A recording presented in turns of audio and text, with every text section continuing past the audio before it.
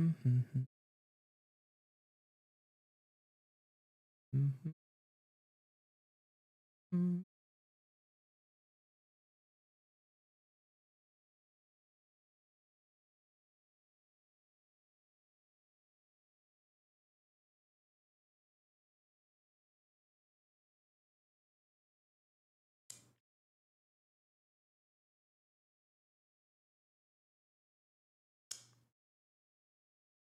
Cheers, chat. Happy holidays, man. Happy holidays, chat. Let's start off with that. Happy fucking holidays. I feel like it's the weekend. I do. I feel like it's Tuesday. It's barely about to be Wednesday in about an hour and 50 minutes. I feel like it's the goddamn weekend, bro. How we doing, man? Y'all doing all right? What before we even talk about whatever the hell we're gonna talk about today? How are you guys doing today, man? How's the holidays with the family? You know, let's tap in. Let's tap in real quick. What's going on, chat? It's been a while, huh? It's been about what, 5 days since I last went live. Let me go ahead and do this. Nigga, do you know what time it is? Brother, you kind of like self-reporting Red Gaming because this used to be my regular stream time. You know what I'm saying? So like you could talk about the time, but this is the gotcha smack stream time, if we're being completely honest here, bro. But yeah, took the rest of the week off. I damn near took the whole month off. If I'm being honest, other than some slop content, I damn near took the month off. Finished all that need to be finished yesterday. I'm chilling playing Elden Ring. Hey, I'm gonna be joining you next year, Amy. I'll be joining you next year. Is it me or it sounds kind of scuffed? It must be you, bro. I'm pretty sure it's pretty good. Demon Hour Smack. Not really. We're probably gonna be alive from my time. It's 10 p.m. to 2 a.m. So I wouldn't say this is Demon Hours. You know what I'm saying?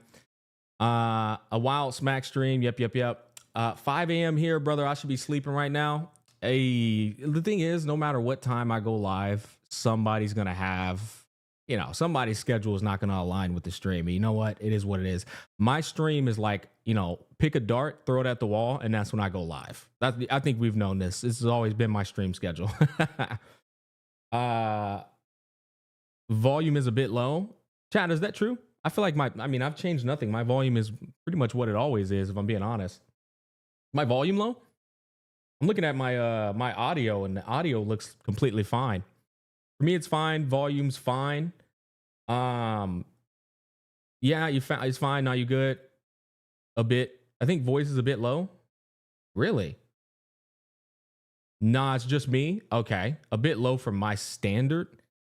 I'm gonna be real, bro. I think you motherfuckers been watching TV on max volume, bro. I think you goddamn couch Andes, bro. Been watching TV on max volume, bro. Goddamn console Andes, bro. Playing Call of Duty, bro. You ball and gun gamers, nigga. Like in that hole with the big ass headphones on the ears, nigga. Like, yo, come on over here, bro. Oh my god, dude. Like, Chad, I'll be look. Let me show y'all. Let me show y'all. Okay, let's get y'all over here just real quick. Chat, look at this. I'm in the yellow. This is how I know y'all kind of wildin', chat. You see this down here, right? I'm in the fucking yellow, chat. Y'all are wildin'. Like, if this shit was down here, then I'd see what y'all are talking about. But because I'm in the yellow, I don't know. It sounds like it's a skill issue on your device. Okay, so we got a lot to talk about though, chat. I do like catching up with y'all before I get into, all this shit that we got to talk about. I do at least want to catch up with my core people, man. I thought this was a 3.0 stream. I'm confused. Well, I want to talk about 3.0. And like the hype surrounding it and so on and so forth. But at first I want to talk about this shit right here, bro. This is fucking, dude. This is the funniest thing I have seen in a long time, chat. But like I said, I still want to warm up with you guys a bit just to get y'all's perspective on the holidays for y'all, what y'all have been doing. And just catching up with the boys before we lock in on all this goofy ass chronically online mental illness. Yeah, this is crazy to be honest. Okay, not covering new CZN. Okay, so Light Cedar. at the end of the stream, we can check out CZN. Let's do that, because you know what? I've been so busy with the holidays, I haven't even watched that stream. So we do need to watch that. I got a lot of shit on the menu today. We got, you know, the Twitter drama to talk about, and then we got, apparently people are like hating Duet Night Abyss 1.1. I haven't even played 1.1. I only got on a test server, did a guide for the new character, and that's it. So I haven't even played 1.1. So I also want to play DNA today and just see if niggas is like capping, like doom posting, or if it's actually true. So I want to, there's a lot of things I got to do, bro. Like I said, there's like a number of too many things for my ADHD to keep up with. And then I want to talk about Wuwa 3.0 comes out tomorrow, guys. Wuthering Waves 3.0 comes out tomorrow. And I shit you not, its biggest creators are doing half the performance they should be doing. Like I feel like for 3.0, one day before it, the hype for it should be insane.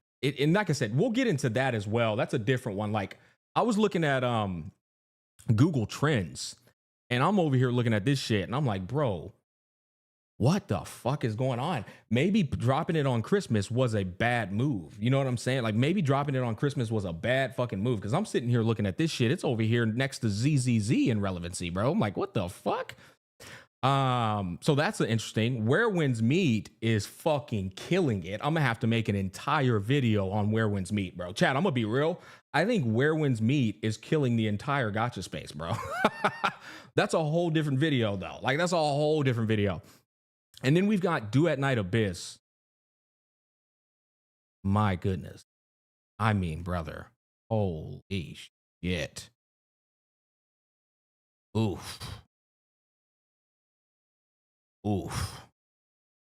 I mean, it's looking rough, boy. I'm not gonna cap. It is. It's looking pretty rough. And this is in the past day, right? We look at past 30 days. You know, this is obviously United States, which is where it matters most. I don't give a fuck what's going on worldwide, nigga. It's what's happening over here in United States. But even if I put worldwide, it don't make much difference, boys. The results still kind of looking the same over here, man.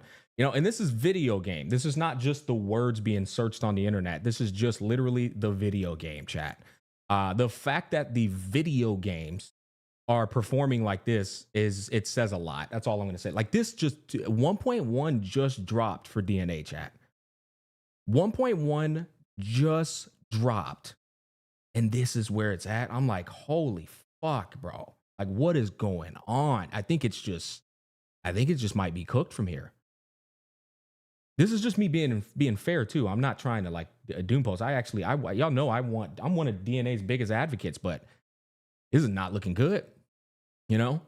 Now, it does look like in the past 7 days, Wuthering Waves is gaining some traction, right? But like I said, guys, y'all know 3.0 comes out tomorrow.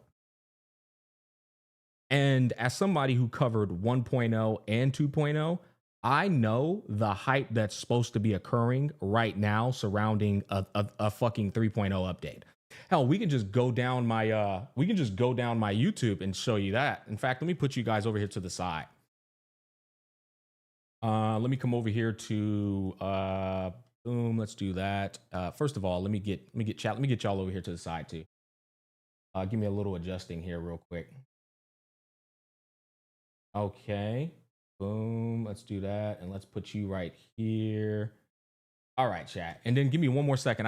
I forgot I need to have my Kick chat up, because my Kick chat, I don't think it's actually showing up on YouTube. Yeah, so let me pull Kick. I'm about to grab you guys just so y'all can see. I'm grabbing you guys and I'm putting y'all right next to the universal chat, because I don't think y'all are showing up on YouTube. But don't worry, I can see y'all now. Okay? Bro, shut the fuck up, nigga. Damn. All right, so let me pull y'all over here. About that big. Put you right next to universal. All right, so I can see y'all now, chat. Hi, Kick. Sorry, I wasn't ignoring y'all. I promise. I just like it's a lot going on in my head, bro. Twitch, y'all are already with YouTube. I just won't be able to see if you guys give a Twitch sub. You don't have to Twitch sub though. I don't need the money. Okay, guys. So like, just so you know, I won't be able to see it. I can hear it though. I'll hear it go through the screen. Give me one more second, though. I just want to put my headphones in, and then we can get locked in. Oh, I think they're already in. Okay. All right. There we go. Okay. Cool beans.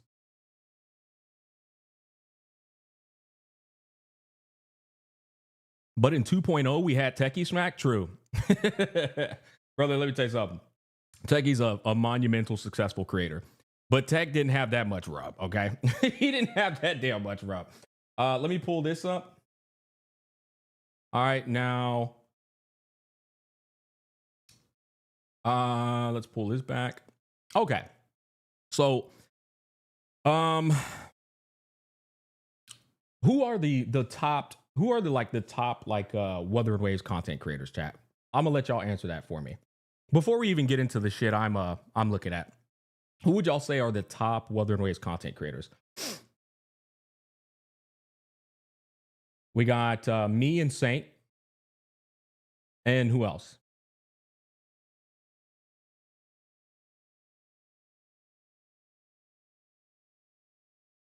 Brax. Brax is another one. That's fair. I will say, I'm gonna be honest with you. I do think me and Saint heavily carry Wuwa right now. To be completely fair, I think me and Saint are the most consistent in actively covering all the stuff. Saint is obviously the most consistent. Saint, I think, pumps out probably 10-1 the content on Wuwa that everybody else does. So I think me and Saint are fair. I think Brax, Brax is a good one. Rex, to be fair, guys, Rexlet straight up went over to Where Winds Meet. He went over to Where Winds Meet. Okay, so that's another guy saying my volume is low. I'm not really sure why the fuck y'all keep saying my volume's low. That's kind of throwing me. It's actually kind of concerning. Okay, chat. I'm about to turn this up. Okay, hold on. I'm about to turn this up. Okay, how's my volume now? Is it too loud? That's gonna be really loud. I'm gonna be honest with you. That's gonna be a lot louder. Ow, my ears. Okay. Well, let me turn that down. Sorry. I'm sorry. I'm dealing with people with audibly impaired fucking hearing, bro. So they're like telling me to turn my goddamn volume up. Okay, I turned it down. How's that sound, chat? While we're doing this, let me pull up all the creators here real quick. We got Braxophone. Okay, now let's pull up go back. I turned it down a little bit more. It shouldn't be that bad now. We've got Saint. Okay, we've got who else? Would y'all say Sevi? I think Sevi's a bit of a special case. Sevi's one of those cases where she started the game late, and so she's got like a bit of a we're just excited to see you go through the stories buffs. As compared to like, the usual Wuwa creators, I would say. And then y'all said Glaive Keo. Is that what y'all said? Glaive Keo? Let me pull him up as well. Okay. Now let me go all the way. Holy fuck, I didn't consider how much these guys fucking upload. Oh shit. God damn it, Bobby. See, that's one problem I will say. It's a lot easier to go and find 2.0 content on my channel. It's not that easy for me to go find 2.0 content on their channel, where I don't know where the fuck their 2.0 content even is. I don't even know where their shit is, bro. But you know what? I think Saint, me, Brax, we can just look at like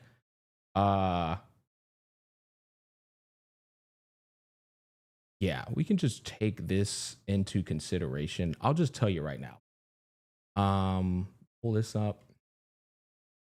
If we consider that 3.0 is tomorrow, the content being made right now for the biggest creators in the Wuwa community should be, I'm going to be honest, I'm going to say probably at least double the numbers you see now. Probably at least double the numbers. Maybe even triple. Maybe even triple the numbers. Let's see here. Like Kudo really wants you to pull Lene. This is at 20K. In 2.0, this would have been probably 50K. It'd probably been 50K, I would say. You were right. Toon Break is more than a free new mechanic. It's at 26. 2.0 probably would have been 52K. Kudo deleted the flight for this, and it's actually brilliant. This is positive content. I feel like this should have been 50K, 60K probably. Back then in 2.0, that's probably would have been the numbers. Same thing here if I look at Saints content. This okay, well this is okay, yeah. This is actually a good example. React content. To be fair, the Lene trailer was kind of fucking mid. So I guess that's a bit of a debuff. But the fact that 3.0 is tomorrow, these should be double. I'll be honest, it should be double the performance. Double the performance. Lene's kit is insane. Let's find another good one. Absolutely broken. Here we go. This one, yeah, this one right here. New weapons content right before 3.0. 42,000, I would say. 40K, I would say. Break-in 1.0 units are getting buffed. That should have been a nuclear one. Because this is massive clickbait. This should have been like probably, I'm going to say 70,000 views in 2.0. If we look at Braxophone, I think he's another good creator to take into consideration. Maybe we could find. Okay, this is crazy. This is also crazy. Hold on. This is also crazy. Brax uploaded before anybody else 3.0 exclusive content. And it's at barely 100K. It's at barely 100K. 2.0, that would have been 200 to 300K. You probably can ask Brax that himself too. That probably would have been 200 to 300K. If we can scroll down a bit, I think I fucking hate scrolling down like so far down. 7 months ago, would we say that's probably 2.0? I mean, you can just look at some of these guides for HSR, which is kind of inflated. Let me see. Look at this. Look at this right here, bro. 246,000 views on a Zani guide. Is it 9 months? Yeah, chat, just help me out on how far back I should go. Look at this. Chat, this is not even early access. This is not even early access, chat. This is just a guide. 190K. The views have been cut in half. Not by just Brax, not just because of Brax. It's just the hype for 3.0 is actually not entirely there. 214,000. I mean, dude, I'm just gonna be real with you. The hype's not there. And once again, if we come over here and look at this as well, there were times, let's do like maybe 12 months ago, probably. Yeah. So which one is it? Is it I always got to remember the fucking colors. Yeah, here you go, boys. I mean, you can just look at the graph right here. Just look at the graph. Look at the graph. This is where we're at right now. It's at 16 points, right? 30 points, 29 points. Beginning of the year, 30 points.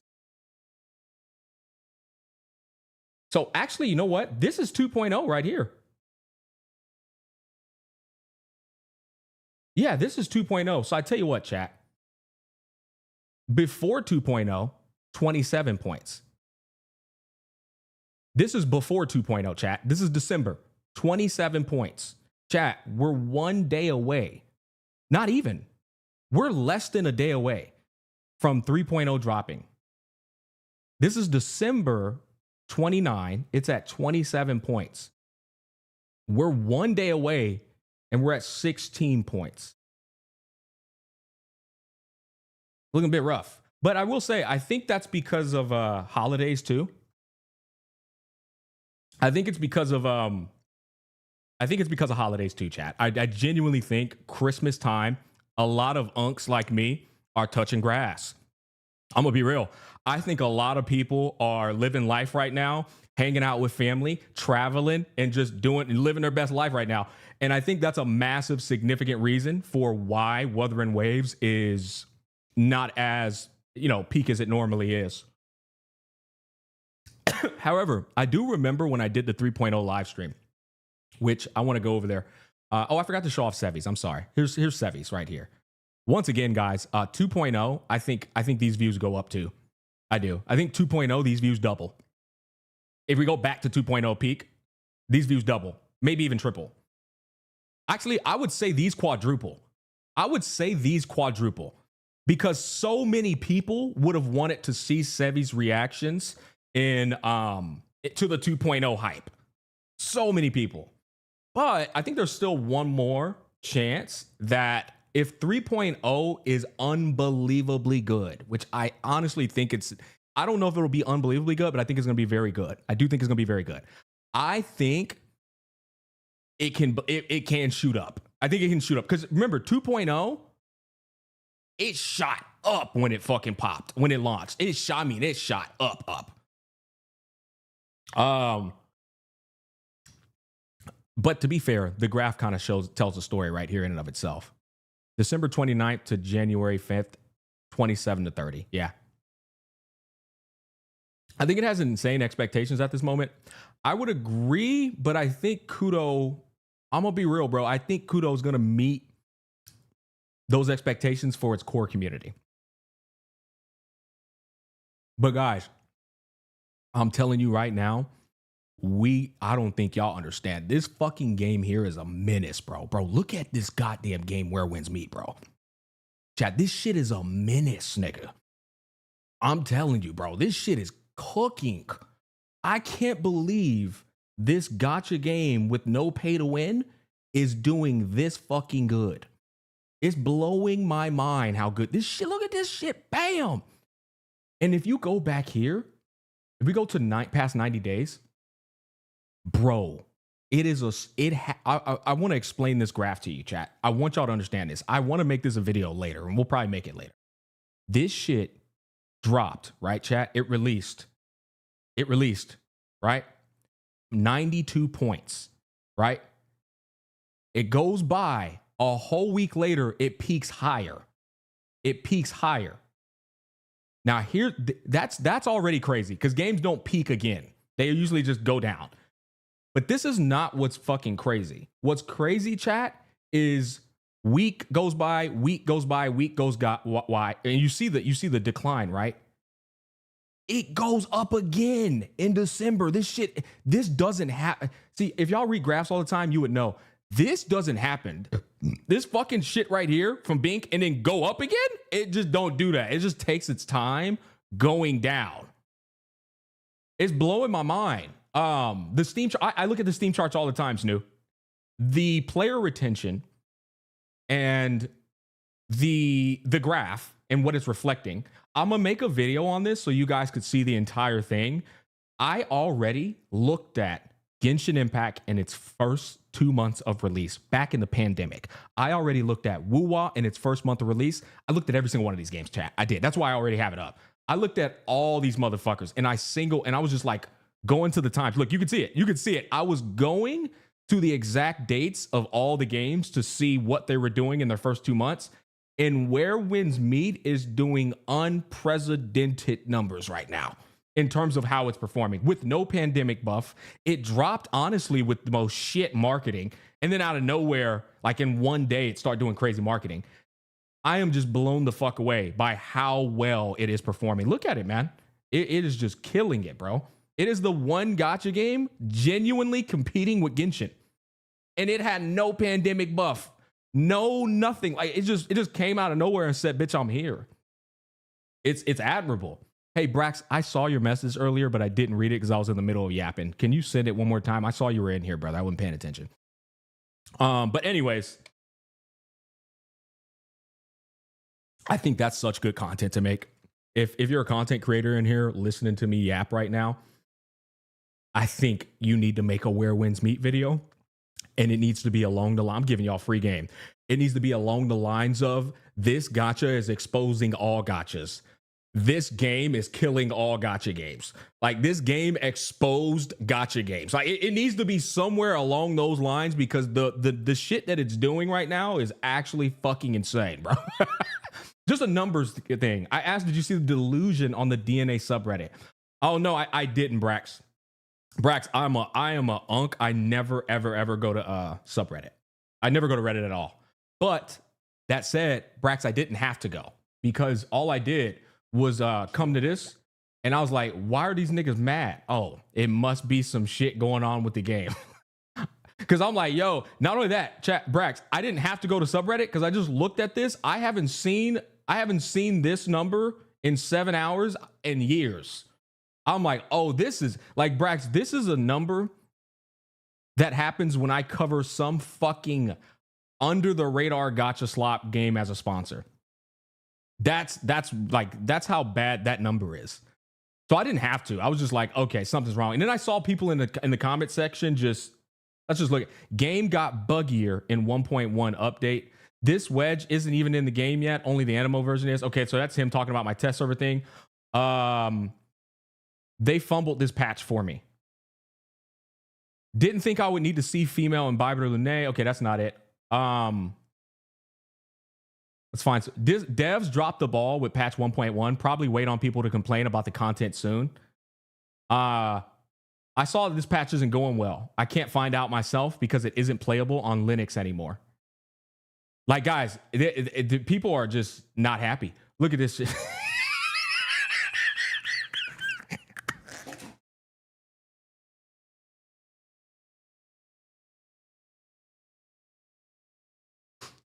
I'm sorry, bro. I wasn't expecting this comment right here. This comment caught me off guard, bro. This nigga said 14 runs, didn't get a single copy of this new character. Uninstall.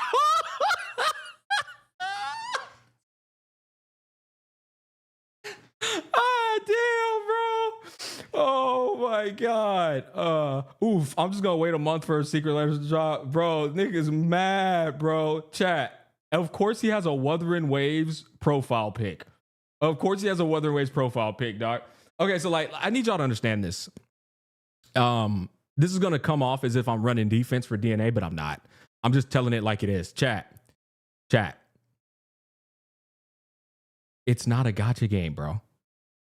It's a grindy game. And I think everything about this game is just unfortunate because it was promoted as a gacha game, which means it attracted a lot of gacha players. And then it pivoted into something parallel to y'all know the game I'm talking about. It's doing amazing, by the way. That game's fucking popping off right now. It pivoted into that. And that goes against everything gacha players like. It goes against everything. And so I think some of these guys just go into the patch expecting it to give them things without them playing the game. I think Jenna said this shit best, but he was like, basically, like games like this, they expose gacha players. That's all. It just expose them because the gacha players, everything they cry about points to grind. That's not to say that DNA doesn't have its issues. It does. It absolutely has its issues. But these niggas just whine about shit like this. Like 14 runs, didn't get a single copy of the new character uninstall. Brother, at least you can fucking grind for the character, my guy. And here's the other thing, guys. DNA is not a fucking it's not a sprint. It's a marathon. It's a game you play every now and then at your own pace. You know what I mean? Let me close my door. I just realized. Hold on.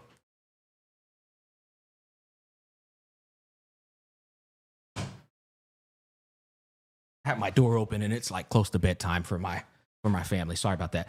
Chat, this is not a game where you're going to get on there and get all the shit you need in one day because you prepared or whatever the fuck you thought. Brother, you play it month over month whenever the fuck you want and whatever time you put in on it. Like there's no timeline. You can get that character whenever you want. It's not like she's gone for good once the banner shit goes away. They're just gonna put her inside of a boss rerun and you're just gonna play it at your own expense. It's not even a streaming game, I would say, either. It's just people are so gacha pilled, they can't fathom how a regular game is supposed to function. That's a looter shooter. And I think this is a massive problem for DNA, unfortunately, because it used to market itself as a gacha game. And so it kind of put itself in a position where it is inevitably going to receive these niggas crying. That said, They want the dopamine of pulling characters. Nah, oh, we're about to get into that. That said, I'm gonna play DNA 1.1 today and see if it really is as bad as they want. But I know it's definitely caused a lot of friction. I know it has, because like I said, I did a guide, chat. I didn't do a review. I did a guide on the new character and niggas is mad. It's like, bro, why are you mad that I did a guide? Like, bro, chat, I banned somebody in this comment section already because they said they can't believe I took a DNA sponsor. This is equivalent to taking an Ethereum restart sponsor. Chat, I'm not making this up. You know damn well I would never make that up. I banned that nigga so fast. I was like, bro, it's a free game and it's a free non-gacha game. Holy fuck, you are fried in the brain. It's not only, chat, I need y'all to understand this. I'm serious. This is not me running defense. This is objective, nigga. This is literally objective. It's not only free, it's a free non-gacha.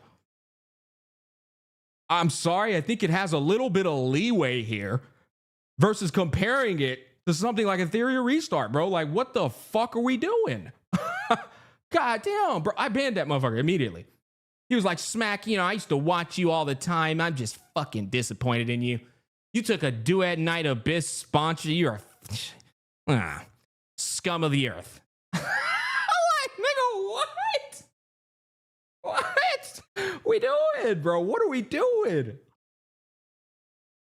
And you know what's annoying about that?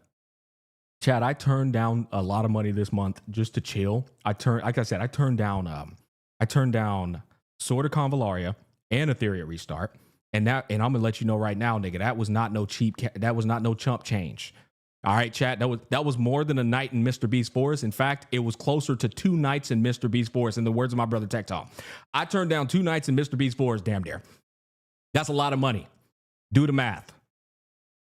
I accept a sponsor from DNA, and these pussy ass niggas is still mad. It's like, brother, what are we doing?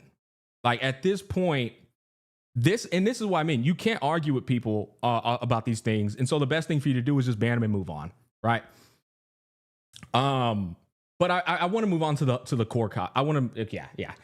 It's time to move on to the core topic, boys. This here is probably one of the craziest things I've ever witnessed in my tenure covering games. Chat, I'm telling you, bro, this shit is fucking wild, bro. Like, this is so wild to me. I can't even process how this happened. I'm like, I have always had a pulse on the gacha community. I've always had a pulse on the market I walked into and the baggage that comes attached to it. I understand the demographic very well and how a lot of them have a sunk cost fallacy relationship with the games they play. I know that they're heavily biased in whatever the fuck gacha game you're talking about, and that if you criticize it, what comes with that. I'm so aware of like all of the nuances of what comes with being a gacha creator. However, that said, I still heavily, severely underestimated how mentally impaired these people in this space really are, chat. Chat, this shit is so goddamn wild. Okay, let's get into it, bro. So Naru put out a picture. He said, we now have the new highest priced bundle, which is around $39.99 USD. And this bundle, as you can see, is giving you roughly 26 pulls in exchange for $40. Now, Chad, if I need to do this math for you, that's about 32-ish% of a 50-50 chance to win a character. So this, if you were to buy this, chat, it's not guaranteeing you the purchase. It's not even guaranteeing you half the purchase. It is quite literally a gamble, and your money is gone for good. The only thing you're guaranteed is a fake currency that they decided to inflate to the moon and charge an insane amount of money for. And it's been normalized across the entire gacha space to the point where people no longer bat an eye at this type of stuff. At least a lot of them do. Now, chat, you want to find something funny. You want to know something funny. You ready to laugh? You ready to laugh, chat?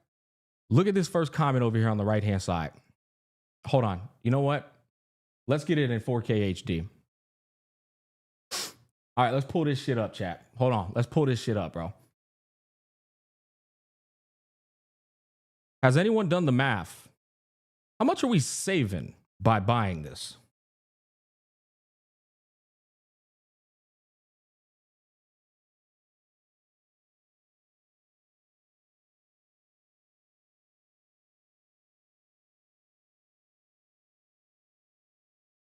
Chat. You want to know what's funny about this shit, bro? Look at this shit, bro. You can't make this up, chat. I swear to God. Look at the comments on his comment. Around 36% better than buying the $50 pack. So somebody had the same mind as him. But bro, I scrolled down a bit more. This sentence is incredible and shows the gacha mindset. The next nigga said, you lose $40, but you get 1/3 of the fee. You save nothing by spending $40.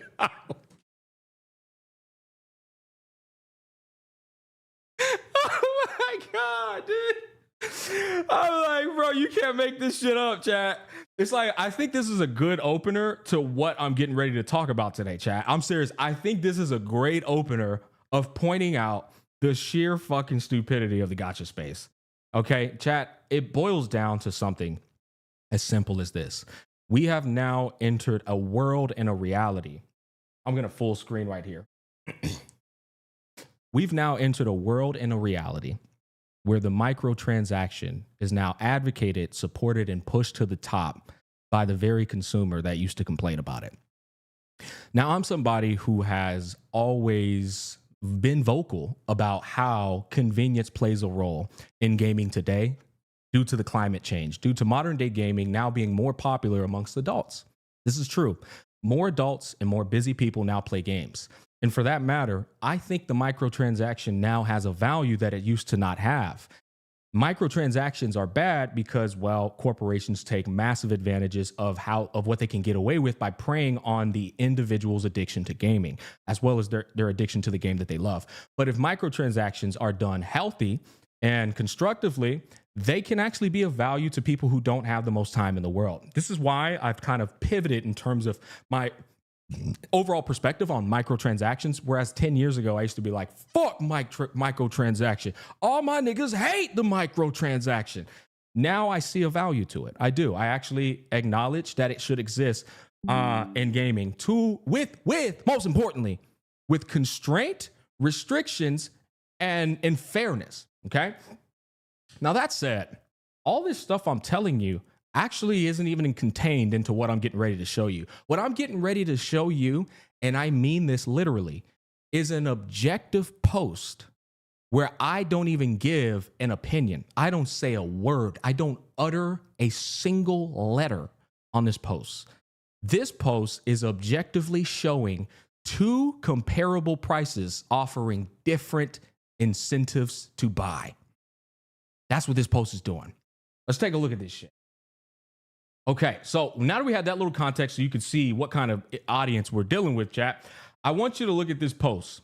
Okay, so I took this, quoted it, and this is what I shared on top of it without saying a single word. I took this, quoted it, shared it, didn't say a single word. Claire Obscure Expedition 33 usually costs $39.99. Same price as that $39.99 microtransaction in Wuwa that gives you 26 pools. It's on Steam for the standard edition, but it's frequently on sale, often for around 20% off at $31.99, with current promotions extending discounts to around $39.99 during sales. With bundles and deluxe versions also available, all accessible directly from its Steam store page. Standard price, it's going to show you the standard price, a deluxe edition price, and then it's going to say bundles do vary.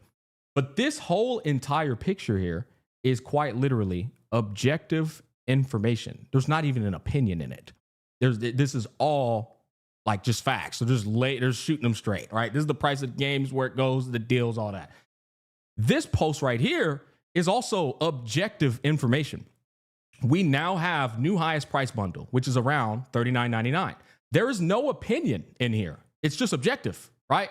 So what do you think, chat, when an objective post gets shared on top of another objective post? What are you to take away from that? Like, what do you take away from that? There's no opinion shared. There's no subjectivity. What the fuck? What is y'all's thought process on that, chat?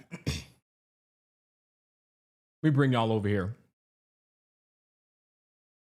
One of you have to die. I wonder how many idiots got mad. We're not stupid, Smack. We know what you were insinuating in that post. Why the fuck would you need to quote it then? I found one. We have one in chat.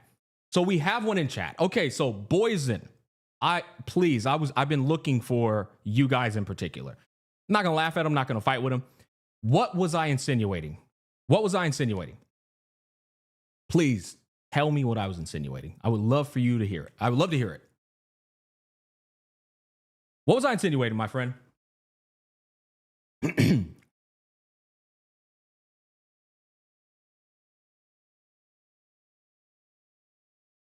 We're going to wait, chat. We're going to be very patient with this one. Come on, Boyzen. You can do it. What was I insinuating? His name's Boyzen and he's on YouTube. Where you at, my friend? Come on. You can do it. Oh, shit. Sorry, Smack. I muted him. I wish you would unmute him. I don't want anybody being banned, obviously, unless I give the call. I wanted to hear what he thought I was insinuating. Because I guarantee you he was about to give a dumbass answer. I really wanted to hear that dumbass answer. It is what it is. He probably better off banned, to be honest, but I wanted to hear that answer so bad, chat. That's okay. Bro, like, I can get 2 great games for half the price. Okay, I'll tell you what. Better yet, chat, let's upgrade it. Let's upgrade it. Let's upgrade it. What was I insinuating, chat? Y'all tell me. Chat, what was I... This is the perfect, actually, opener. What were the implications of this post? Let's discuss it. What were the implications of this post?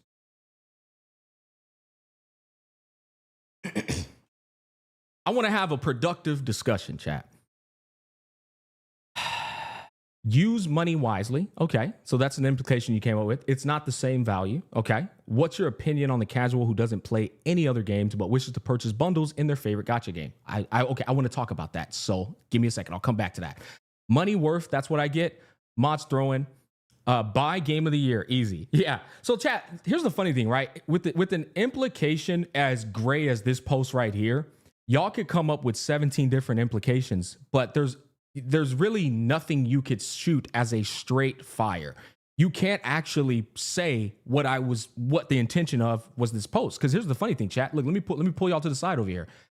This post could have just been me shilling Claire Obscure, right? It could have just been me saying, buy Claire Obscure. That's one implication right there. Buy Claire Obscure instead of spending $40 on the gacha game.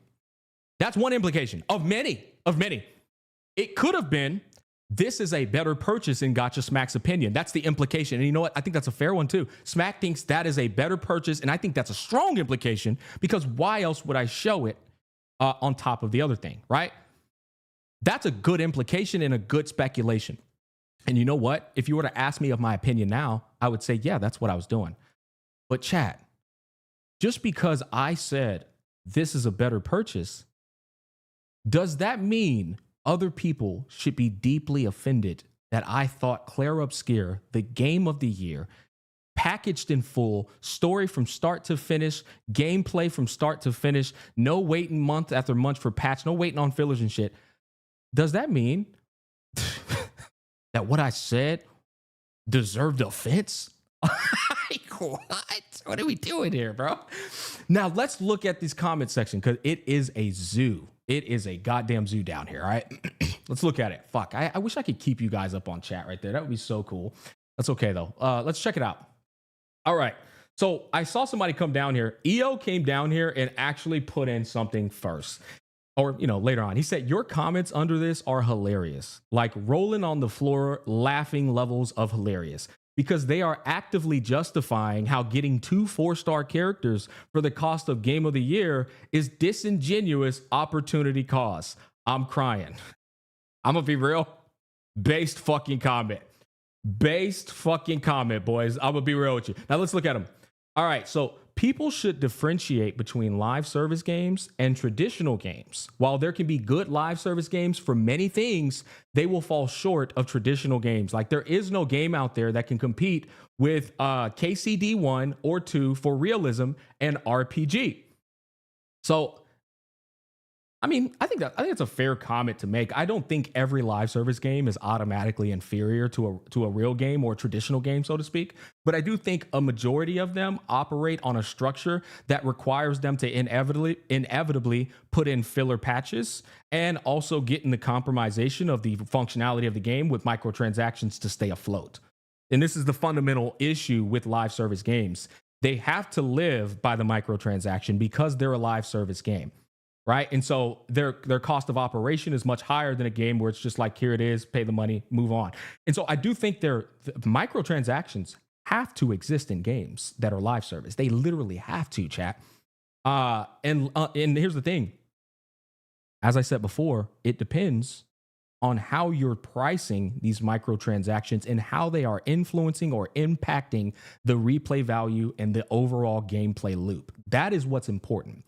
But let's continue on. You do know that technically I can play Wuwa without paying, right? Oh, this is one I was looking for, chat. Chat, this is one I was looking for. Like, I can enjoy the story, the gameplay, the music, the cinematic without paying for the game. Just yes or no.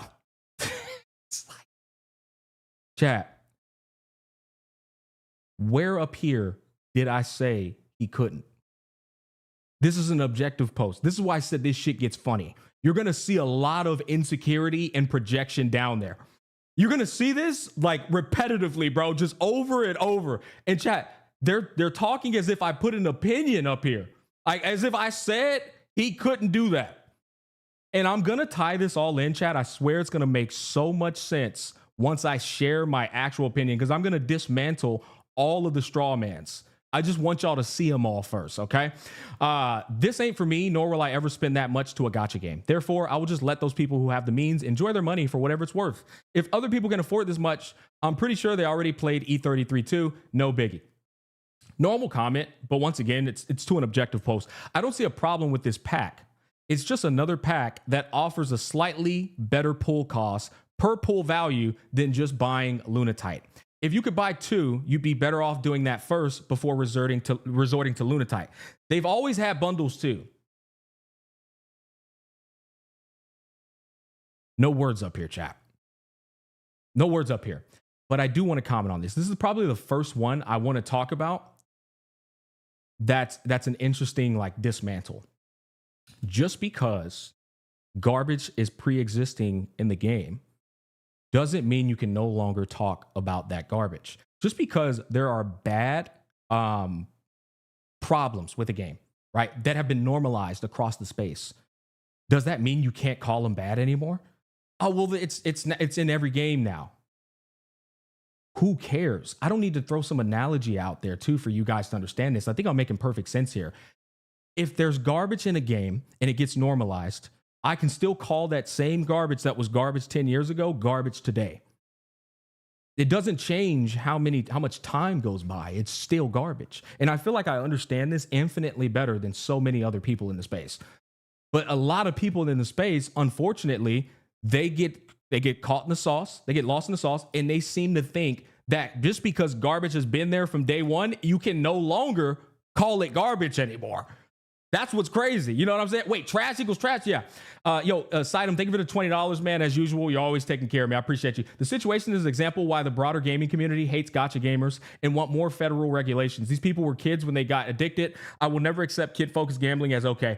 You know what's funny, man, is that is a point I didn't even prepare for this stream, but that is a point that completely dismantles these people saying it's for whales.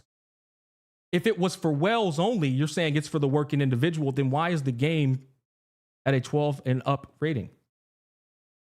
Can anybody answer that? Why is it 12 and up if it's only for whales? I wonder why that is, chat. I wonder why that is. So, hey, Sidem, that was a good comment. Let's continue on. I don't see where we read that. You know the gacha game actually comes free, right? with lots of content, and it can be played without even touching your wallet. Best customer. This is the $1 billion company's best customer. And I would like to remind you guys, he is offended at a post without my opinion. He is a chat. Grok broke that shit down. I swear, Grok broke it down. I'm gonna get into it, but like this, I want you to understand this, chat. This post was so good at being objective that it caused these niggas to crash out because it showed them how bad this actually is. I didn't even have to say anything. All I did was show $39.99 and what it offers versus $39.99 and what this offers. And they immediately started self-reporting their own insecurity, their own projection, and their own admission that this is, in fact, a shit purchase. It's like, that's the crazy. You're going to realize that's the funniest thing about this whole entire discussion. It's like, bro, they told on themselves so fast. It's insane. I could understand if this post was attached to an opinion up here that kind of like shoved it down, but it's objective. It's just a screenshot, like dead ass. Let's continue going. And what after you beat E33? Do you buy it again every month? The reality is it's not one or the other. You could have already played most games you wanted and continually play a gacha, which keeps updating for years consistently. Okay, so chat, I want to address this. I told y'all I'm gonna dismantle every single one of these fucking kids. Name a show right now, chat, that has gone on longer than it should have, merely because they couldn't stop. They couldn't stop making that money from the show. They want the show to go on as long as it possibly could. Name a show that should have stopped fucking putting seasons out a long time ago, bro. Walking Dead, thank you. Walking Dead. You want to know another one? Grey's Anatomy. You want to know another one? Supernatural. There comes a time where it's time to put a fucking end to it. But here's the thing. In gacha games, they don't want to put an end to it. They want to milk your ass as long as they possibly can. So, but here's the thing. In this guy's mind, and in a lot of these guys' mind, they believe that so long as it's giving you content for as long as humanly possible, even if that content is equivalent to a dog's turd, it's the better purchase. When I analyze this thought process, I immediately think of an individual whose life is so fucking empty and so unfulfilled that they are just looking for any possible way to fill that void for entertainment, even if the entertainment is fucking ass. I'm sorry, but this is the truth. Longer content does not equal better content. You can go watch a 3-hour movie and it will be dog shit for 2 of the 3 hours. The movie probably should have ended at the 2-hour mark. That doesn't mean that the movie was better than the one that only lasted 1 hour, but was a perfect fucking pacing. This is such a horrible argument because these people are trying to equate the money purchased is entirely dependent on how long the game is going to last. And what's crazy about this is these people deflect and they do these disingenuous arguments and they try to put the straw men in the equation. And they say, so you're trying to tell me how to spend my money. I'm not trying to tell you how to spend your money. So you're trying to tell me that Wuwa isn't a game worth spending money on. I never said that either. That's not exactly what I didn't even come close to saying that. My post, the implication of it is that the microtransaction price is fucking horrible. Never once, though, did I say you can't support Wuthering Waves. What we're calling into question is what they're charging. Is what they're charging actually necessary or even remotely close to necessary? Fuck no. It's not even close. It is 1,000% over the price. It's like if you want me to give you a real fair shot, it's like 1,000% higher than it should be. You could cut these prices in half, and I've said this before in the past, they would still be too expensive. And nothing's funnier than when they say, well, don't spend it or don't do this and this and that. Listen, brother, guys, as I've said before, when I do my taxes, which I think it's coming up here in January, I'm pretty sure I'll be in the 300 to 400 grand a year range. Somewhere in there, we'll find out soon. This shit don't affect me. I'm talking from a standpoint of a game where however many people purchase the product, it actually affects the community. Because if enough people purchase the product at that price, you are now effectively telling them they can proceed to do more price points like that. And that doesn't just affect you and your shit, that affects everybody. Why? Because they can now decide how many resources they want to give you per patch based off of that predatory practice. This is why it gets criticized. This is why it gets frowned upon.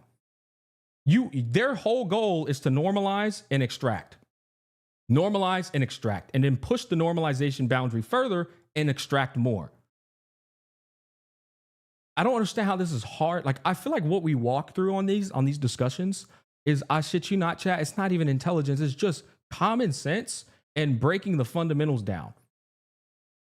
Chat, you know what's funny? The only reason these motherfuckers are okay with that $39.99 price point is because they didn't put an egregious price point in the game yet. What do you think the Wuwa community would do if they do another new bundle and it's $100? And then it's $300. I'll give you a better example, chat. What if every single bundle in the game was no less than $100? Now, I want to make a point here and stop some moron in chat who's getting ready to say, "Oh, now you're just hyperbolizing. Now you're just being exaggerative. Now you're just like going to an extreme." I'm not going through an extreme, you dipshit. That's how they get there. This is how Genshin Impact got there. They see what they can get away with, and then they slowly but surely do it one step at a time, and then eventually it's normalized. They will never leap across the river, right? They're going to fucking paddle the boat across and see and check the temperature of the water before they even get in it. This is why it's important to have people who immediately criticize these things when they happen. You have to. It's like, bro, I don't think gacha players, though, will ever get it, because when I look at these comments, I'm like, there is no saving these motherfuckers. There isn't. And you know what? When I look at these comments, chat, it makes me go, stop turning down sponsors. Fuck them. Take all the sponsors. Shove that shit down these retards' throat. Why the fuck not? These niggas ain't gonna listen no way. He ain't gonna listen no way, bro. Like, man, fuck them. Just start taking all the Raid, Shadow Legends every damn month. All of them, bro. Who cares? Because in their mind, because my name is Gacha Smack, I'm not allowed to criticize gacha games, boys. Hey, boys. Let's change my name to Chef Smack. I'm Chef Smack now. Smack, you can't talk about food. You're a chef. Fuck you doing criticizing food, nigga. You a chef. Fuck you doing criticizing gacha games, nigga. Your name Gacha Smack. This is the retarded ass niggas arguments, bro. Like, dead ass. I'm like, what the fuck are you eat? What? What is this? You're a hypocrite. How dare you criticize gacha games and make a bag off of them in the same vein? You're biting the hand that feeds you, bucko. The hand that feeds me, you absolute fucking retard, is my viewers. That's the hand that feeds me. These gacha companies, and this is something that's probably, I don't know for sure, it's probably a fact. I think I'm sponsored more than 99% of other creators. I decline sponsors every fucking month. That's a fact. Here's the funny thing, though. Why do I keep getting them when I shit on them more than anybody else? You know why? They have to come to me. You know why they have to come to me? Because I have the real hand that feeds me, which is you niggas. You are the hand that feeds me, not the fucking gacha companies. I only get sponsored because of you guys. That's a truth. They're not the hand that feeds me. Why do you think I keep shitting on them? Because they can't help. They have to go through me. Fuck. He's one of the pillars over there in that western side. God damn it. Fuck. We got to go to him again, man. Shit. It's like these niggas don't understand business, bro. They don't understand business at all. And I'm the villain in this space, apparently, chat. I'm the villain. Yeah, I don't know how the fuck they came up with that math, but okay. Hey, Wisdom and Andy, thank you for the $10, man. Great conversation, helping to expose the industry standard of normalizing the audience to accept and even defend it needs to be talked about more by CCs in the space. I'm the only fucking guy, at least since the Bald Man took a break too, that actually talks about this shit on this level. That's just the truth. Like, nobody else does. They don't want to deal with these retards. But I'm always keeping a stack. You know why? Because I touch grass enough to not really give a fuck or think about it too hard. But I'll be real with you, man. These conversations I'm having with these dipshits aren't conversations that are coming from a malicious intent, nor do I have ill will with them. I'm actually just saying things that I think shouldn't even be. I don't think they should be. There shouldn't even be a need to explain. But yet I find myself always having to explain basic shit. We can keep going down here, boys. Let's see, my brother Ethan. I don't know if you're aware of this smack, but E33 used AI for 1 week. Therefore, I will be boycotting indefinitely. Wuthering Waves is handmade, unlike this other slop game you mentioned, bucko. Ethan is just like Jenna. He likes putting shit fucking troll posts on your stuff. It's like it's always a comment you're gonna giggle at. Keep doing that. Okay, let me go back to this. Okay, moving on. This guy's hella based. You could buy 13 times The Witcher 3 instead. Honestly, I would tell people to do that. Buy The Witcher 3 for you and 12 of your friends. Yeah, I think that's pretty based. I actually do. I don't get why people are mad at this. Smack is simply providing an example of an alternative purchase of the same cost. It's not to tell you how to spend your money, but to show how expensive gachas are. That said, I want 4 characters in 3.0, so I will be exercising my free will. And you know what? That's respect. We're not talking about you spending money on Wuthering Waves being a problem. We're talking about people getting mad at me and other people that criticize how expensive these fucking games are, how overinflated the prices in these games are. You're mad at me for trying to build a better monetary incentive environment for everybody. You are what I call a retard. I am not virtue signaling, you dipshit. I'm doing what a smart businessman does, and I'm trying to negotiate a lower opportunity cost. That's not a virtue signal. That's a nigga, can we get a cheaper bargain? This shit is expensive. It costs $100 for not even half of a character. I'm telling you, like the straw mans in these guys, like it gets it gets out of hand. You're getting 26 pulls plus 40 Astrite, which is 19% chance of getting a 5-star. 81% chance of nothing. Or a whole fucking game. You know what I'm saying? Oh, man, dude. Shit is crazy. Are Wuwa CCs genuinely happy with the community environment they've helped cultivate? I truly wonder sometimes. Okay, so John Hunt, and John Hunt's a great guy. He's on my side 100%. Here's the thing. This isn't the Wuwa CCs. In fact, when I think about a situation like this, chat, I think of Tectone. So many people tried to point the finger at Tectone being the reason that the gacha space was toxic. Or point the finger at whoever the fuck. The gacha space isn't toxic because of Tectone. It isn't toxic because of Saint. It isn't toxic because of me. It's toxic because the people themselves do not accept any accountability. They're incredibly immature. They understand zero nuance. They get defensive. They're extremely biased. And they're a bunch of fucking losers. These losers are the reason why the space is toxic. Now, I'm not saying that the way that we move and the motion that we push is perfect. I think I'm deeply flawed. I think I insult when I don't need to. I think I get a little bit irritated more than I should. I think Tech and Saint put their nose in people's businesses, respectively speaking, more than they should. But that's not the fucking reason why the space is toxic. The space is toxic because you got a bunch of little pussies who accept zero accountability and point the finger the first chance they get. That is why the space is toxic. That's the truth. And you know what? I've always said the truth, chat, from day fucking one. I don't give a fuck who gets offended. I'm going to shoot it straight. And if you don't like it, that's your problem. All fandoms are toxic. All of them. Because all fandoms only do the biased thing 10 times out of 10. If you leave it up to One Punch Man's fans on season 3, they're going to want it to win Game of the Year, or Anime of the Year. That's how delusional fandoms are. Fandoms are insanely fucking delusional, man. Like it's a real problem in this space, chat.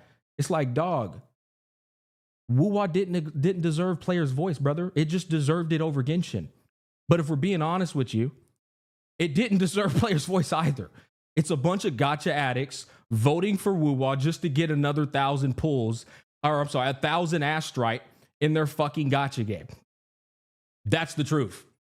The other games, you want me to tell you the truth, chat? The other games, people are voting on them with no incentive. You know, Claire Obscura didn't have no incentive to vote on it other than I love this game. That's it. I love it. That's the only reason I'm voting on it, because I fucking love it. You know how many people voted for Wuwa just because they know an indirect incentive is if it wins, we're 100% getting some 1,000 Astrites. I'm not saying a lot of people voted for Wuwa and didn't fucking vote for it because they genuinely just wanted it to win. I think that also plays a role. But the thing is, guys, a free-to-play gacha game with as much predatory psychological practice that these games operate on, the level they operate on, it 100% incentivizes a lot more people to do disingenuous voting, create multiple accounts. Why do you think nobody takes player's voice serious? Player's voice is just a bunch of retards saying, my game's the best. No, my game's the best. My game's the best. No, my game's the best. It's the most ridiculous fucking vote out there, bro. Like I said, it's like One Punch Man fans saying that season 3 deserves the season of the year against all the other animes just because they're a One Punch Man fan. It's like, bro, I'm sorry, your vote is ass. Your vote is fucking ass. Period. All right, let's continue on, boys. If someone enters okay, yeah, oh, this is a good one. I can already see it. If someone enters a casino but becomes angry or makes comparisons because they lost at gambling or the drinks are expensive, then the problem lies in that person's expectations. Gacha games are business. This is, once again, another straw man. I don't even know what the fuck he's even arguing here. The post is wordless. If someone enters a casino but becomes angry, where's the anger at? Can somebody answer that for me? Where's the anger, man? It's an objective post. I just don't get it. I told you, chat, all they do is straw man. They don't even provide like real discussion pieces. It's just, let me make some shit up and argue against that instead of arguing against what's in front of me.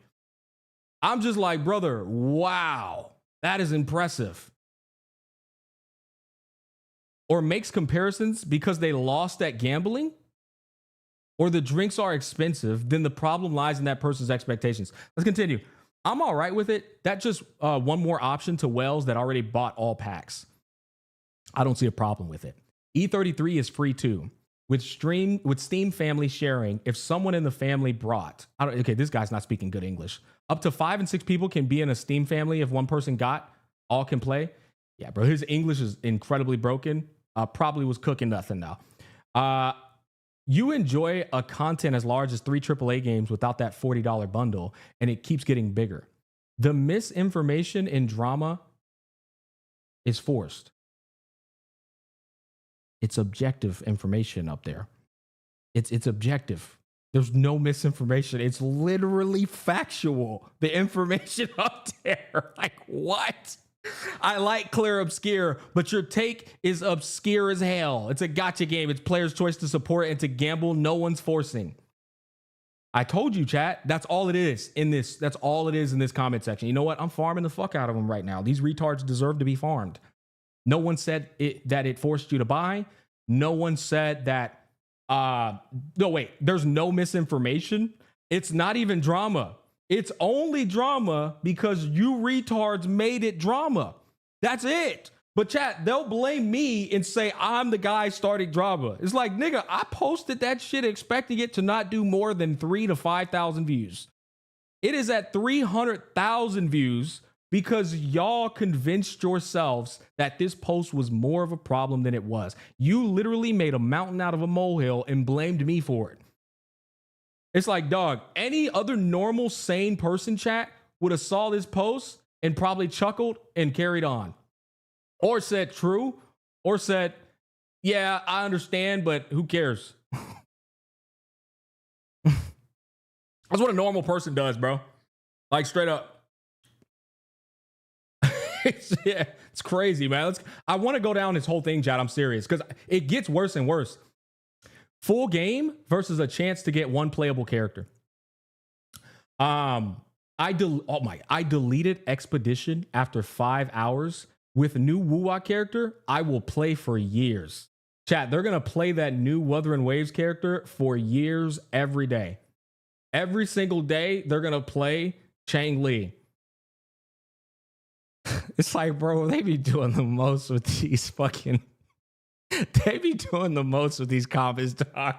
I'm like, nigga, yo, mid picking 3,000 is crazy, bro. What in what world is Wuwa giving you years of content with one playable character, dog?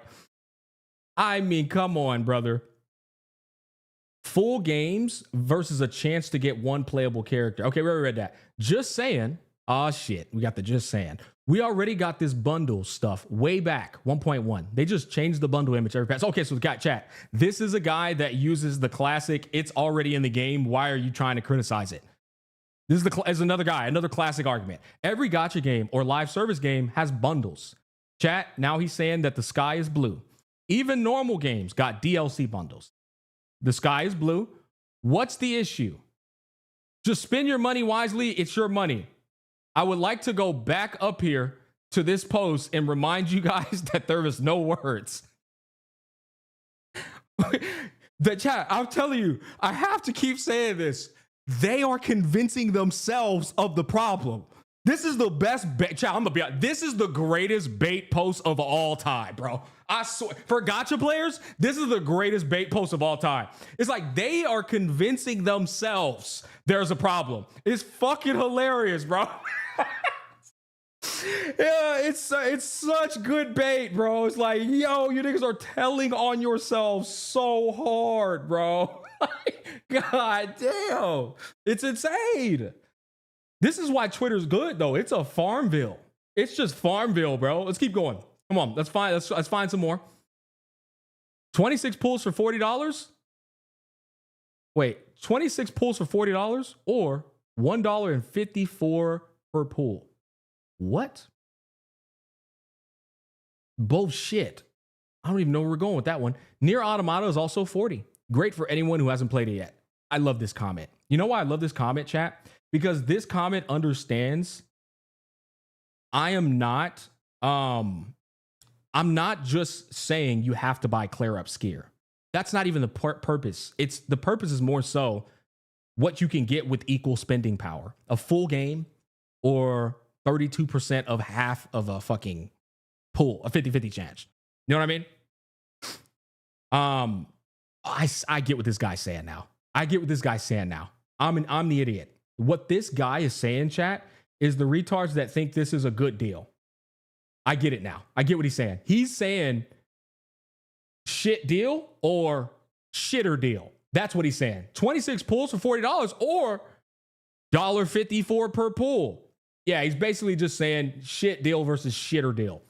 All right, let's continue on. I don't think it's a micro trans. Who is this guy with the dad joke? I don't think it's a micro transaction anymore. Get it? It's just the dad joke, bro. I ain't gonna buy E33 for that price. That's your prerogative. Nor I'll buy that bundle from Wuwa. That's your prerogative. I can use them for other games or a monthly and still have enough for another game. I could just buy 1 month of Game Pass for PC and play E33 for free. I think this comment is actually one of the very rare comments that actually matches up with the post, right? The post shows an objective price point, micro, and then it shows Clear Up Scare, and he's like, nah, I'm good, bro. I don't need neither one. Like this comment is the first comment that makes sense. It's like, yeah, okay, fair response, bro. Like, dead ass. Makes perfect sense. You can play E33 on Xbox Game Pass PC, so who cares really? Another fair comment. Dead ass. Cujo Sarah Picture lost a cool point there, but fair fucking comment. Bro, your comment's on fire. This tweet is lit on fire. Yeah, I know, it's insane. I know. It's insane, Surits. I don't know why, but this randomly made me realize that buying alcohol is insane. I spent $150 on a bottle of poison last weekend, only for it to be gone in one night with friends. Look at that, chat. I'm doing God's work.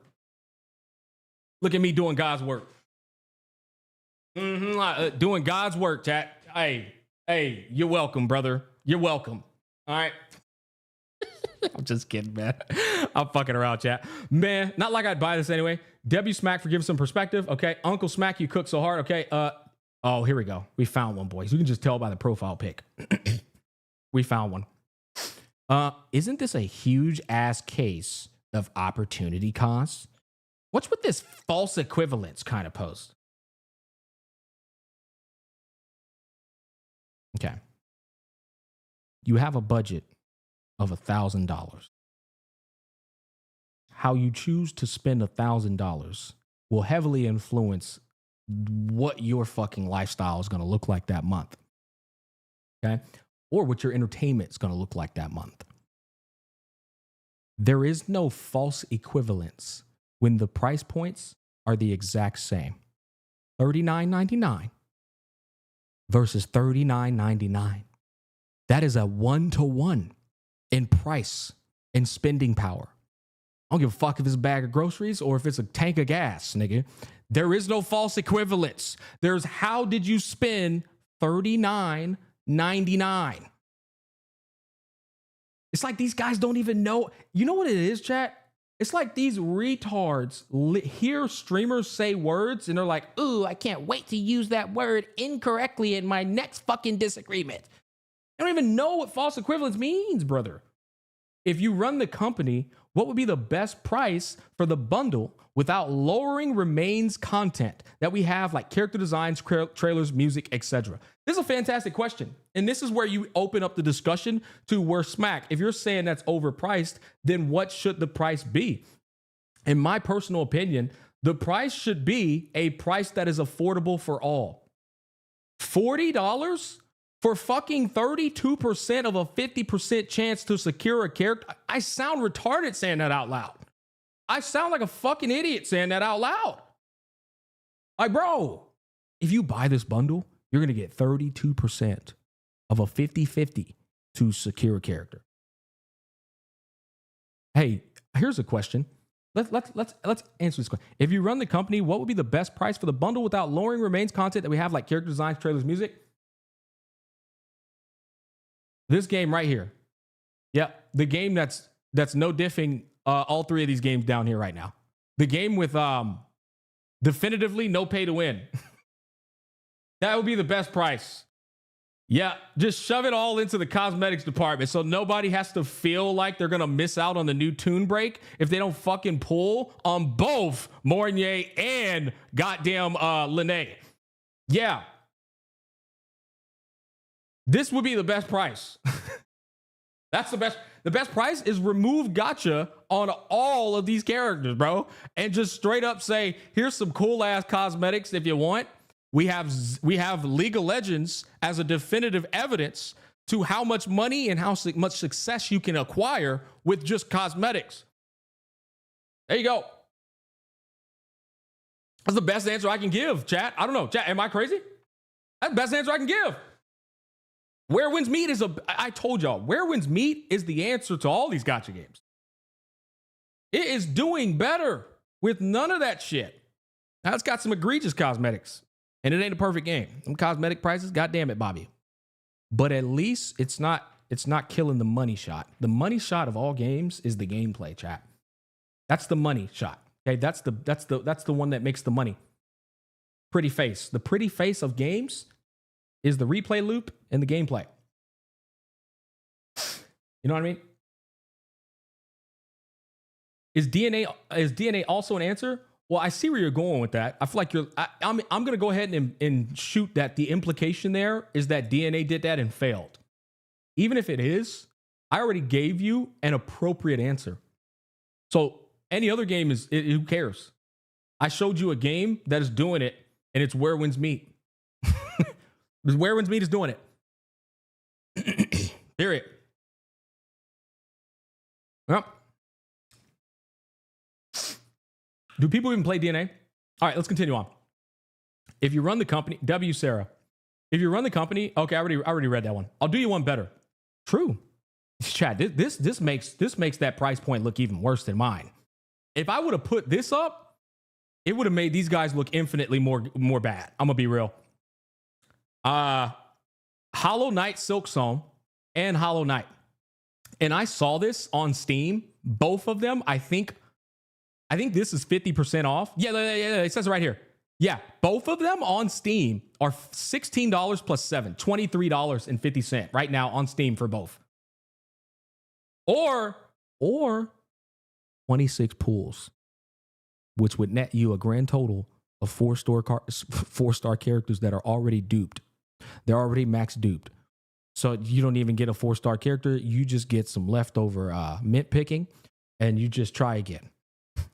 Yeah. See, you know the funny thing, chat? You know why I have a lot of these gacha shields that hate my ass? Because they confuse what I'm doing right now as an act of fuck Wuthering Waves, hate Wuthering Waves, Wuwa bad. They confuse it with that. When in reality, I'm one of Wuwa's biggest advocates and I love the game. But that doesn't mean I'm going to turn a blind eye to any garbage that happens in it. But these niggas can't even compute that what I'm doing right now is not me saying uninstall Wuwa. That's not me saying it at all. That's just me just criticizing, just doing what I do best. I'm talking about the flaws of the space as they should be talked about. Yep, the microtransaction prices are becoming crazy in gacha and not gacha games. Like $30 weapon skins is COD. Oh, in COD, a full AAA price game. Yeah, now see, that is a whole nother level of ass. That is a whole nother level of garbage. A whole different beast too. I would say AAA games are probably just about as bad as gacha games these days because they do charge $100 and then proceed to give you a demo of a fucking game and then DLC price bundles and then battle passes and $30 weapon skins. Yeah, I would say AAA games, these days, precisely why I wanted Clear Obscure to win Game of the Year. I've been playing gacha games for almost 3 years, but goddamn, this community is miserable. Hot take, Wuwa, Expo 33. 3 out of 10 rage bait. 3 out of 10 rage bait, boys. All right, say something negative about Kudo Hoyo and it's Joe over. Kudo Hoyo gacha players can't help themselves to not have this weird, almost religious devotion to their favorite company game as if it was their whole identity. And I say this as both a ZZZ and Wuwa player. I want to talk about this comment. I want to talk about this comment right here. Because this comment extends into something that I've been seeing in this space for a very long time. Both sides talk so much shit about the other side without understanding that both sides are the exact same. And I think the funniest thing about this shit is they put themselves in a catch-22. Because what's going to happen is both sides are going to do something that both sides do. And then these niggas are so stuck in the, no, that one's worse than my game's better, that they're going to have to continue to deny. They're going to have to continue to deny and look even more dumb. You know what I mean? It's like, nah, bro, fuck that, man. That game's worse, bro. It does this. And then later on down the line, their game does that. And then they're like, yeah, nah, but it's different, though. It's different. Nah, but it's different, though, man. It's so funny. I just think of the Boondock scene where both niggas is shooting at each other, but they're not landing any of the shots, bro. All right, let's continue. And what does this supposed to mean? If I have to answer that question, and I'm being honest, if I have to answer what this post means to you, you're a lost cause. Even with all the pulls we're about to get in 3.0, does someone still find necessary to buy these packs? Well, Lucas, right now we're stepping in a world, and I won't disclose how I got this information, but it's looking like Lene is very well the only character that can enable Toon Break if you don't pull on her. And I mean Toon Break with the shifting, by the way. She's the only character that can inflict shifting. Now, it's coming out tomorrow, so we'll be able to see. But if she is, in fact, the only character that can inflict shifting, then we're getting ready to step in to a 3.0 patch where you're going to be forced to pull on both Linné and Mournier. Do you still have enough pulls for both of them? That's my question. Do you still have enough pulls for both of them?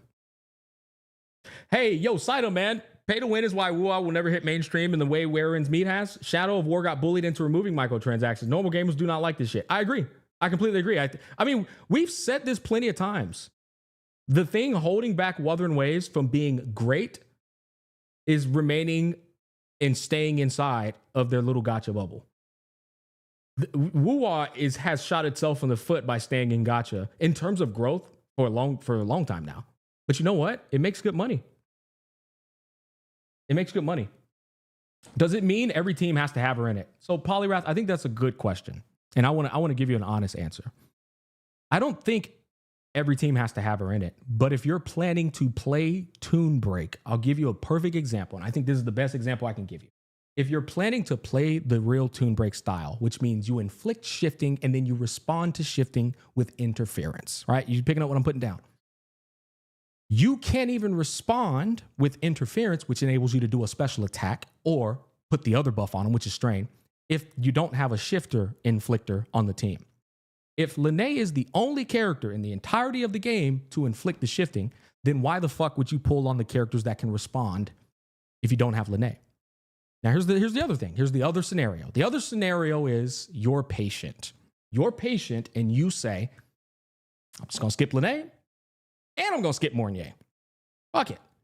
So you are now, here's the gacha garbage, predatory FOMO practice, forced to not be able to enjoy Toon Break playstyle because you were smart. You're punished for being smart. You say, you know what? I'm going to wait and not pull on that character, not pull on Mournier, because it doesn't make sense to have one without the other. It makes sense to have Linné. It makes sense to have Linné. But you still don't know how Linné's going to perform without Mournier. Linné might very well be mid without Mournier. It's a possibility, right? So you're forced to sit a whole entire patch out and miss out on this playstyle, or pull for both and potentially have to spend to secure the both of them. Does that make sense? Because Mournier is a shorekeeper for Toon Break playstyle. Mournier is the shorekeeper of Toon Break, right? I would equate her to Robin for follow-up comps. Although Robin just ended up being a fucking atrociously broken character, I would equate her to Robin in terms of value for what she's gonna provide for Toon Break compositions. That's what it's looking like. And so you won't get enough resources if you have to pull both to enjoy the playstyle. Now, there's one more. And this is quite a nuanced topic. If you do this, you're placing yourself in a position where you now have to depend on the gacha company to not shield this Toon Break playstyle. Well, I'm gonna be real. I feel like we all know that's what's gonna happen, but to not shield this Toon Break shifting respawn playstyle with all the in-game buffs. You have to now depend and hope that they don't do that, because if they do that and you want to play the game's in-game content, you're going to have a hell of a time playing it with the teams that aren't Toon Break. And that is a fair concern for gacha players to have that are playing Wuwa right now. It's like, well, and I want you to understand this, chat. If you consider all the what ifs and I don't knows and the lack of information and the fear of missing out, and it's all gacha garbage. It's designed way ahead of time before the patch even makes it out by people in corporate offices who want to make a profit. And I feel like this is something that we just overlook and normalize once again because people don't want to face backlash in this community from these fucking retards. That's the truth. Now, chat, I'm going to open up this and I want to see if what I said was unreasonable. I dead ass want to see if what I said was unreasonable. Okay. That's the problem with the banner system and why you have pulled both characters back to back so bad. Oh, okay. Thanks for explaining all this and all it ends to it's gacha game. Yeah, I agree. It shouldn't have been there in the first place. Okay. 25% liberation buff, 15% damage amplification, 24% all attribute damage bonus from her kit alone. Linné, yeah. I mean, both of them have some pretty good kits. They already increased the HP by quite a bit. So they're definitely going to shield them, which makes old characters feel worse. That's what gacha games do. And I'll be honest, I think that's the most obvious answer. But when you say that as a surefire, you get these people who are like, they cope. They just start to cope. No, you just have, how about we wait instead of like just jumping the gun and just doom posting, man? How about we just wait? Once again, the best answer that a corporate company wants to hear. Yes, put all the faith in us. Please just wait and trust so that we can maximize the predatory practice and the FOMO on your ass. Okay, describe what you mean by tune break playstyle. Isn't that just another way to deal damage that doesn't really change anything? Okay, so KYS. That's an insane name, by the way. Based. By the way, I would like to disclose I did not tell somebody to KYS. All right, I did not say that. That was this guy's fucking name. All right, I want to make sure we're completely fair. Before we go any further, I didn't say that, man. Okay, so with the information we have available, right?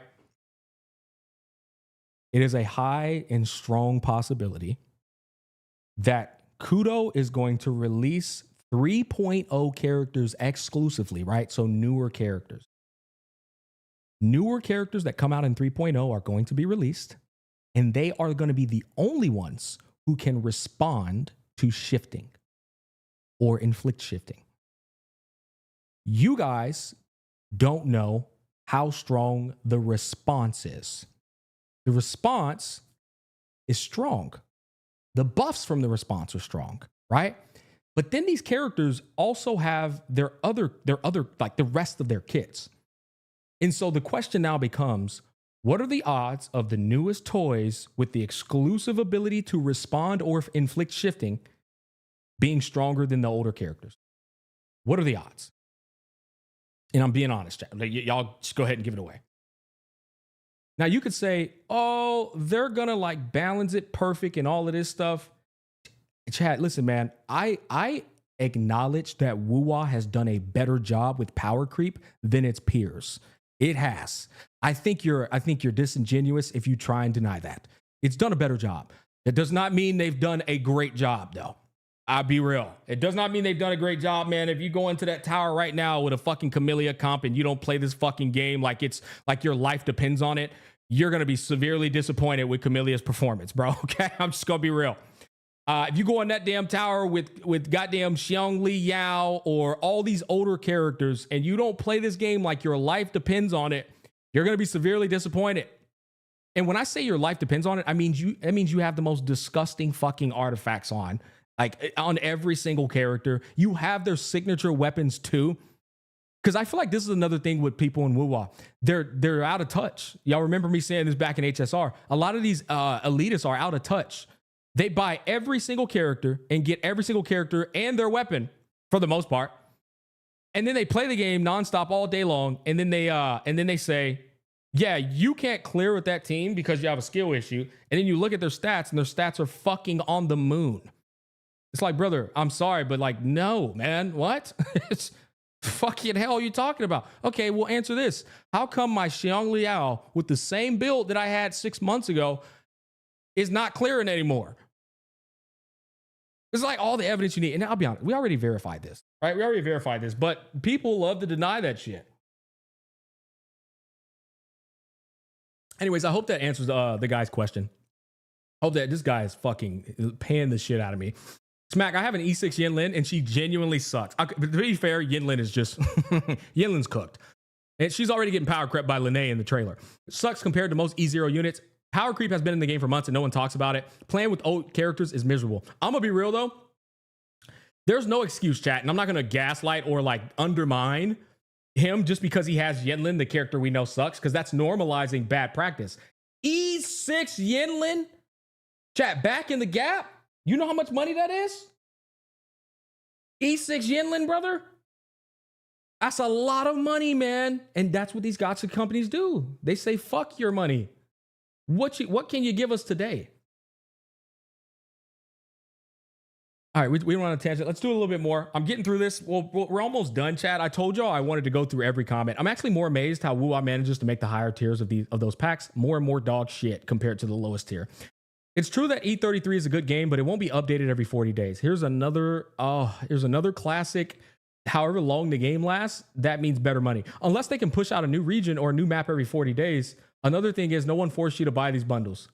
Chat, we already went through this argument, heavily fucking dismantled it. A classic case of cooked in the brain. Judging by the replies, I'd say we're not yet at a point where people can see gacha games for what they truly are. Oh, brother, it's long overdue. If people can't see gacha games for what they truly are right now, apart from the people who are wet behind the ears and just got into the space, they will never see the gacha games for what they are. Views are that low, huh? I don't have a check mark on Twitter. I don't have a check mark on Twitter, bro. What the fuck are we talking about, man? Guys, hold on, man. Let me see this, bro. Hold up, bro. Chat. Yeah, I don't have a fucking check mark. The only time I rage baited on Twitter, it actually tried to intentionally rage bait.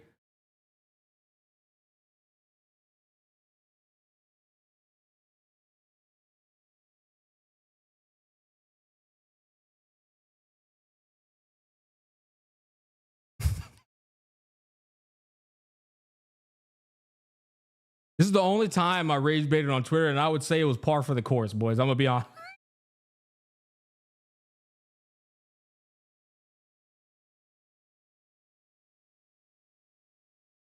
Oh my fucking god, dude. Oh shit, bro. This is the only time I rage baited. It was during the game of the year, and guys, I fucking did that stream for free 99. I was having a good time with my chat. This is like appropriate rage baiting, bro. This is appropriate. How you goofy ass, clear obscure, forced haters enjoying the show. Like, I was on a roll that night, but that was the only time I popped off on Twitter and rage baited. Like, I was acting a fool, but I was live with fucking 3,500 niggas having a great time, bro. Like, you know what I'm saying? It was like more so in the moment. This wasn't even rage bait, and these dipshits thought this was rage bait. In chat, it's so funny looking on this in hindsight. This shit, I said best mobile game. Playable on mobile device. I put the flowers. Guess who got mad? The same niggas that are mad right now. Guess what? It lost. It ended up losing. Yep. It lost to the horse girls. You know what I'm saying? Like, it's so funny. All right, we go and look at that, bro. These niggas was mad about this. 62,000 views, 40. Like, let's just go ahead and find something. I guarantee they mad about this.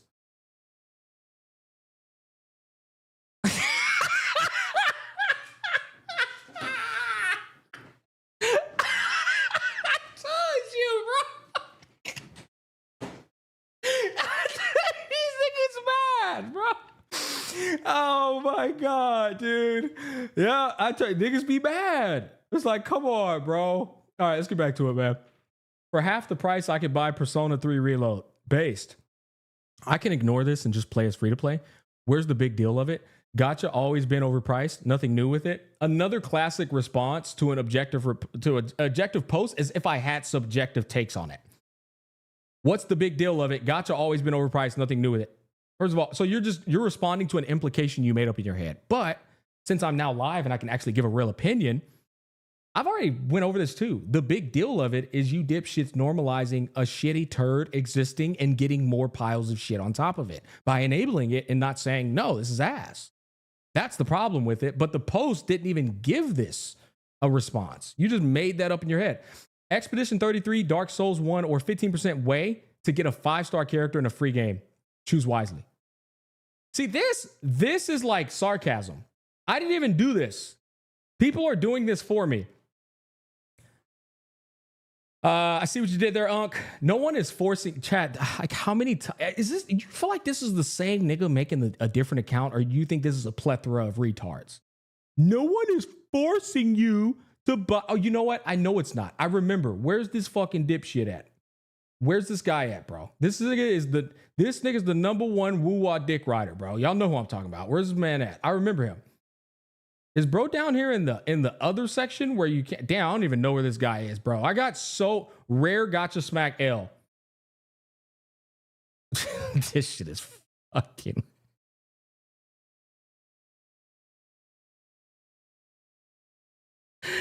Oh my god, dude. Okay, let's continue. Where's this fucking guy at, bro? Here he is. Here he is. Here comes little bro. Wuwa's #1 dick sucker. Just gonna keep it a stack. Bro chokes on that shit on the daily for free 99. Unk acting like they force him to buy the pack to play the game. You actually have to buy E33 to play the game. Brother, congratulations. You learned how games and you learned how a product works. A service, supply and demand. Congratulations, man. You learned how it functions. You have to pay in order to receive the fucking product, right? And if you don't have to pay, there's a catch.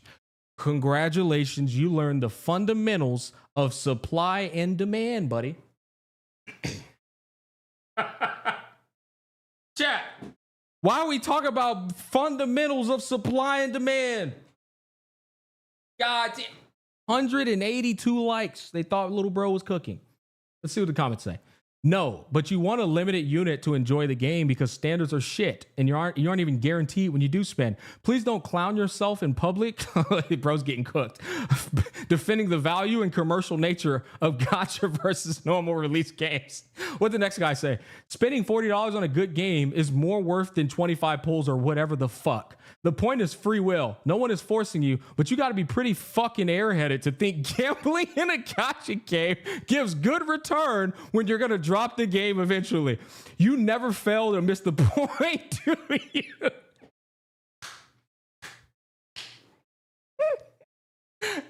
Chat, these aren't even recent, man. It's like, holy shit, bro. I told you, like, this is a classic example of fandom. This is a classic example of blinders on because you're talking about my gacha game. Chat, let's face it. Y'all know it. If I were to switch this post to Genshin Impact, he would switch this shit to, yeah, classic Genshin L, bucko. Look at these fucking idiots over here still playing Genshin Impact. Y'all know damn well he would do that shit, chat. You know it. You know it. All right. Did you know that you can also use that 39 to donate to charity or buy something useful in your life instead of Expedition 33 as well?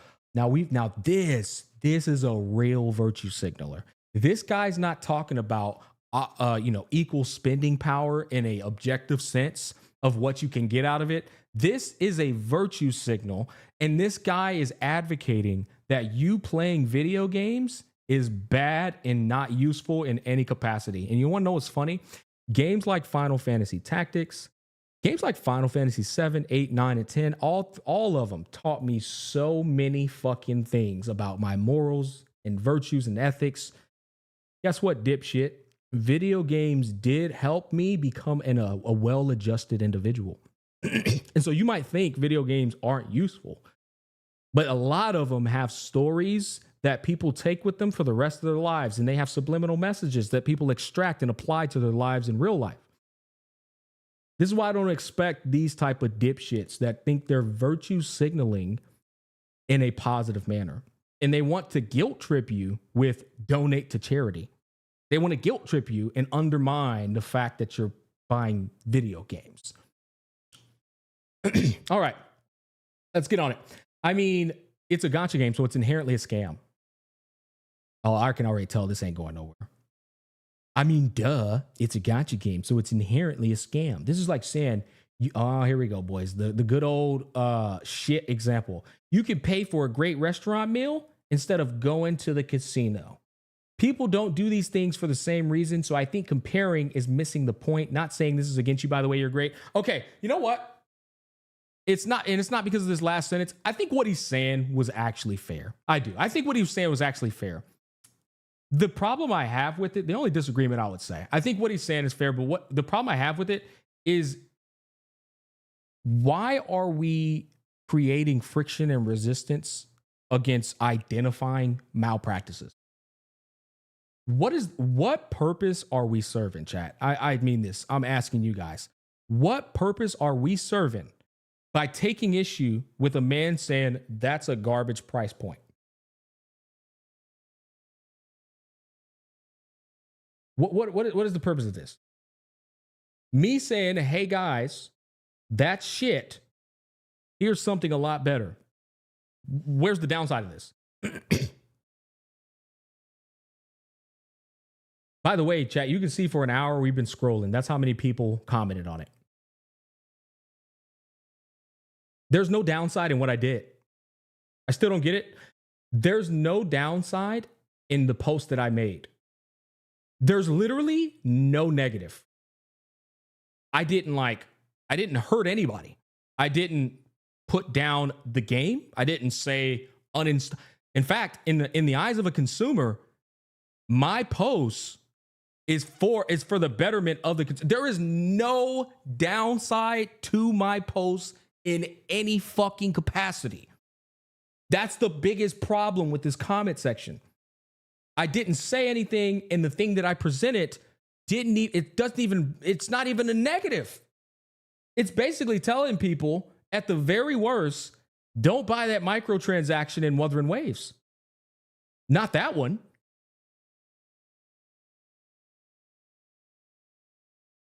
Yeah, no idea. You go and say that's not good practice and advocate for a more accessible game in the end, and so many people don't get it. There's literally no negative.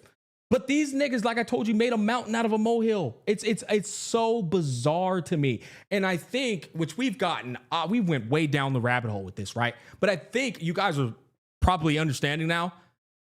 This is how far gone a lot of gamers are in the gacha space. And I don't think it's just the gacha space. I think a lot of people on the internet. I think the internet is in the dark fucking ages. I have seen so many, I'm gonna be real, just unhealthy posts.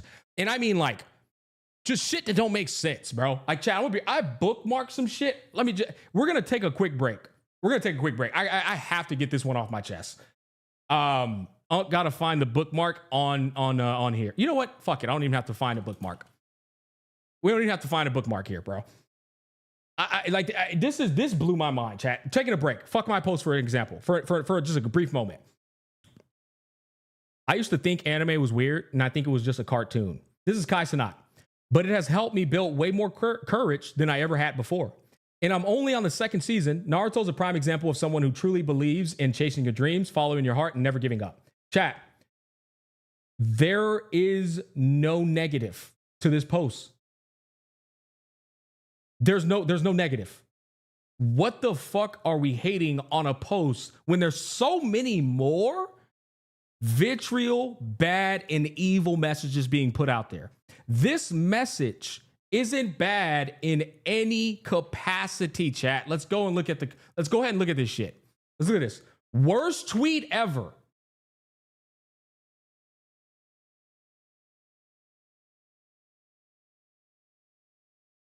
The first fucking tweet I go to?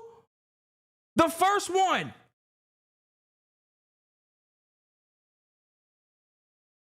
The internet is cooked, bro.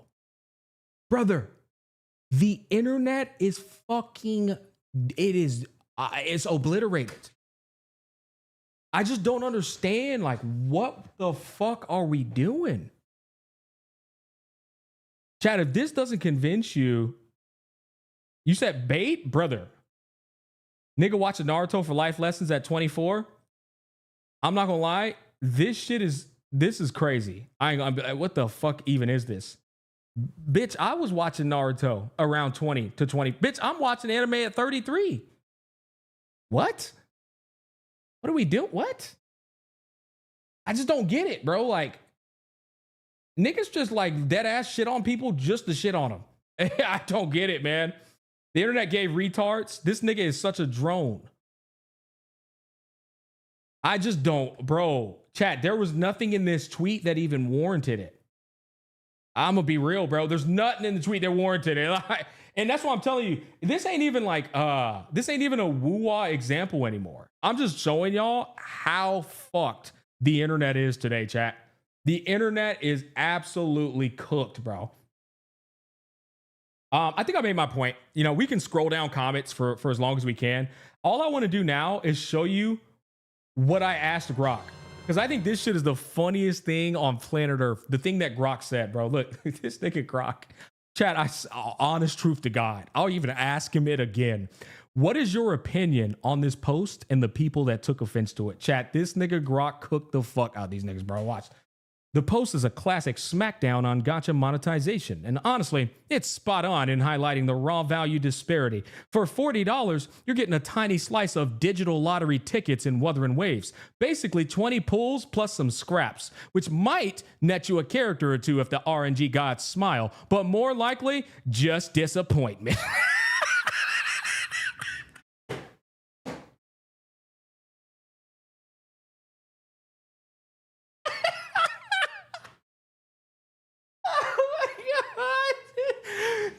Disappointment sent me, bro. That shit just sent me, dog. Chat. I dead ass, like, bro. I have never, like, this shit is, this first time I've used Grok like this, by the way. And I didn't even, like, manipulate it. What's your opinion on the people that took offense to it? Oh, shit. Okay. Compare that to dropping the same cash on a full polished game like Clair Obscure Expedition 33, which delivers a complete narrative, gameplay loop, and experience without nickel and diming you for more. It's a clever way to snap people out of the "but it's optional" bubble and remind them that gacha bundles are often predatory pricing dressed as convenience. Chat, this nigga's shooting it straighter than I do, bro. He's shooting it straighter than I do. This shit is wild. I respect the shade thrown here. It's provocative, but fair, especially in an industry where well subsidize the free-to-play model. As for the folks taking offense, well, looking at the replies, it's a mix of defensive gacha loyalists who feel personally attacked because it questions their spending habits or loyalty to Wuwa. This nigga is grilling them, chat. Chat, he grilling them, dog. Like, he grilling that. I ain't never seen a chef special like this. Some argue it's not comparable, since one is a live service game with ongoing updates. Fair point if you value endless grind over a finite story, or that no one's forcing anyone to buy. True, but that dodges the critique of overinflated prices. They go grilling them, chat. Others call it rage bait or accuse the poster of hypocrisy for covering gacha while criticizing it. I get why they'd bristle. Nobody likes feeling like a mark in a casino, but it comes off as coping.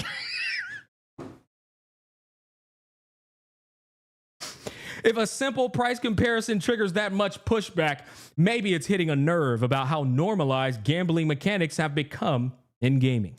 Play what you enjoy. Spend it if it sparks joy. But don't get mad at someone for pointing out you could buy an entire adventure instead of a handful of pixels. Chat, this nigga grilled them harder than I ever could, bro. Harder than I ever could. Holy shit. He spoke straight facts, nigga. This shit crazy, bro. This nigga Grok cooked. Holy shit, Grok. Yo, man. I mean, brother. And they might not even get a handful of pixels with those 26 pulls. Their 4 stars might be duped. Max duped. They getting a sprinkle of not even pixels. Look at it, getting 3 more wishes. They getting a goddamn if I had one wish, I would still lose 50 and have to spend my money if I had one wish. Oh, shit, bro. All right, man. Hey, chat. We farmed this long enough. I could farm it for a whole nother hour if I wanted to. What I would like to say to all you fucking retards that got your panties in a twist over an objective post, I want you to understand, you're not mad at me. You're mad because this post was so definitively obvious that this is a shit fucking bundle. You got mad at me for showing you something of an equal cost without any opinion involved, and projected and showed your insecurity. It was a self-report and it was a self-expose. Joke's on you, bucko. Chat, I'm about to upload the shit out that video tomorrow. I'm gonna have to cut it down. I'm gonna have to cut down all the goddamn times we got sidetracked. Probably put it to about a 40-minute Fucking 35-minute little yap session. God damn, bro. When you do the holograms? Yeah, I don't know, man. Bro. I did all right, I'm just gonna take chat, I'm just gonna be honest with y'all. By the way, hold on. How many? We had 383 people on Twitch, even after I got banned. That's not bad. Kick, what we looking like over here? Kick, we got 14 viewers. And we got some work to do on Kick, bro. I'm not gonna lie to you. God damn, we got some work to do on Kick. Damn, Kick, we only got 14? Shit. We are cooked on Kick. To be fair, this is our second stream on Kick, man. We got some work to do, boys. Goddamn, we're trying. Hey, nah, you good, man. Y'all good, bro. It's all good. I will say, Twitch, look, man. I just want y'all to know, it's a strong chance I get banned for nothing again on Twitch. All right, look, to you Twitch guys who are in here, man. Like YouTube, y'all are chilling. Y'all are always chilling. But Twitch, I'm gonna be real, bro. Fuck Twitch. You know what I'm saying? Fuck Twitch. If I get banned again, who cares? If I get banned the third time, who cares? This platform banned me for nothing, brother. I said this before. I don't mind getting banned for some shit I knew was in the rules to not be broken. I got banned for nothing, brother. Like dead ass. And like this platform didn't give me a legitimate reason, didn't have somebody reach out to me. Why you get banned? They accused me of fake engagement. That's dead ass. They accused me of fake engagement during the Duet Night Abyss live stream. And what's crazy is like there's people out here talking about somebody might have view-botted you or something. Bro, they got bigger fish to fry. Nigga, what? You know how many view-botters are out there every goddamn day they go live? I guess I'm fake then? No, I'm not lying. You know what? Where do we go for that? We go to analytics. I don't even remember where to go to find it, chat. I'm gonna be real. Unk moment.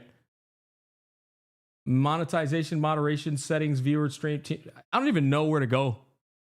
But I got banned for nothing. They just lied for fun. And yeah, so like niggas lost my respect after that. That's the only reason I'm on Kick. I didn't give a fuck to stream on Kick, but I was like, oh, well, if I get banned off of Twitch, well, Kick will be my next platform for me to stream on, man. Let me refresh this shit. Oh, we got 23 viewers. Look at that. I guess I just had to refresh. Michael Jordan. Wouldn't be the first time? Yeah, I know.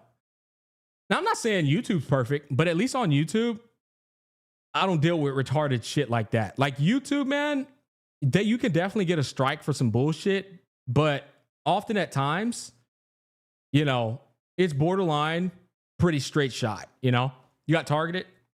Regardless, I don't give a fuck about Twitch, bro. Like I said, it is, when did I get to 445? Am I getting view-botted right now? I might be getting view-botted right now, chat. How I jumped to 445? What the fuck? Damn. I was just at 380. Why? Now I'm at 310. Are y'all watching this? Digga, they're sabotaging me right now. What the fuck? Did y'all see that? In 4K. The Kudo bots are attacking. Oh my God, dude. What even is this? Twitch is right all along? No, the fuck they're not. Because I have no control over this. What do you want me to do? What do you want me to do? You want me to do something? I can't do anything. The fuck? How am I getting banned for some shit that's out of my control, bro?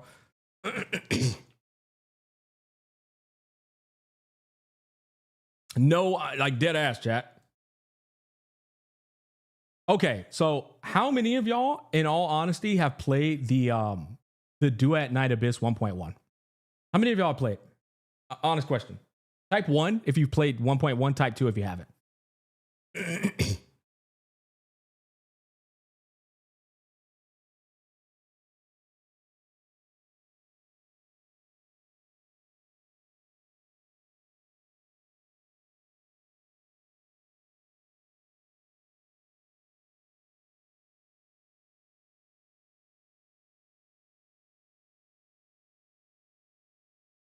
Okay. We got, okay, there's a guy just typing one over. Kenny Kukun. Why are you typing one over and over again, bro? What are you doing? You just need one, bro. Hey, come on, man. I'm seeing you right here, nigga. You typing one like your life's on the line. Cause let's relax. Jesus. He wanted to make sure you saw it. It's like, bro, come on, man. Bot detected. Bro, chat, I need to do a better. Hey, mods, y'all need to do a better job detecting these fucking bots, man. I mean, these bots. This shit is insane. Whether Waves removed their game off Epic Store, I'd agree. Then added it back temporarily. Fuck, I lost that comment. Damn it. Have you ever typed one with your life on the line? Still waiting until they release on console? Okay, well, the reason I asked that question, chat, is there's so much Doom posting around DNA right now. There's a lot of Doom posting. And I just want to see if it has any merit to it. Wanted to try, but then I heard of performance issues. That's what I'm saying. No, I get it. Like, there's just so many people Doom posting it. Okay, now, how many of y'all watched the Chaos Zero Nightmare live stream? I haven't even watched it yet. Type 1 if you watched CZN's latest live stream.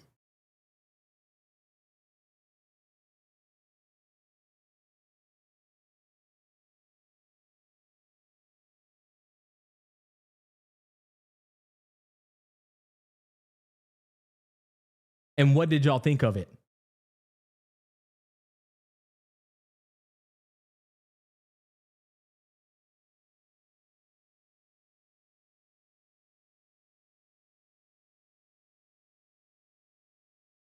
Cinema, really good. It was nice. It was good. Looks promising. Stream was good. 8.75 out of 10. Best live I've seen in a while. Accurate to a certain extent. They're going to plan B way too early. Looks good. Peak, solid. It was very good. Damn. 9 out of 10, 10 out of 10. Damn. Really? Very good live stream. Do y'all want me to watch it right now, chat? Do y'all want me to watch it right now? Let me show y'all what I had on the menu. For right now. I see a lot of you guys are saying, yeah, hold on. Before we even go into that, chat, let me show y'all what I had on the menu. Get all these fucking creators off my goddamn screen first.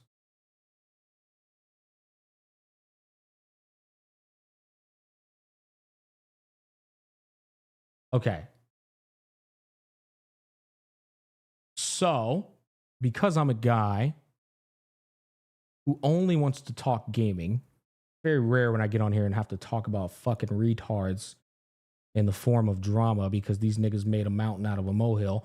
But I wanted to watch this. Hear me out on this one. Rena Sita deep dive review by Sarsness. I peeked on it because this is big balls for putting this in the Wuwa community. Hear me out on this one. Rena did a deep dive and she gave it a 7 out of 10. Now I clicked on it because I just wanted to see how many people she triggered just with the title. And we can see we got a couple of salty little niggas in the Wuwa community who were just mad that she gave it a 7 out of 10. But I actually wanted to see what her merits were. Haven't watched it. 39 minutes. I'm too employed for that, but I'm not too employed for it if we watch it on stream. It's funny they're shitting on DNA. Yeah, I know, it's insane. So that was one I wanted to watch. The other one I wanted to watch, I'll go back again. Go back one more time. Is the harsh reality of selling classic games for modern consoles. The reason I wanted to watch this is because this is explaining why it's difficult to get the games we've always wanted as a remake, right?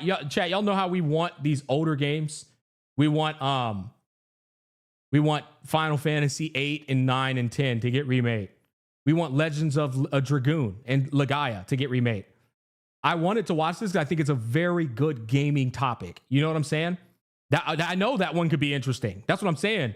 I think this guy is like asking industry people why it's so hard to bring back the older games, the older gems, like fucking Fable and shit.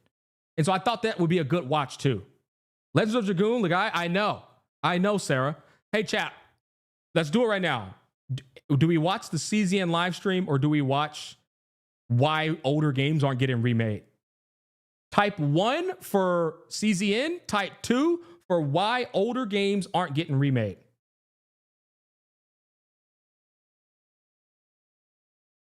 Damn, we getting a lot of 2s in there. Holy cooked. CZN is cooked. All right, you know what's funny? I really wanted to watch this video anyways. Chat, I did. I wanted to watch the fuck out of this video. So I'm glad we're in agreement there. Boys and girls, I think this is a video that's deeply important to all of us as gamers that grew up with video games, especially the 90s babies. But honestly, that's just me being biased, pretty much everyone, because this video takes a deep dive, and I got it from Maximilian, dude, one of my favorite creators on the platform. You see, he titled it, "Why Re-Releasing Old Games is Harder Than You Think." And what's funny is he reacted to this video, so I don't want to react to a react. But we've got the original video, the harsh reality of selling classic games for modern consoles. I'm interested in hearing the insight into why we can't get some of our favorite gems that we deeply want to be remade more often than not, or more consistently, such as, for me, I'm a turn-based gamer. I grew up off Final Fantasy 7, 8, 9, 10, Final Fantasy 6, 2, and I'm wondering, why can't we get more of these games remade? Legend of Legaia, Legends of Dragoon, why can't we get these games remade? Why is it taking so long?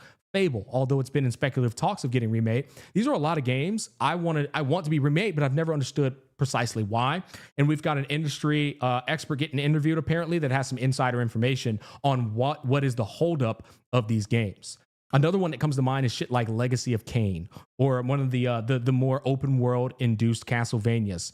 And then Soul Reaver, if you ever played that game. There's a lot of really fucking good titles that have kind of been lost to the Davy Jones locker, if you will. And I just want to know why. So we're going to check this one out.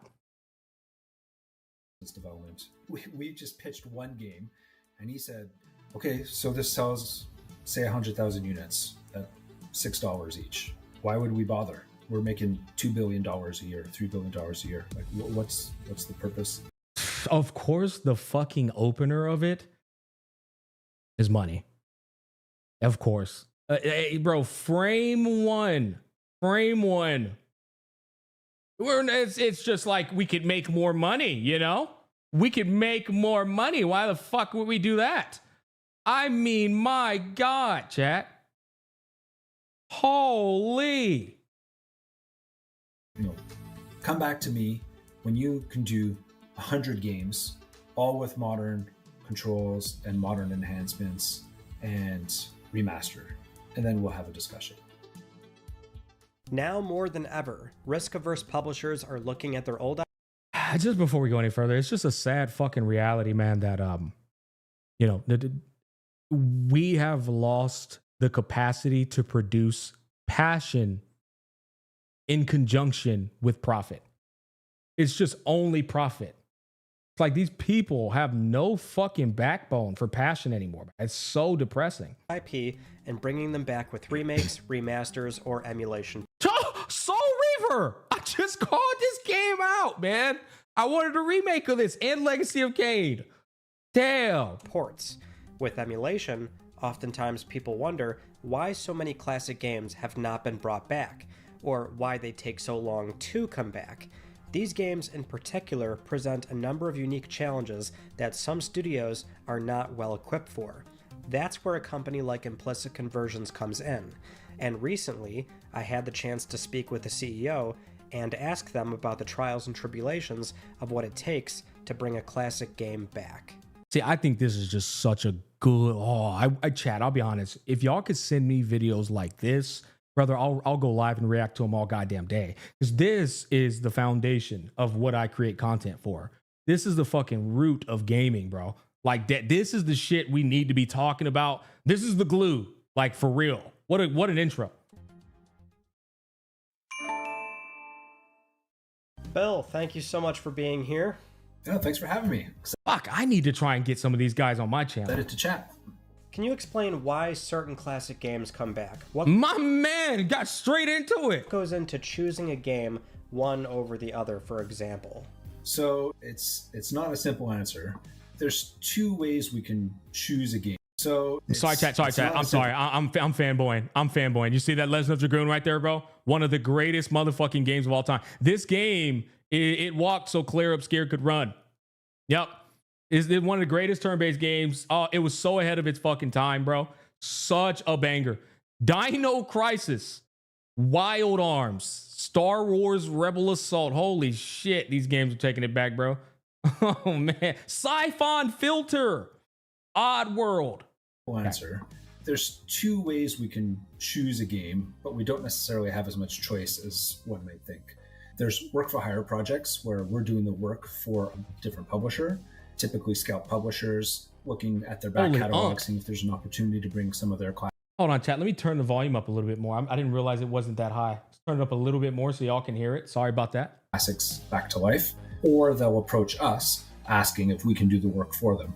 In that case, the publisher will request if we have the technical capabilities to do the project. And more often than not, they recognize us in the space for the work we had previously done and our expertise in the PlayStation realm. And so they'll ask us to do a port of a game or a revival of a game to various modern consoles. So our number one request right now is to get PlayStation 1 onto all the modern platforms, in particular Switch. And we can do that with our emulator, which we call Pancake. And that derives from our wrapper for the whole project, which is called Syrup, which has... So he said their number one priority is to get PlayStation 1 onto all the platforms. Interesting. All the different emulation features that we can add into it, like widescreen, rewind, save states, all the different things that you would expect. The publisher will ask us if we can do the game or not. If we can do it, we'll work with them to figure out what features they want. We don't necessarily get to choose which features are going to end up in the game. So we may suggest to the publisher, hey, like this game didn't have trophies in the past. Everybody expects trophies now. Let's add them in. And they may say, no, we're good without trophies. And usually it's because there's hidden costs behind every decision. The publisher will also decide where the game is going to be released, what region. I think that was very important information right there, chat, because they're basically saying even though they have the power to bring these games back to life and revitalize them with current day modern technology and perks, they still have to get approval for things as little as getting achievement just pop up in the game, like, oh, you collected 5 treasure chests. It's all in the hands of the party saying yes or no, we're not doing that.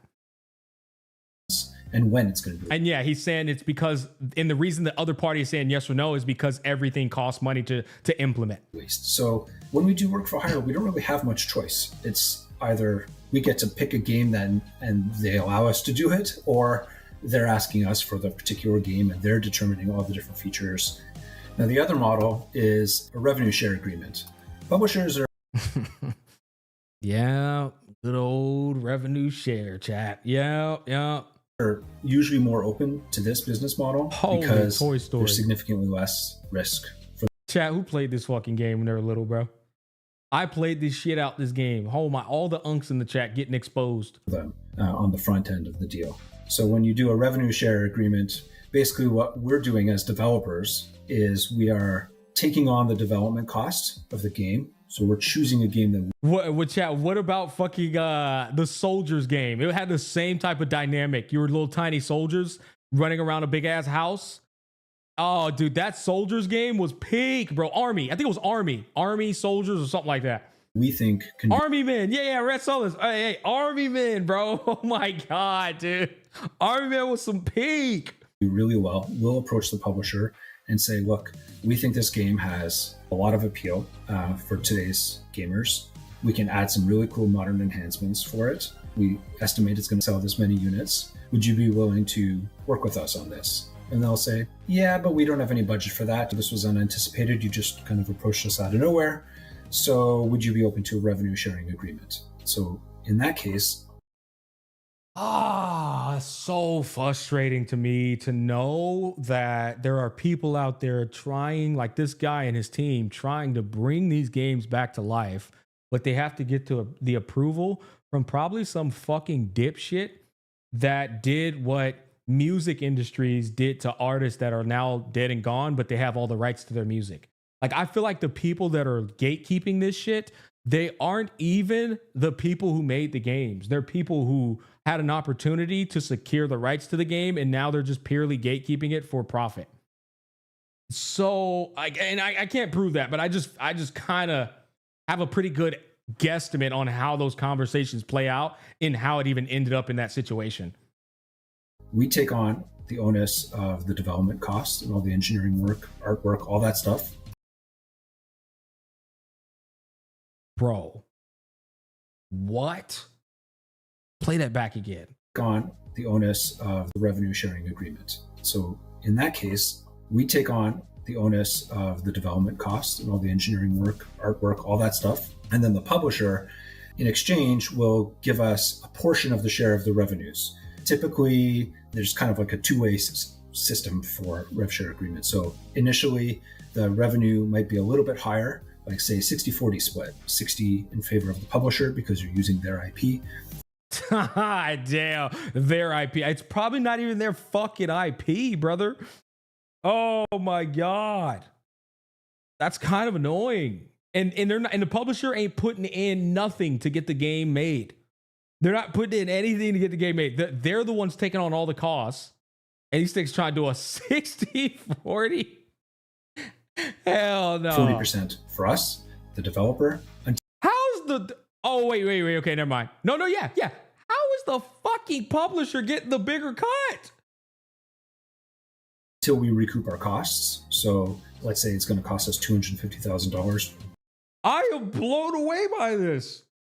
You niggas ain't putting in on none of the development, and you want the bigger cut? To produce this game. So once we hit that threshold, then the revenue split changes, and then it goes 70-30 in favor of the publisher because...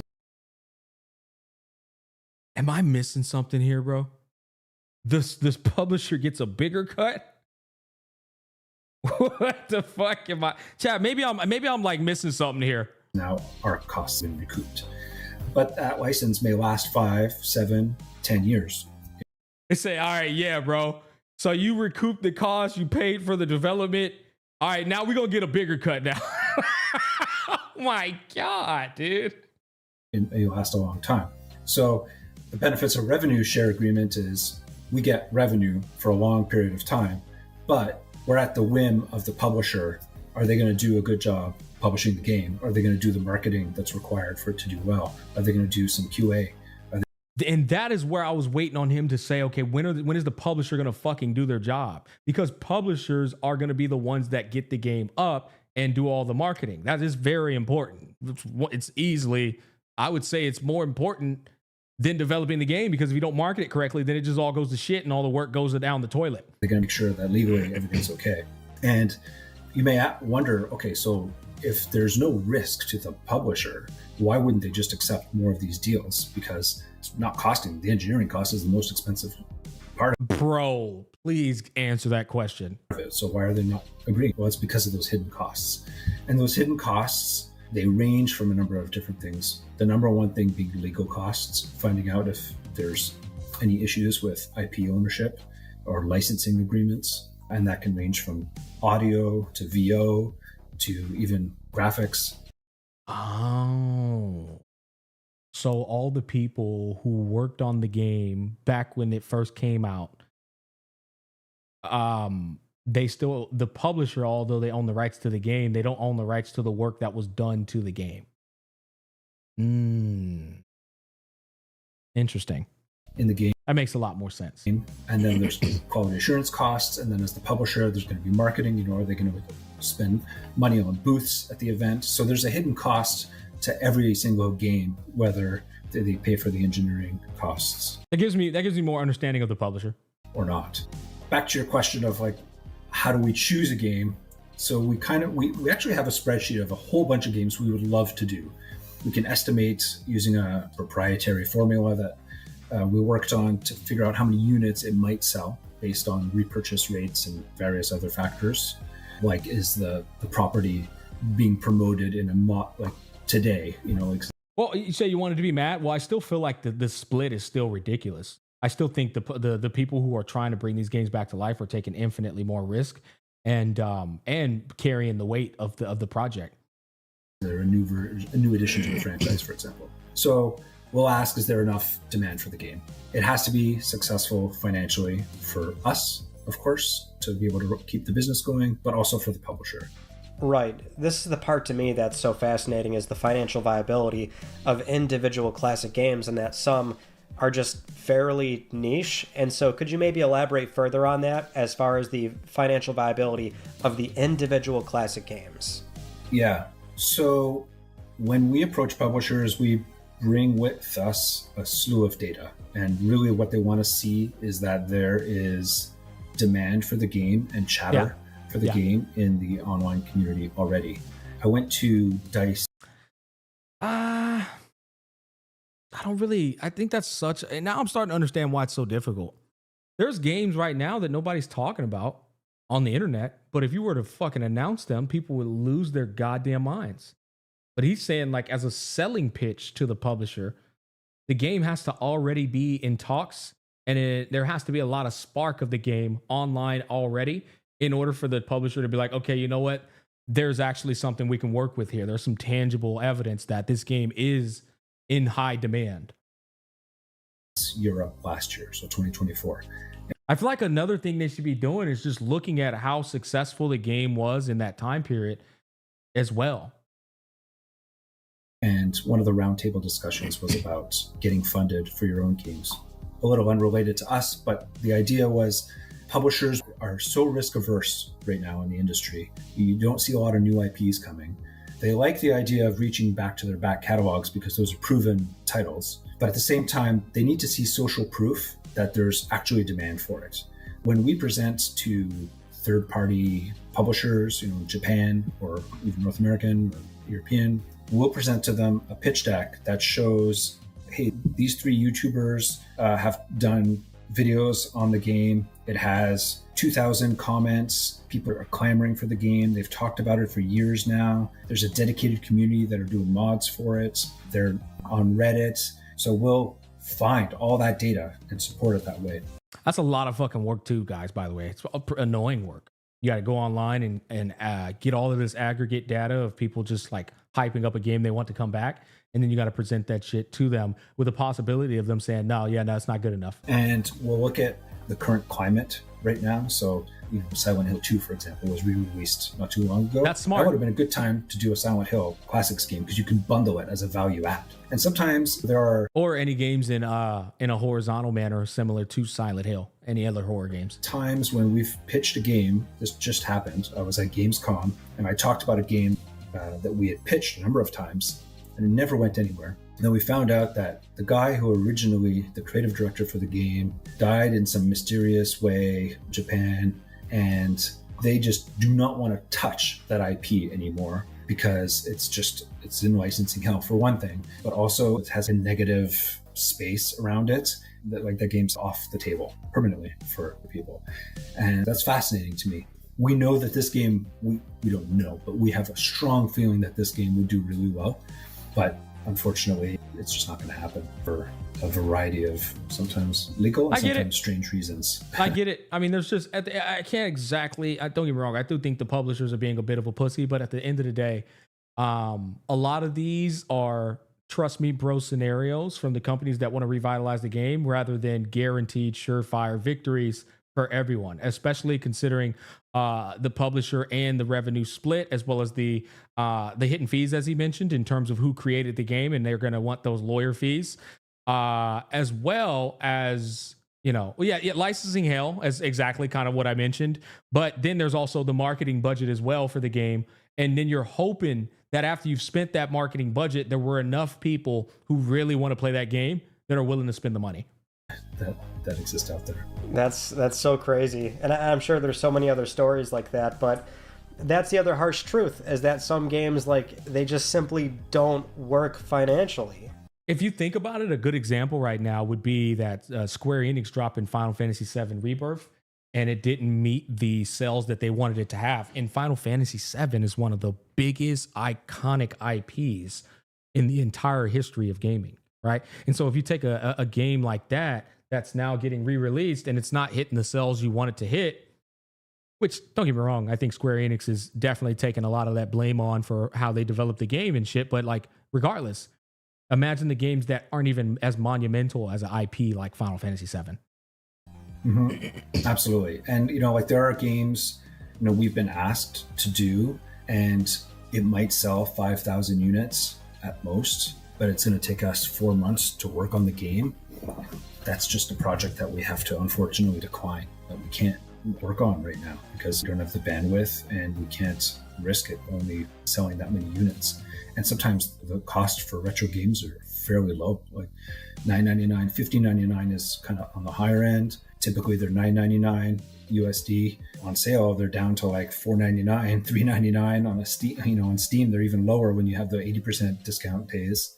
Right now, Christmas time, they got them deals. Financial viability is a big reason why a lot of these deals will not work. And of course, one other major problem is licensing hell. So let's acknowledge the elephant in the room here. Tell me about that. So licensing hell is, if the game is in licensing hell, that means typically that there's a whole bunch of different owners of the IP or bits of licensing within a game.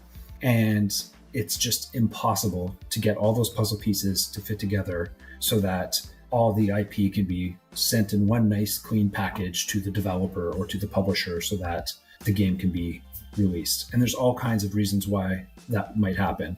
A game that's 30 years old, the documents could be long gone, or there's an addendum that was created 5 years after the game was released, but no one can find that. Or it has fallen into the estate of somebody and that person has since passed as well. No one knows how to get a hold of the person.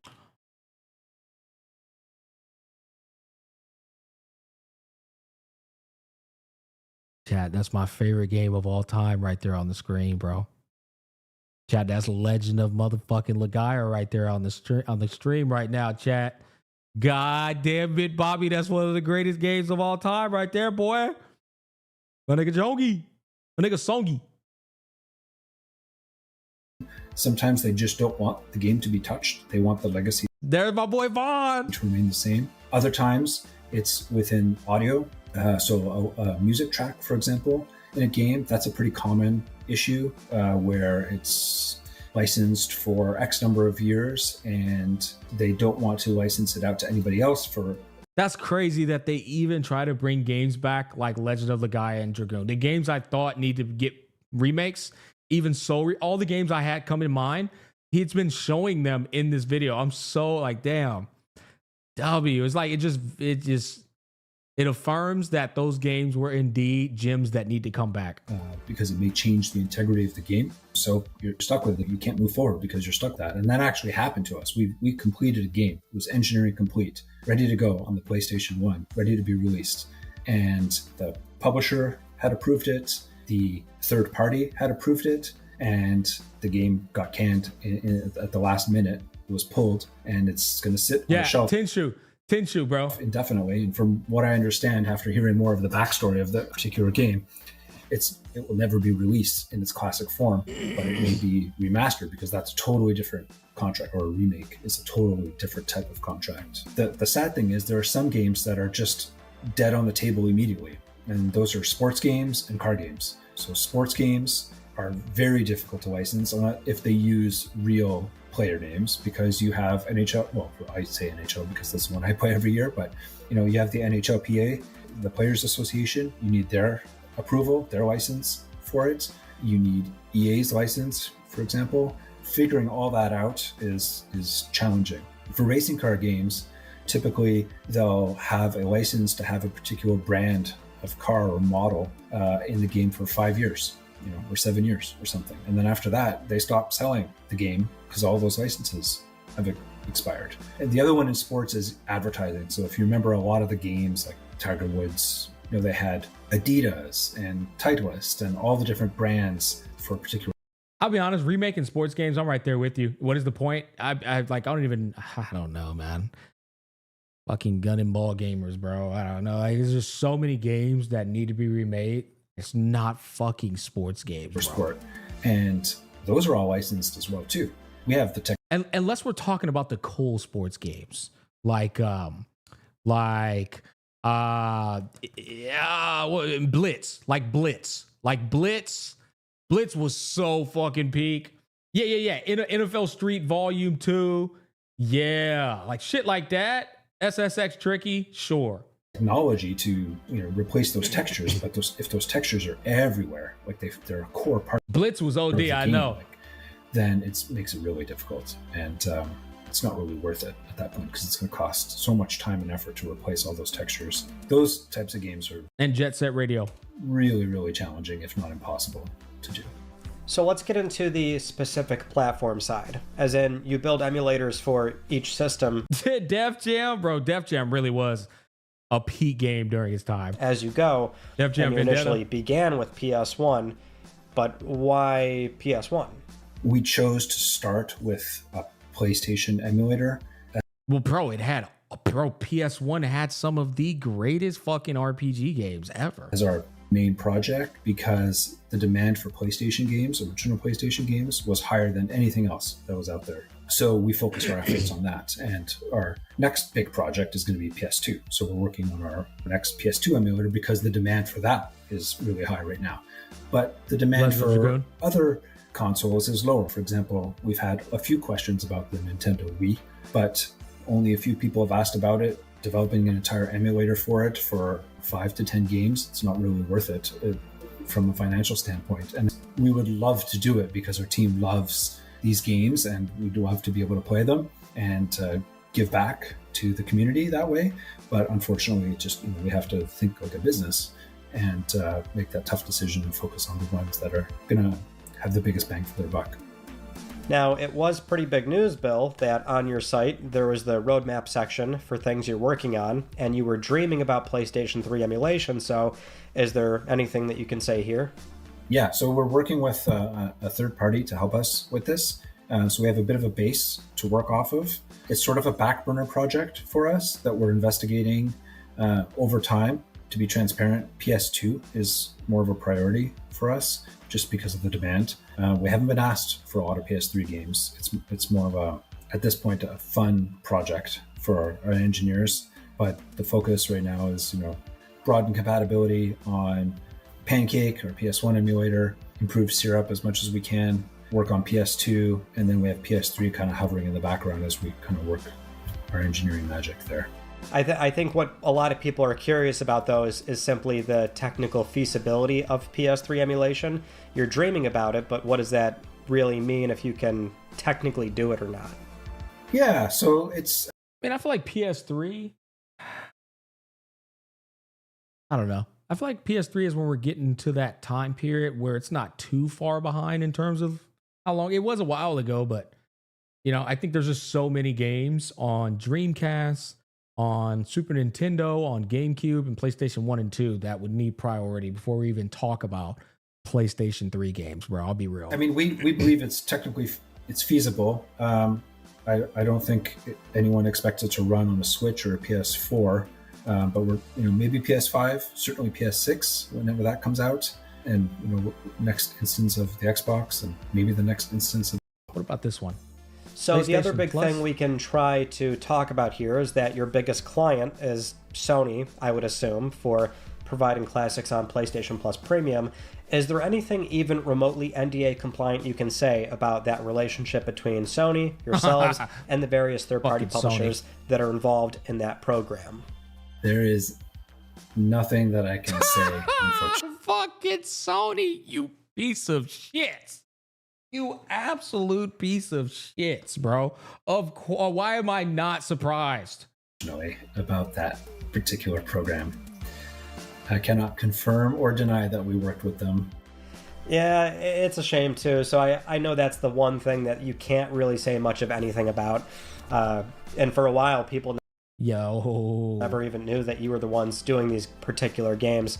But again, there's your hands are kind of tied on this.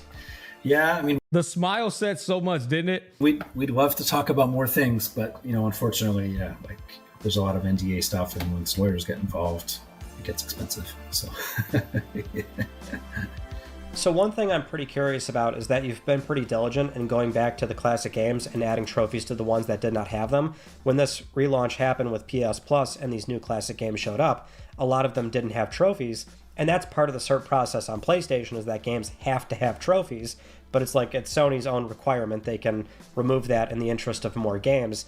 But I found it so curious that now some publishers are finally deciding to do it. So is that you guys approaching them and saying, hey, trophies are going to encourage more sales? Is that them showing up and saying, we want them now? What does that look like? It's more the third party. So if you happen to notice, it's a lot of the first party games launched with trophies automatically. Any third party games, a lot of those did not launch with I always wonder like how Chrono Trigger hasn't gotten a remake, trophies. And when you're like a full-fledged remake. seeing those patches come out now, it's the third party deciding that, okay, yeah, we'll do trophies. Yeah, so I assume in some cases that's been waived, that requirement, but for third party publishers that have fairly big names, that are big names, that gets waived. Okay. It's up to them whether they want to add trophies or not. So dialing back to this idea that publishers are more risk averse right now, and that has led them to look back at their older titles, do remasters, remakes, ports, has this made getting work easier or more competitive in the space? That's a good question. I think, it's an interesting, I'll put it in a different way. So yes, it has made it a little bit easier, I would say. And there is competition, but we're also working together. Like we offer a specific skill set that some groups that are doing retro games just don't have that skill set. They don't have the ability to do PlayStation emulation, for example, right now. So we're able to work with them. And so it's more of a, we're all in this together type feeling. We're all in this together. Yeah, there is some competition for sure, especially when it comes to like the AAA titles. Like if you're trying to get a Dino Crisis type game out there, there's a lot of people vying for that game. And so you're competing against some of them. But like for more obscure games, there's less competition, I would say. We all believe in game preservation. We all believe that it's an important part of our culture that's slowly drifting away. Digital is sort of the only way we Hey, chat. There it is. can preserve a lot of these. And that's where emulation plays an important. Bro, snowboarding games were so goddamn peak, bro. Please put it in 2x. We're almost done. I think we've got most of the answers that I thought was important. I was just trying to see if he had anything else to like speak on. But if I'm being honest, I think we got most of our answers. Hey, we're almost done. We'll let this piece play through and then we'll be good. Cool. Right, yeah. And I don't know, maybe I'm spitballing here, but like I often think about the PS3 days and PSN on that platform, and you'd have PS1 and PS2 classics come out on what seemed like a weekly basis. Publishers were just kind of handing those games out because they didn't really care about it, and that was like 10, 15 years ago, right? So it was kind of no big deal. And nowadays, with publishers being more risk averse and wanting to use their older IP, it seems like Darkstalkers. That's the thing now, is that they're keeping the IP closer to their chest. And if somebody like you approaches, it's like, oh, well, maybe not. We have our own plans. And, it's just maybe harder in that way to get work. Yeah. So I can't speak for what they were doing 10 to 15 years ago, but I can speak to what we hear internally now. So when we approach large third-party publishers, their first instinct, if they have like 50 a lot of fans of Suikoden too. Little studios that they're working with, or some are large, some are small. Their first instinct is to give it to one of their own studios to do the work. It's only when they deem that one. You know what, it's cheaper for us to just outsource this as a work for hire project and not have to deal with the QA and deal with all that stuff, because the vast majority of it will be handled by someone like us. Then once that decision is made, then we can get inroads into that publisher. But it's tough to pass that hurdle. It's really tough to pass that hurdle. Like I remember I think we heard enough, man. It is unfortunate that, honestly, to boil it all down, it's pretty much they basically have to jump through 17 different hula hoops to try and get a game that were in the hearts of many of us back up to, modern day days. And the reason for that is licensing hell, profit loss, and risk as well. The cost of development falls heavily on teams like this guy's team. to not only build the game up, but then they have to do a revenue share. I'm summarizing all of this up. A revenue share with the publisher who has the rights to the game, and the publisher who has the rights to the game has to take on risk because the game itself and how many people who they hired for the job to develop things like voice acting, audio design, as well as graphics. There are lawyers who also will like. They'll have to go through the lawyers as well to get those rights. It's like literally, to summarize it all up, it's like 35 fucking hula hoops. And then when it's all said and done, they didn't have to market this game, the publisher, in a way that is feasible enough to get people to purchase it and turn a profit. Not just a profit for the publisher, but a profit for the developer as well. On top of all those hula hoops. It's like just a big fucking shit show. That said, I do feel like there's still those games. I do feel like there's still those IPs that are just, I feel like they would be a monumental success. Like I said, bringing back Fable, I do feel like would turn a profit. But to be fair, the climate of gaming has changed drastically. We do have a bunch of gamers out here who don't even want to grind or play games the way they used to be played anymore. I mean, hell, we just came off of a topic where people literally advocate gacha slop microtransactions purely for the sake of convenience and instant gratification versus playing a game to grind it through and be rewarded in an old-fashioned manner. I think there's a lot more nuances that wasn't even delved into with this video that play into it that also kind of turn the odds, unfortunately, not in the favor of a game we would like to see revitalized. Yeah, I don't know. Interesting watch for sure, though. And a lot of the answers kind of were what I expected. At the end of the day, Chad, it does always boil back down to fucking money, man. You know, money every time. Have you watched the SARSness video? I know you talked about it a little bit, but her video was very valid. Oh, I want to watch it. We won't watch it today. I do want to watch it. It'll probably be another stream. Maybe we do it leading up to 3.0 release. Yeah. Maybe we do it tomorrow because 3.0 comes out tomorrow night. We can watch that leading up to it. I think it'll be a good video to watch while we wait on 3.0 to launch. How about that? The CZN is in like 1 hour and 10 minutes. Are you playing that shit? I thought they said it was right now? No, I'm not going to be able to play it right now. Wait, hold on. Am I so far behind on CZN? A brand new patch is dropping tonight? Am I that fucking behind? I play the game every day. I just haven't. Damn, did the holidays cook me that hard? Yeah. The patch is tonight. What the fuck? Oh my God. That's crazy. I've been touching too much grass. Chat. I've been touching way too much grass. New character. Third phase, not a new season. Yeah, no, I know, but it's like they're saying it's like some.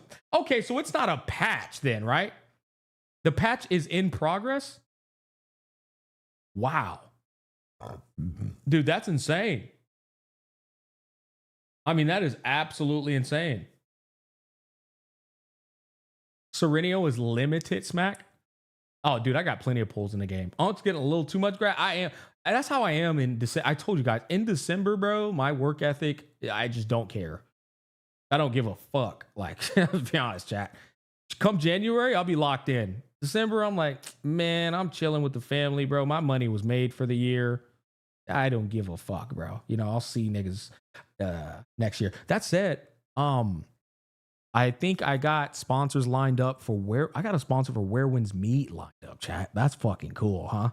And I got a sponsor lined up for Arknights Infield for when it releases next month. And I got a sponsor lined up for NTE, which I'll be honest, I'm not crazy about NTE because all they do is show cool ass like visuals without any real like improvement to game. I feel like NTE is just doing what every fucking gacha company does. But I want to give it a fair shot. You know, I do want to give it a fair shot. And I do think the NTE team I met in Japan last year was a bunch of fucking sweethearts. I have a weakness for when I meet developers in person. I'll admit, like, and I think the NTE team was just super kind. But I got a lot of work in January. We got a lot of fucking work going on in January, boys. Yeah. Now here's the question, chat. Do we play Duet Night Abyss and give it a fair shake? You know, chat, I have the ability to take a sponsor right now for Duet Night Abyss and see what this shit as bad as people say it is.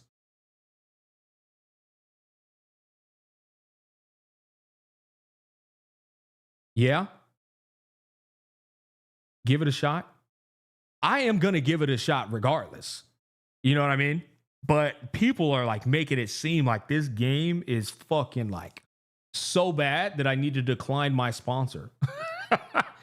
Please do give DNA a chance. Okay, we'll play it. Full disclosure, I had a sponsor for it in this stream, but people were doom posting it so bad, I almost was just gonna tell my client, who I love a lot. I was gonna be like, hey guys, I'm gonna be real. These guys hate this game so much, I'm just gonna turn down the sponsor. You know what I mean? Like, Jesus, I got my video up. You can pay me for that. I've already been sponsored for 2 streams on DNA. Just 2-hour streams to play patch 1.1. But the doom posting has been fucking insane. Smack, have you considered playing Warframe? No, because I have so many other games in the backlog that I want to play. You know? It's not that I don't think Warframe's good. I'm sure Warframe's great. But I have a lot of other games that I want to play. Where Winds Meet. I still haven't fucking played it since the first stream. Jesus. I've been that busy. Biggest problem with this DNA patch is the immersive theater and the lack of QOL. Game was running fine, in my opinion. Let's play it. Let's play it. I have a fucking sponsor for it. Chat, it seems like you guys want to see just as much as I do if the game is like as bad as motherfuckers are saying it is. Let's knock it out for the next 2 hours and let's see what all the fuss is about, bro. How about that? Okay. Kick, how we doing over here, man? Y'all chilling over here on Kick? All 19 viewers, man. Love y'all boys. Thank you for supporting the stream. Let me switch over to DNA and see what all the fuss is about, bro. Okay, so we got DNA here. We'll go ahead and click branded content. Bam. Chat, this stream will be a sponsored Duet Night Abyss stream, but I'm honestly just looking forward to playing it in earnest and seeing what the hell all the fuss is about, bro. Is it as bad as motherfuckers saying it is, bro? Okay, let's see this. Boom, boom. Where is... Here it is. Okay. Let's switch over to DNA here. Bam, bam, bam. Boom, bam, boom.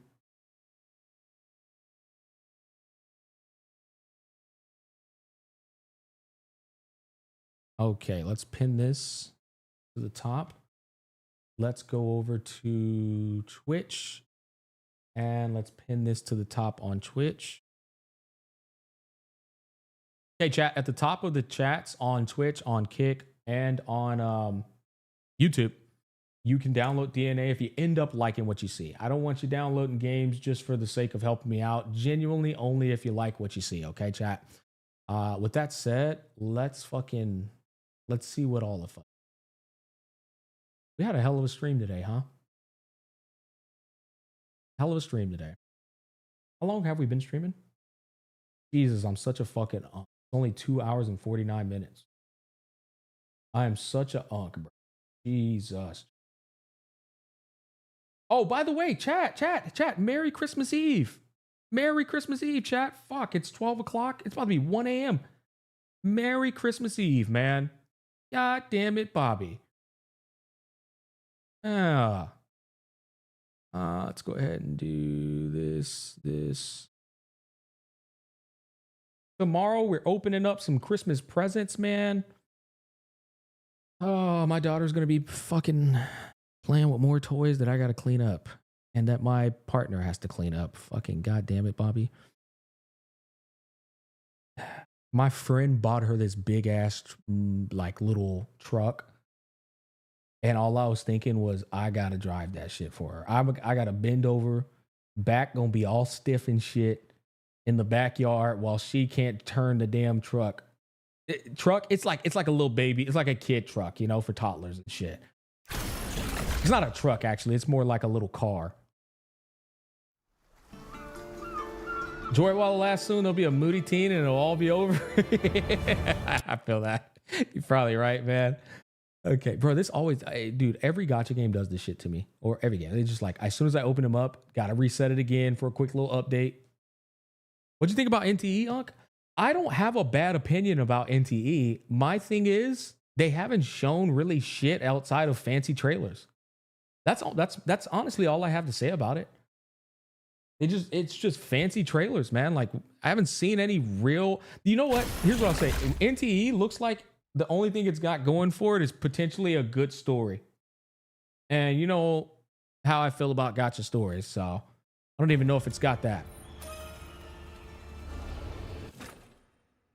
Just another gacha. Yeah, it's like all y'all are doing is just trying to get people hyped up by how good your graphics look in your trailers instead of like, you know, real gameplay. They changed login screen. The login screen matches patch 1.1's brand new region. So the login screen is literally a good reflection of the new region, guys.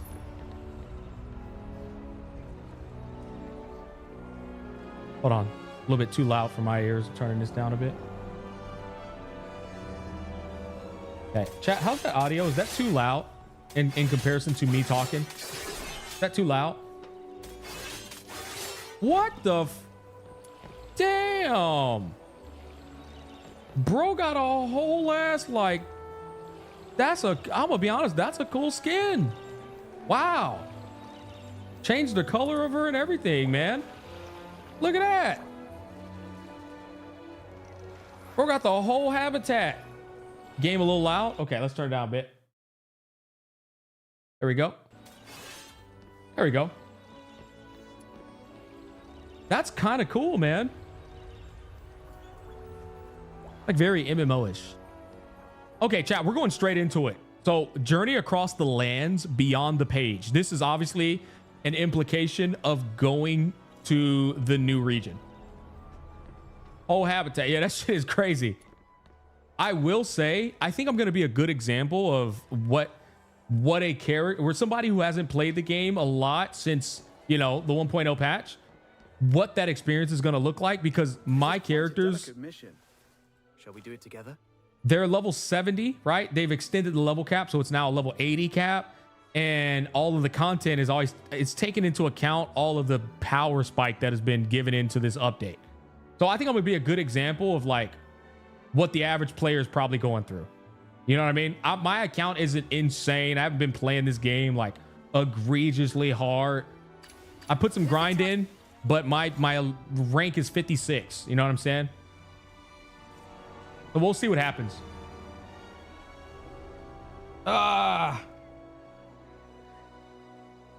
Life lessons. What's up, man? Welcome to the chat, buddy.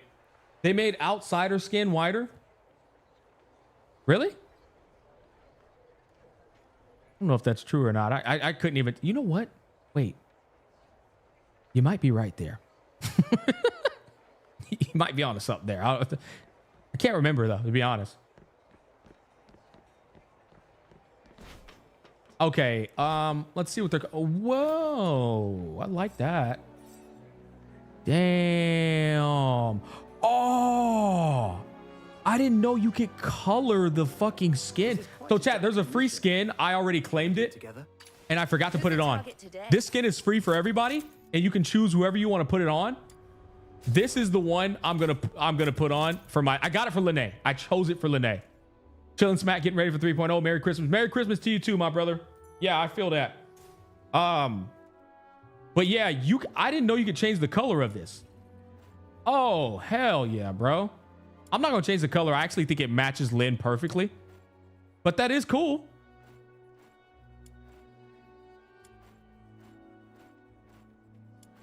Yeah, I'm gonna be honest. I like how it looks on my Lynn. It looks wonderful. Looks absolutely marvelous. You change colors for all skins? Yeah, I wasn't aware. I don't know why I thought you can only change the colors for the skins that like the game has in terms of the pulling system. That's cool. Bro, this Lynn looks so good. Okay, let's what she got? How about we put this on? Damn, bro, I ain't gonna cap, but Lynn look good as hell. Put this on, and let's deploy my Lynn. Also, hold up, chat, my bad. Tactical backpack.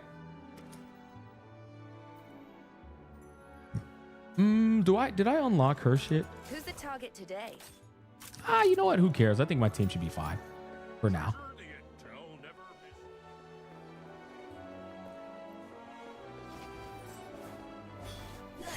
Okay, so this is the wait. Is this the right story? Yes, it is. Good night, Smack. Enjoy the rest of the stream. Hey, take care, Speed. Thank you for hanging out with us, man. Okay. Wait, Rainbow Colored Dream. Okay, quick show of hands. Who's already played the story, the 1.1?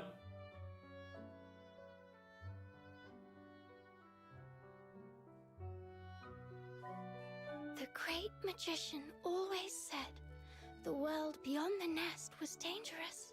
That only This is the wrong quest? inside That's literally why I was asking. That's literally why I was asking. I was like, I feel like this is not the right quest. Oh my God, bro. How do I get out of this? Abort quest. Here we go.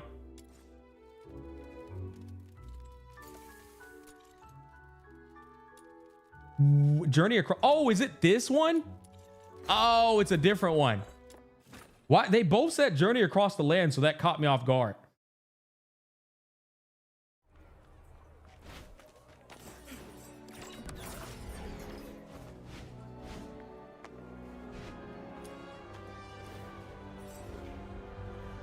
All right, here we go.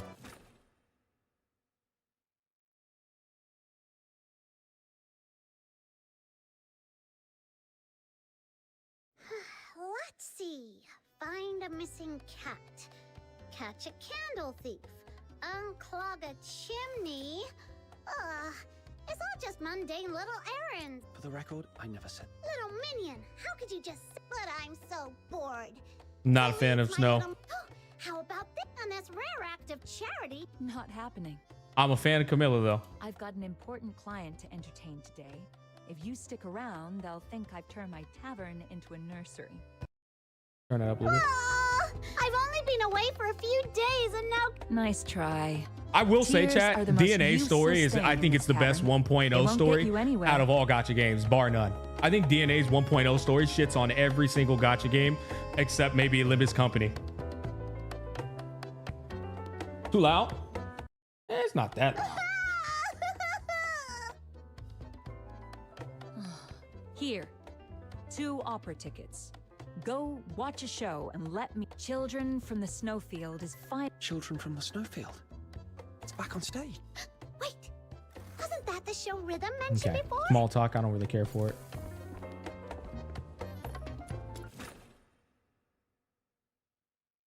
You still have a lot before going to the new land?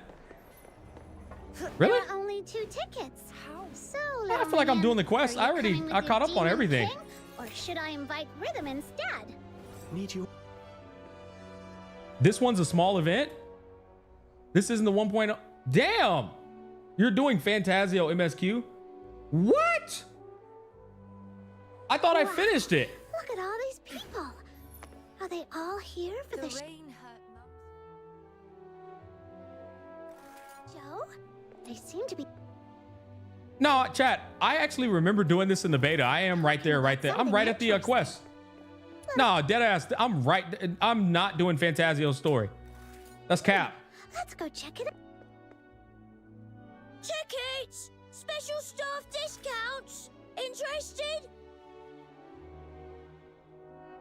Thanks, but we've already got our tickets. It's the prelude. Yeah, that's what I thought.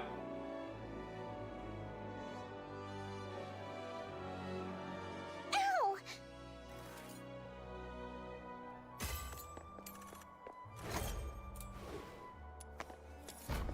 All right, here we go.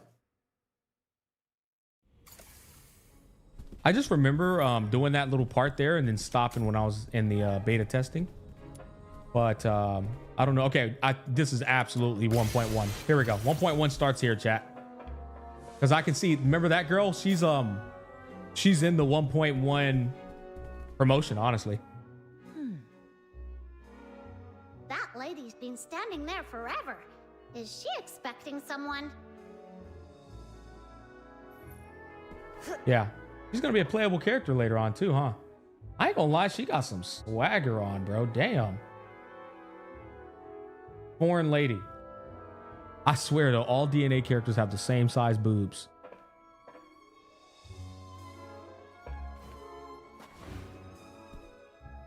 Good day, sir. Here is your ticket. Your seat is just to the left. Have a wonderful evening. Have a wonderful evening, my lord. Pull this up a little bit closer. Here we go. Whoa, why is that? Hold on now. Relax there, my boy. Hold on. Turn this up a little bit. Okay, there we go. All right, chat. I had to fix my mic there. Here you go. These are our tickets.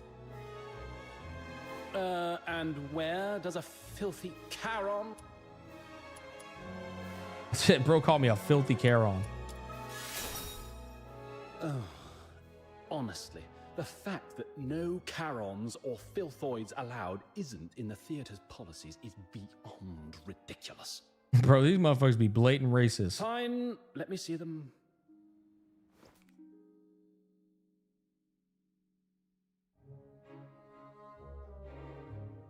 Aha! Busted! Did you really think you could scribble over the dates? I like the VA direction for DNA You people. filthy lowlifes. I can spot cheap tricks like this a mile away. Faced with undeniable evidence, you're left Wait a speechless. second, little minion. The picture on these tickets is different from the one. Could it be? That boy swapped our tickets when he bumped into us. He can't have gone far. Trying to run off now? Thieving little brats like you aren't going anywhere. I'm hauling you both straight to the security bureau. This dude is an asshole. Try to reason with him, ignore him. I ignore this shit out your ass, bro. Hey, that was me. Mum, my sincerest apologies for the disturbance. It's just a minor misunderstanding between them. There's no need for such a trivial matter to take up your I heard commotion. Is something wrong here? Ah, boss. And who is this? This is one of the theatre's distinguished guests. What on earth is going on here? Take this outside now. We can't afford a scene in front of someone like her.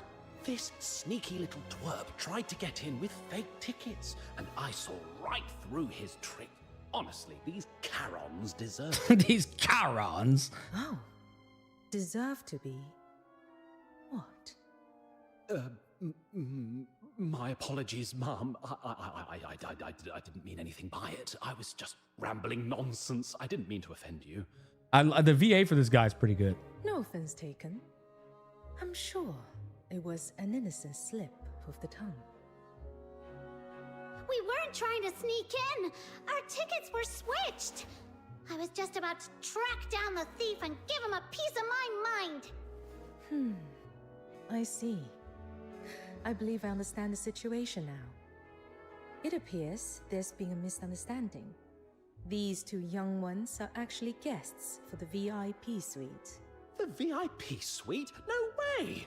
That's the best seating in the Gallia Theatre. Only someone with deep pockets and high standing could reserve it.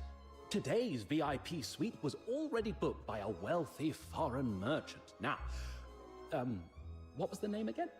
Smack, a lot of people were talking about some stealth nerf to the grinding. I haven't played the game in weeks. Can you confirm if it's true or not? I don't even know, Ines. This is my first time playing patch 1.1, brother. Right? So I don't know. I can't even. That's why I'm playing it, actually. Keep in mind, this is a sponsored stream, but I almost did decline the sponsor just because people are doom posting, but then everybody wants to be curious. So like, I'm trying to figure it out. I am. To my honest truth, I'm trying to figure it out. Jalil, correct? Here, my reservation confirmation. I paid for this suite in full. Bringing along two young ones shouldn't be a problem, right? Let me get through this little tidbit here, chat, and I'll answer what y'all want. Theater's way harder. I think that's something I would like to address too. Mom, are you sure you want shady little punks like them to dirty your private suite? This nigga is a Don't be fooled by glorified their dickhead, innocent bro. appearances. I have my own judgment as to what kind of people they are. Or are you questioning my judgment? The stealth nerf really just affects people who want to AFK farm on easier stages? Huh. Of course not, Mum. Whom you choose to bring into the suite is entirely up to you. Even if you invited ragamuffins from the slums, the Gallia Theatre would still be honored to serve you. Shut your cake hole, you idiot. Oh, All right, calm yourselves. You've done your part. Now, here's what you should do. Lead the way and show us inside. yes, Mom. One I love last these VAs. I know they're good. advice for you. They're good. No, I'm In telling my you guys, homeland, if there's there's an anything you want to outside. take from my mouth that I'm Fruitless lips, shooting invite straight, you. sponsored or not, the story of DNA is better than all the other freaking gacha games you've played in their early patches so far. So much better paced, so much more stakes, and like getting your heart locked in. Watch your words. You never know what misfortune they might bring upon you. Like, I think if there's anything you want to play this game for, if you don't like the gameplay or anything, I think if you're a story guy, which a lot of people in the gacha space are, this game's worth playing for its story.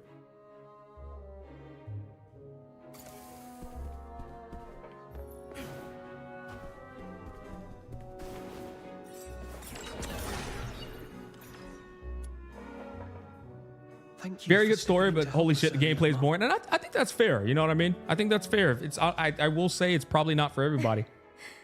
No need to be so formal. Just call me by my name. Lady Giulio, then. That's not much of an improvement. Lady is more of an empire term, isn't it?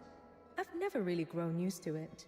I've spent years traveling these lands as a merchant, overseeing a few shops of my You know own. who she reminds me of, chat? If you feel I you wonder if y'all must can use guess a it. title, perhaps proprietress would be more fitting. All right, then. Proprietress Giulio, were you expecting someone? I hope we're not intruding. Veronica? That's fucking hilarious. Bro, she is infinitely hotter than Veronica. That's what you've been worrying about? Jade from HSR? How No. adorably considerate of you. You guys probably won't be able to guess. She reminds me. Let's see if somebody else might guess it. Got no fucking idea? She reminds me, and I'll just go ahead and pull it up.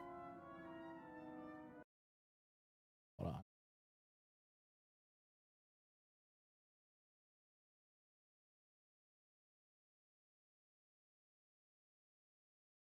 This is who she reminds me of, chat. Ning Guang from Genshin. She looks like an Arc Knights character. Yeah, no, I think of fucking Ning Guang, man. I see the vision. Yeah, I see it too. Shit. That's a throwback. I know. Back when Genshin actually was enjoyable. Long time ago. It's okay. I don't think that person will be. He was coming. about to say it. Watching a show on one's own can feel a bit lonely. Having you two here Female has brightened the Zhongli. suite considerably. If anything, I should be the one thanking you. Little minion, can you believe someone would stand up such a rich, generous, and gorgeous lady? What a fool! In my homeland, we refer to the chance encounters between people as fate. Such moments are rare and precious. Osmanthus When wine it tastes the happens, same as I I remember. believe it's worth cherishing. But Wouldn't where you are agree? those who share the memories? Snow thinks this nice, pretty lady is absolutely right. So Snow and Little Minion will Ass shot. stay. I missed it. Thank you for having Damn us. it. Is that your name? It has such a lovely ring to it. Come, have a seat.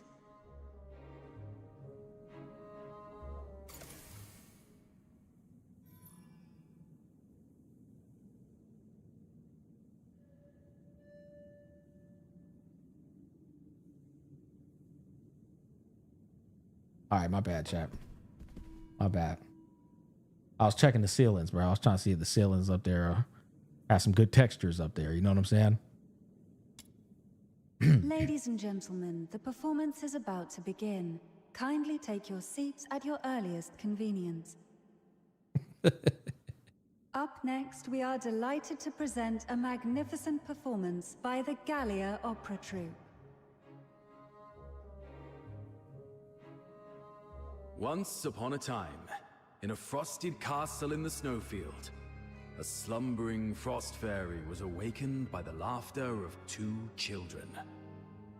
The tiny fairy flew towards the monstrous creature, only for its delicate limbs to snap beneath it. The fairy's frozen heart pulsed for the first time, beating, screaming its own destiny.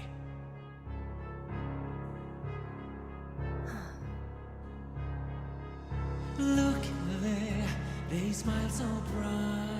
Oh, this is the Fantasios track. How I wish I had known. My frozen heart, it's been cold for a lifetime. How I wish I could feel the warmth. You seem a little upset. Something in the story struck a chord with me. That's all. Across every time and place. The same stories are told. Tales of those who sacrificed their lives for something greater. Chad, I just beat Fantasio's story yesterday too because I had to catch up. But are the things they die for truly worth the price? You need an eye tracker? Look at me. Waxing sentimental all of a sudden. Best quest in the game. It was good. It was really good. I loved how they presented everything leading up to him being revealed, you know? Come now. It's time we left. I also loved how Rhythm and him came to be. Like, that shit was good. I'm not gonna cap. It was a good quest. Especially for when you consider that as 1.0. Not so fast. Our boss says you're not going anywhere yet. That's bald as hell, boy. Who are you? And why so rude? Is this how you treat the... Huh? What's that? Miss Jill, you right? My boss has an appointment with you. Before the area is cleared, I'll need you to wait here for a moment. The performance has finished, and your boss is still nowhere to be seen. Is this considered proper business etiquette here in Hyperborea? I can wait, but what about these two? Surely you can let the young ones leave? Didn't I make myself clear? I said no one leaves until the place is cleared. Not a single one of you. Huh. Damn, why she got 2 different beauty marks? Got a beauty mark on the neck. That's a random ass beauty mark. And then one on the titty. Now that's a based one.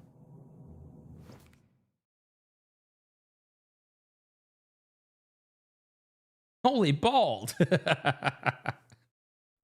Lip sync is terrible. Yeah, it is. Wait, Miss Gilliu. Crowded places aren't really my thing. These VAs are so good, though. Far more suited for business. Don't you agree? Like, this dude's VA is fucking peak. A little power play, was it? Enough with the excuses. Show me the goods. The foxica you asked for, I have it. Wait, I know that guy. Camilla told me all about him. He's a notorious underground arms dealer around here. The stuff he peddles is always subpar. Allow me to confirm one last time. I am not seeking just any common foxica that can be procured from a street vendor. My requirement is for the highest grade, with a purity of no less than 95%. Are we talking about cocaine, Is man? that understood? What are we talking about? You're free to inspect it yourself. But let me make one thing clear.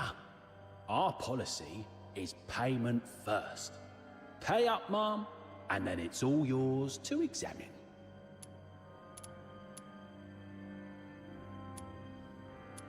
That goes against the most basic rule of fair trade.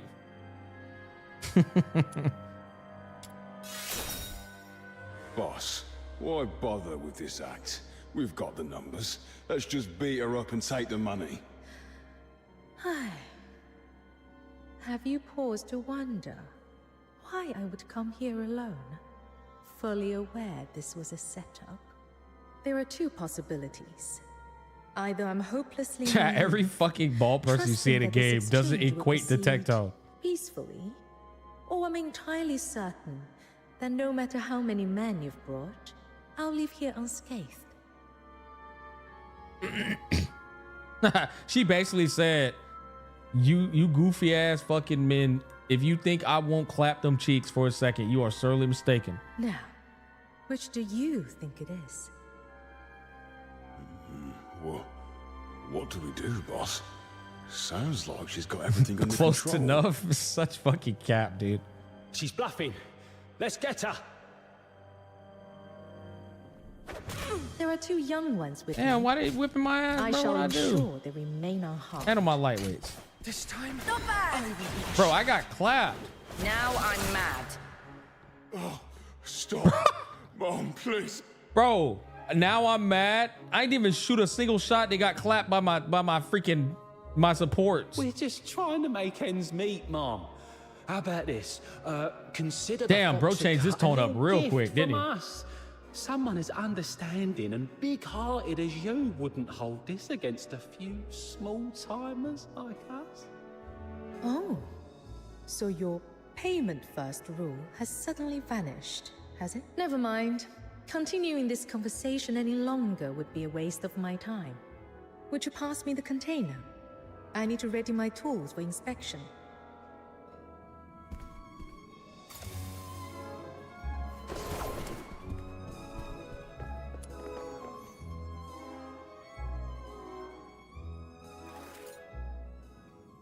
All right, boys, I want to kind of get to some gameplay. I'm actually, the reason I'm not skipping is because I quite enjoy DNA's story, but I actually want some of this stream to be about some of the, the gameplay loops and stuff that have been brought in with 1.1. I don't want to spend the whole stream consuming story content.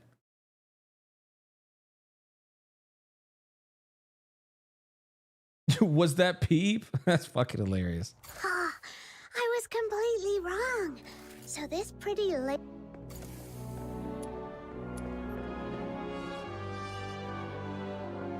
Hi, Smack. How do you combine all your chats in OBS? I'm using a software called Botrix, but my ass... Are you going to the Asphodel to meet someone? My ass needs to do that for Kick. I need to put Kick into the chat. I haven't done it yet. Could it be a I have to do it lady with with Botrix. golden curls and a sharp But tongue? that's why I have a separate chat that I'm looking at for Kick right now. That right.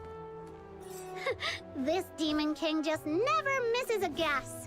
Oh, but please don't tell Camilla about the sharp tongue part, or my allowance for today would be... Here we are!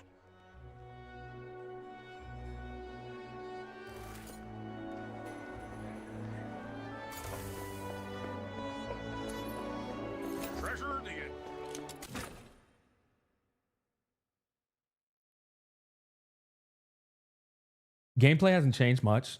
You want to know the Doom posters to the theater? So, how was the show? Did you enjoy it? So see, I feel like the Doom post on the theater isn't entirely valid. And the reason I say that is because this game, because you can grind all characters and their copies for completely free, the theater is taking into account that you're able to take characters all the way up to Intron 6. You know what I'm saying? And if you're somebody who has not been grinding and taking those characters up to Intron, a couple of Introns on each character, the theater might be too hard for you. But all you have to do is literally just play the game and grind it out day by day. And you'll eventually have investment in your teams to where you're able to pop off. And I don't think you need Intron 6 either. You probably need like Intron 2 on like Psyche, or like Intron 2 or 3 on a couple of characters. And I guarantee you that theater ain't that bad. But the thing is, I guarantee you, Gacha players are probably going into this game, once again, with a Gacha mentality, trying to clear the theater, and they haven't been playing the game. It's just my guess. You know what I mean? That's just my guess. Problem is, I2 Psyche isn't enough. That's not what I saw a content creator. Literally, there's a content creator who covers Do It Night Abyss right now, who did a whole video showing him clear it with I2 Psyche. So like by just that reference point, you're waffling, I guess. That's the best way to put it. You need superb gameplay to ask that of players with as much competition as there is. I think that's fair. Now that is fair, right? If you're somebody who says, oh, I can't play this game for that long because the gameplay loop's not fun for me. I think that's fair, right? And I guess that's where we come back to looter shooter game might not just be for you, you know? It's you. Well, I didn't expect you to cross paths with this dynamic duo. Of course they know each other. Cut. You keep 80%, as usual.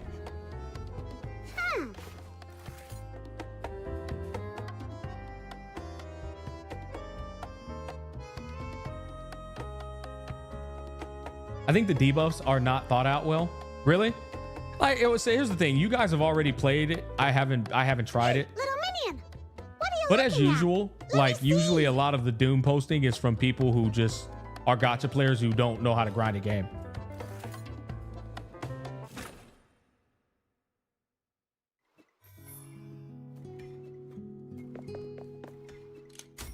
He had I2 Psyche with gold +8 and above wedges. That's the level of unemployed grind. But bro, so no name.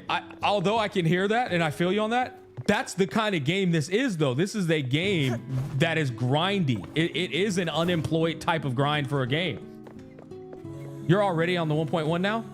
Yeah, okay. I'm just trying to get over to the region, to the next region. Who's the target today?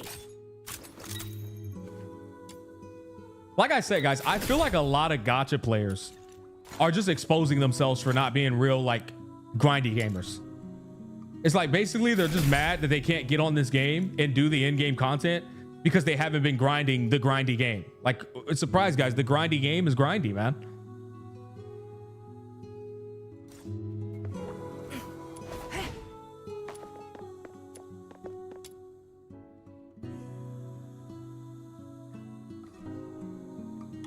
I'm too employed for this shit. See, and that's fair. That's a perfect admission, you know? Hey, I'll be honest, I just ain't got time to put in that level of fucking grind. And it's also fair for somebody earlier to say the game's gameplay loop is not fun enough for me to put that many hours into it repetitively.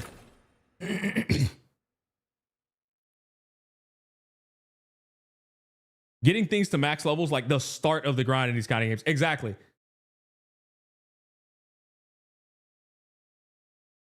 Even Warframe's more grinding than this and people don't constantly complain about it.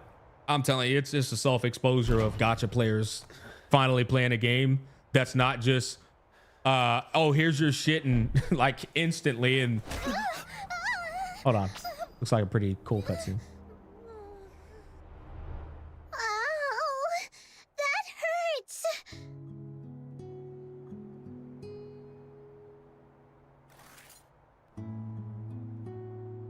But that's not true. I was just testing your strength.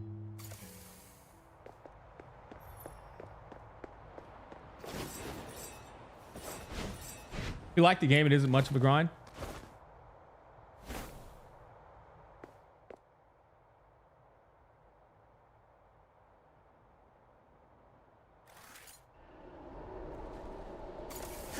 You wish they put in more mechanics to make those bosses more threatening than just stack up damage attenuation. It looks like they haven't learned from Warframe's mistakes.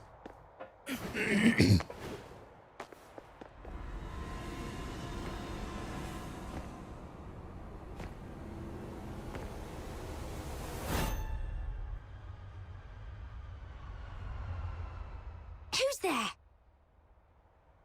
Excuse me, miss. Could I borrow a coin? I was really hoping for a nice warm cup of honey milk, but I tripped on the way I can't, out. bro. I can't with that. Ingrid, report your status. As of now, no individuals matching the target's description have been sighted. Over. Understood. Any other unusual activity? About 4 minutes ago, a Lunarian approached me asking for a coin. I sent her away. What? You just let the Lunarian go? Is there a problem, Commander? The target is supposed to be a Charon, young man around 18 years old. It seems highly unlikely he would disguise himself as a Lunarian. Fool! A full-grown person can't turn into a Lunarian, sure, but did it ever occur to you the target might have an accomplice? They could be hiding nearby, watching our every See, move. it's funny because Chad, I want to skip the story just to get to the gameplay, but I actually love the voice direction in DNA. I feel like it's just so much more interesting to listen to the conversations. They sound a lot more natural. All units, listen up. Lock down the square and the surrounding areas immediately. It does sound like Contain every Hellfire. living thing in sight. Tonight, not even a night owl escapes Ice Lake city walls.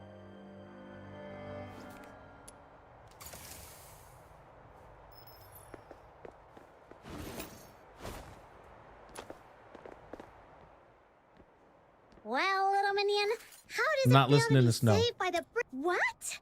Where else would you find... The machines over there look weird. We'd better stay away from them. It's like a detective mission. Oh hell! It turned away. Now Didn't it's have the my time. dash. Sneaky, sneaky, sneaky, sneaky.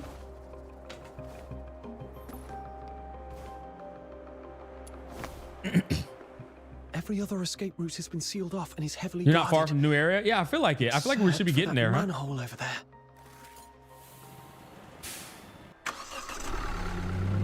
Damn, that's a whip, boy.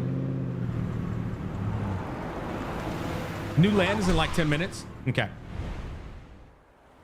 Halt! Who goes there? Orders from above. It's such a No nice change of suspicious pace individuals compared to are a allowed shitty voice through direction tonight. on the Hoyo Gonna games, need which is your why I full just stick to cooperation. JP now. Yeah, dude, the English voice direction in DNA is actually really, really good. It makes up heavily for the, lack of lip syncing. Oh my. I noticed quite a few patrols on the streets earlier. May I ask if something has happened? Bro, Zilu is What fine business as is shit. that of yours? That's classified information. That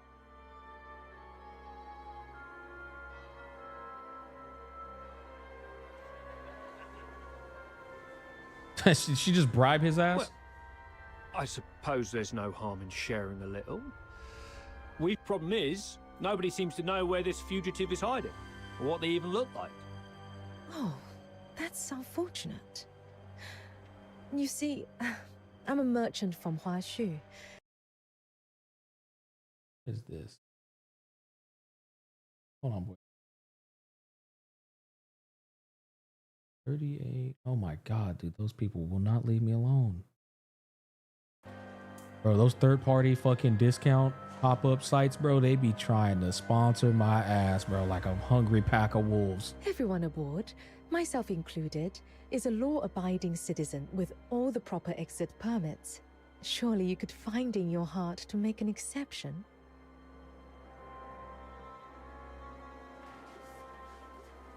When did she prepare these documents?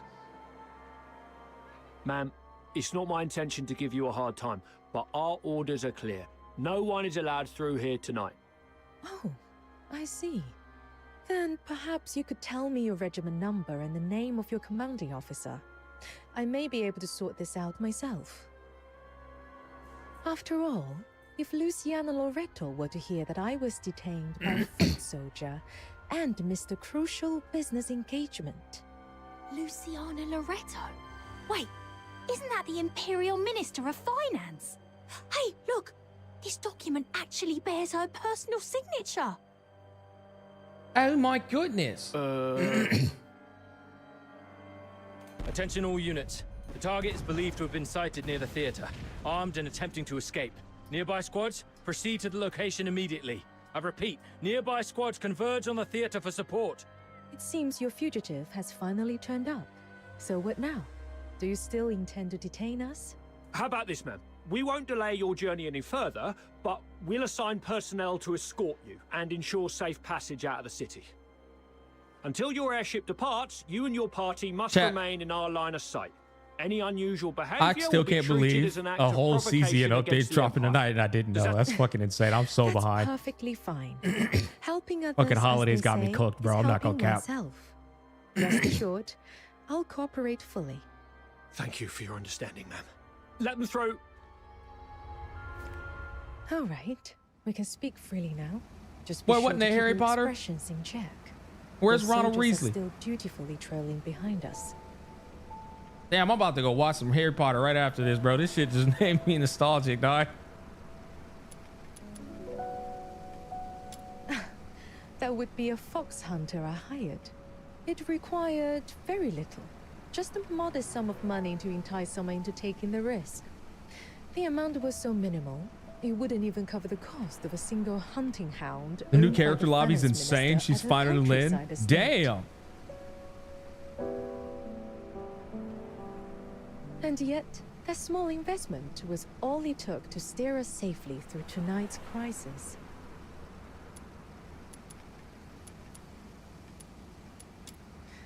Would you like to hear something intriguing? The Hyperborea Daily. This morning, Camilla shared the story behind that article with me. After hearing the details, Traveling to a far Okay, I think we're going. I think we're doing the Ronald Weasley drive across to a new land, guys. They were doing the Harry Potter fucking flying car to the new region.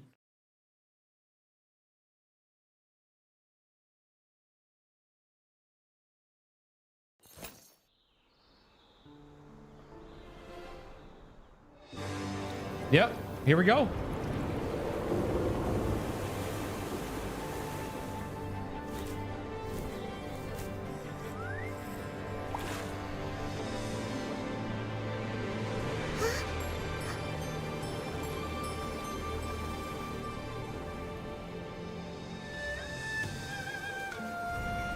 The walk-through area does feel like playing Whirlwind's Meet. Yeah, it gives off that feel, doesn't it? Even the music.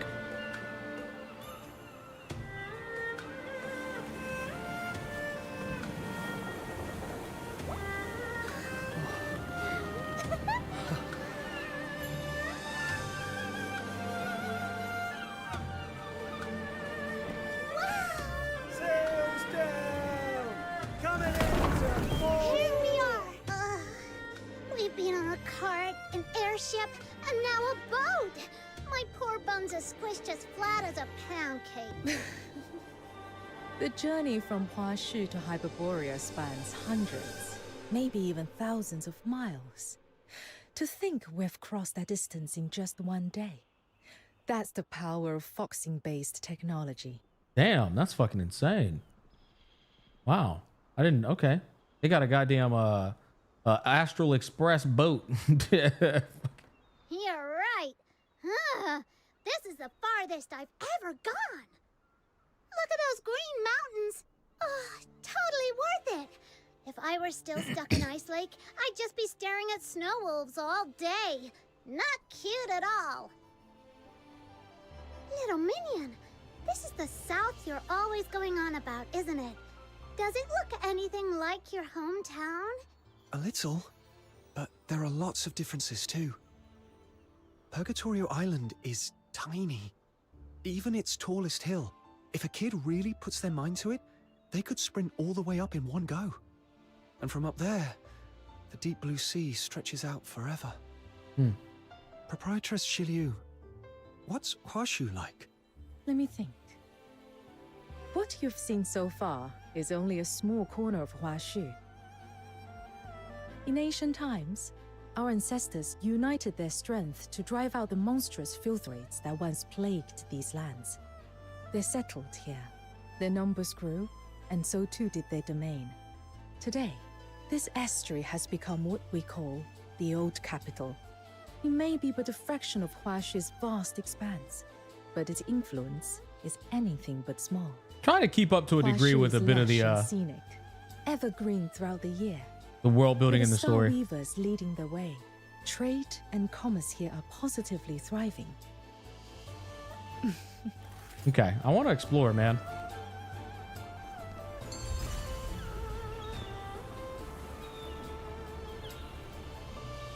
I mean, to be honest, people said this shit was buggy, but I guess I just got here. I haven't seen any bugs, man.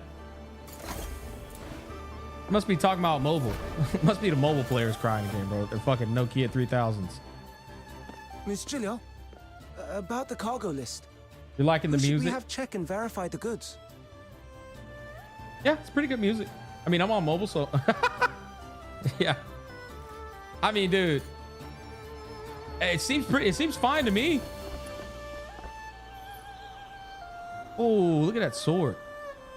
Fucking Carthathea sword.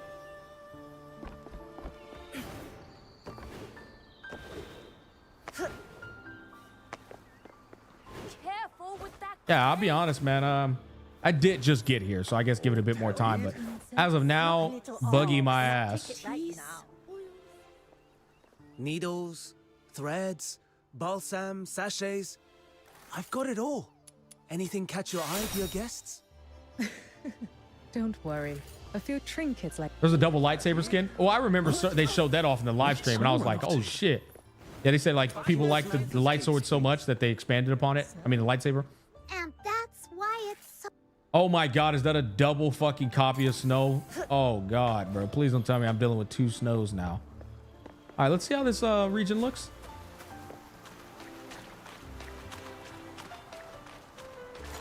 My settings on.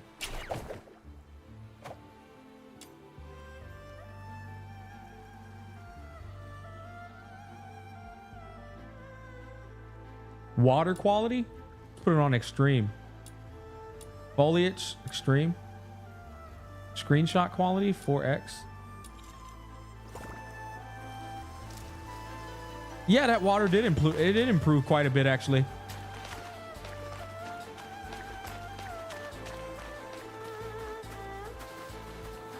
Honestly, it looks pretty good.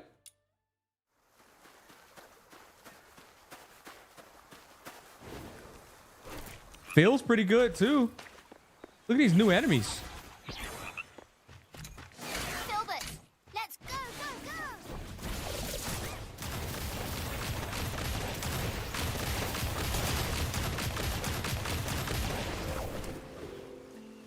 go. Feels very good actually. Fuck, let me get this story quest out the way real quick. It's gonna bother me. Where winds meet? Yeah, this shit looks... Here's the thing, though, with DNA. My real question is like, this big, beautiful open world. My question is, like, what are you going to do in it apart from story? You know? Fair question. Like, I feel like this is the kind of game where you're just going to be going and grinding things as opposed to exploring.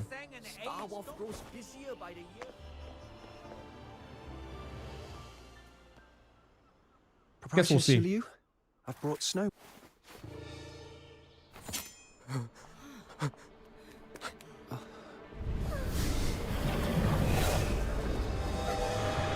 Not these beasts again. That was a weird... I feel like I couldn't see shit. It was like the camera angle was weird there. That was a weird cutscene. What was that? Little minion, did you see that? That creature took out the baddie in just one move. Through cavernous veils. I didn't see that. The Bi'an mentioned in that rhyme is the very creature you just saw. They are the guardians of Huashu. All of Huashu is protected by an unseen, ever-present law known as the 9 chapters of Dafeng. The moment someone steps into Huashu, they fall under its domain. Huashu. And should anyone break that law, a Bi'an emerges, born on blustery winds, to deliver judgment. Damn! Hold on, what? All of Huashu is protected by an unseen, ever-present law known as the 9 chapters of Dafeng. The moment someone steps into Huashu, they fall under his domain, and should anyone break that law, a Bi'an emerges, born on blustery winds to deliver... Bro, we need this shit in America. We need this shit in America, bro. No laws getting broken after these niggas come. That's pretty crazy, bro. Goddamn big ass godly lion pops up and just starts slapping people, bro. Crazy observation, Hockey. So that's why there's no crime in Huashu at all. I'll be real, boys. I think this update as of now is anything that's like crazy so far. It seems like typical, like, I know it's not a gacha game anymore. It seems like typical gacha updates, you know? It seems that a few ignorant souls managed to slip in while I was away. Miss Julio, my apologies for arriving late.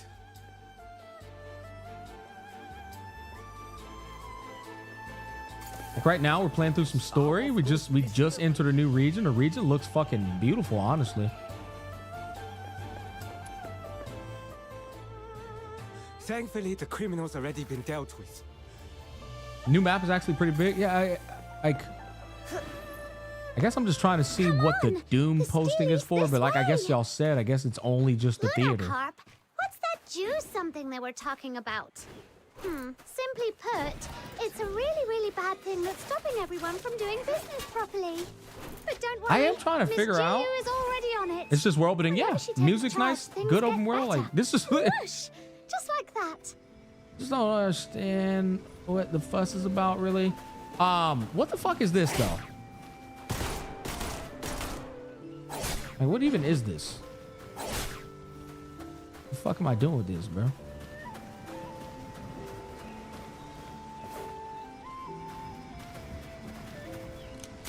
New tool? Huh. You collect it via the new box. I must have not got that yet, huh? You need an i6 Fushu to interact with those? Shut the fuck up, man. Find out later? Okay. Nah, that's beautiful. I don't know what they're Doom posted about. This shit looks great, man. It feels good too. Like it doesn't feel clunky.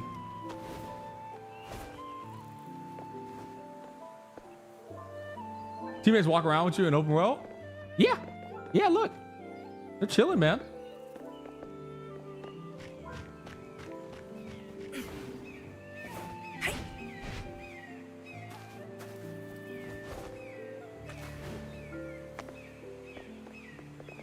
Oh my god, it is another snow. This is the Steely you were talking about, huh? Oh no. What does she sound like? Don't worry. I'll give you a crash course in the 9 chapters. Bro. If you want to enjoy your time in Huashu, you'd better pay attention. Why couldn't we get this fucking person as our companion? She sounds infinitely less annoying. The top line reads, "To wound or kill, this must not be done. Any act of violence or injury is strictly forbidden in Huashu. This one carries the harshest punishment, so watch yourself. Otherwise you'll be frozen in place, just like that wicked bandit, and shattered into dust." That's kinda terrifying. Relax. Good folk have nothing to fear. Only the wicked need worry. Right, that's a much better snow, I'll be honest. Thanks to the 9 chapters of Dafeng, there's no war or crime here at all. Everyone just lives in What the peace hell? and harmony. I hear that out in the wider world, It's a little glitch. it's nothing like this at all. Nothing too crazy though. It's not like it's like who cares, you know. I like the world building they're doing. There's no war or crime there because of the 9 chapters of Dafeng, because you'll get fucking clapped by a godly like tiger lion, whatever it is. Everyone, I know there's an appropriate Chinese term for it, but I don't know it. Everyone just lives in peace and harmony. I hear that out in the wider world. It's nothing like this at all. Yeah, it sure ain't, bro. That's true. But there's always a Back in catch, Iceland, right? If someone commits a crime, all we can do is wait around for those stuck-up security bureau soldiers to show up. Yeah, it's funny. There's definitely a catch. No world is like perfect harmony, no crime, no problems. You know, there's definitely problems. Just haven't But done they don't it really yet. care about Karons or the poor. Most of the time, we gotta handle things ourselves. A few days ago, What up, Dark we Hokage? finally met a young officer who actually cared and tried to help. But she quit to seek for a more meaningful life. Not gonna lie, I want to play the game, seeing this update. They're improving. I don't understand Doom posting. I mean, listen, we still haven't played the modes, right? We haven't done any of the grind. I think there might be some validity to it, but right now it's like how fast the Doom posting happened is kind of weird. Like, dude, let's fucking simmer down here, bro. Compared to our city guards, the something. I mean, those fierce-looking beasties that kind of look like snow wolves. They're way more reliable. They're called Bian. At least try to remember their name. Sound amazing? The Ice Lake, okay. No way! They're emissaries of the Mandate of Heaven. Anyway, that's exactly why Lung Scions are held in such deep respect here in Huashu. Holy white hair, bro. So, when some Lung Scions come of age, they resonate with the Mandate of Heaven. Called by the 9 chapters of Dafeng, they awaken as Bian. Okay, I want to try and understand all this fucking jargon here real quick, just so I can kind of have an understanding. They're called Beyond. Okay, so that's the name of the tiger, the godly tiger lion. At least try to remember their name. Beyond. They sound amazing. Can I take one back to Ice Lake and keep it? No way. They're emissaries of the mandate of heaven. Anyways, that's exactly why Longxians are held in such deep respect here in Huoshu. Don't keep us in suspense. Tell us. So when some Longxians come of age, they resonate with the mandate of heaven, called by the 9 chapters of Defeng. They awaken. That's a lot of jargon. They awaken as Beyond. Got you. So these Luong Xians, that name is a bit much. These Luongs come of age. They resonate with the mandate of heaven, called by the 9 chapters of Defeng, which is like their rule system, I guess. And then they awaken as those godly tiger things. Luong is basically Chinese for dragon. You know what? I do remember Luong and also on Wuthering Waves as well. They call it the fucking godly dragons in Wuwa Luong as well. Huh? Charons who come of age. Oh, interesting. Wait, so the Luong Xians are also Charons, right? Because he just said that by saying Charons who come of age. So that means this Luong Xian is also a Charon, I guess. Bonus fact: Bian are actually the most basic kind of enforcers of the 9 chapters. Some truly exceptional Lung Scions can even enter the 9 chapters in their human form, serving as magistrates of Yin Magistrates, eh? By the name of the mandate of heaven, they strike fear into any evildoers lurking in the shadows and keep them in check. And if someone is evil enough to ignore even that, the magistrate... Shit, sorry, chat. But let's hope you never have to meet one in person. All right, that wraps up the first... Wait, you never have to meet one in person? Okay, so the magistrates of Yingtian are probably some godly fucking beings. You know what? I guarantee one of the characters they showed off in 1.1 is probably a magistrate of Yingtian. We'll show up with the style and overwhelming presence, taking the bad guys down. But let's hope you never have to meet one in person. It wraps up the first admonition. Now on to the next. Okay, so one of the magistrates is probably that fucking cool green-haired girl, eh? You know what I mean? Admonition. Now on to the next. Smack that one motherfucker who read the story. I mean, if it's interesting enough, I'll read it. It's not boring, right? That Stevie.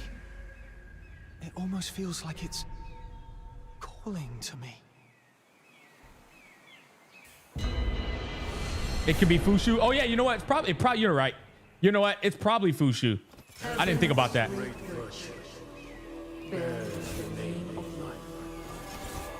To wound or kill.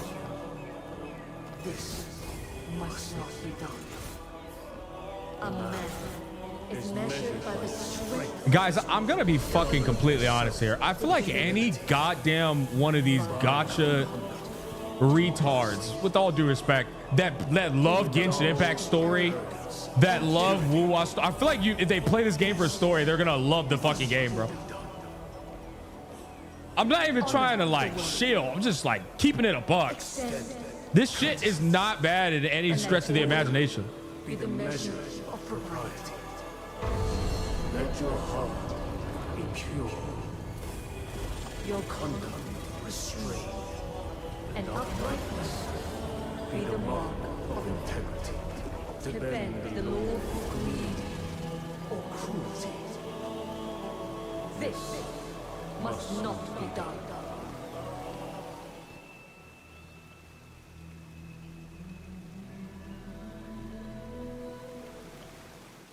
Now on to the next admonition of the 9 chapters of Dafeng. That's exactly right. Little minion, when did you learn to read Huashu script? I don't actually know how to read it. Just now, when I approached the Steely, a voice suddenly spoke in my mind. It told me what the text meant. Do you have any idea what that might be about?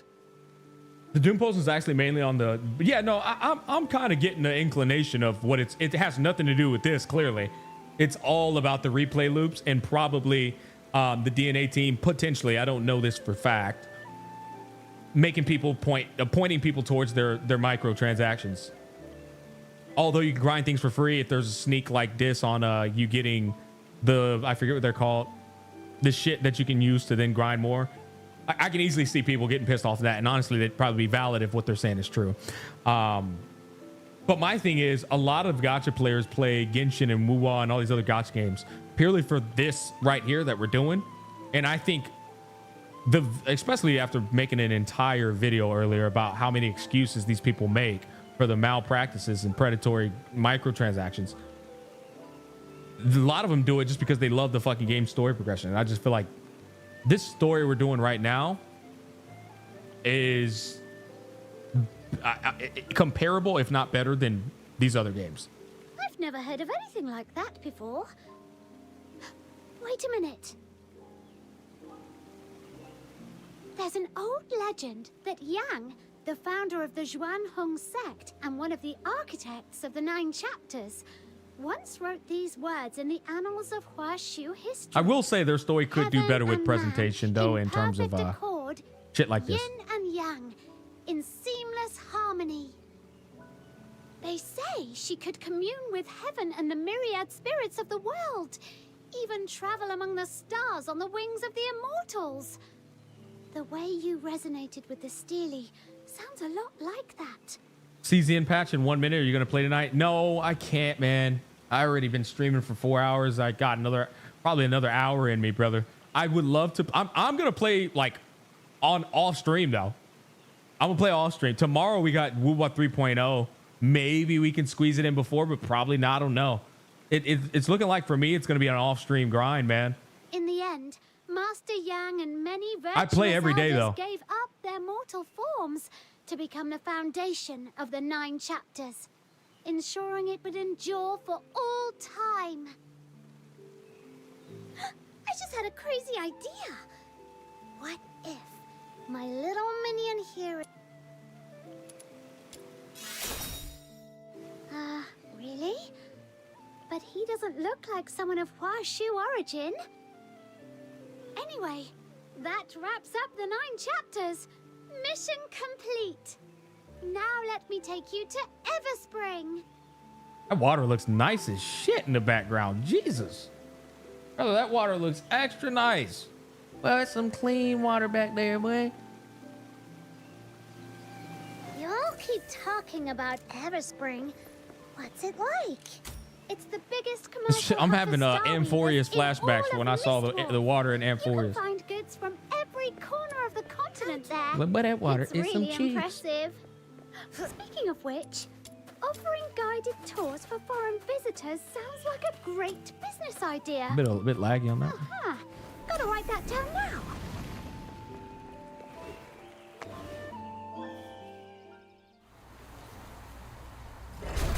Look at the waves in the grass. True. No, I really did think that looked nice though. Run! Run for your lives!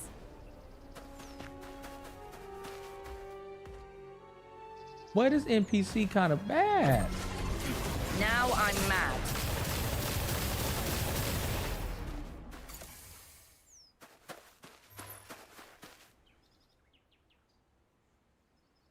Heaven and Lord Archon, bless us.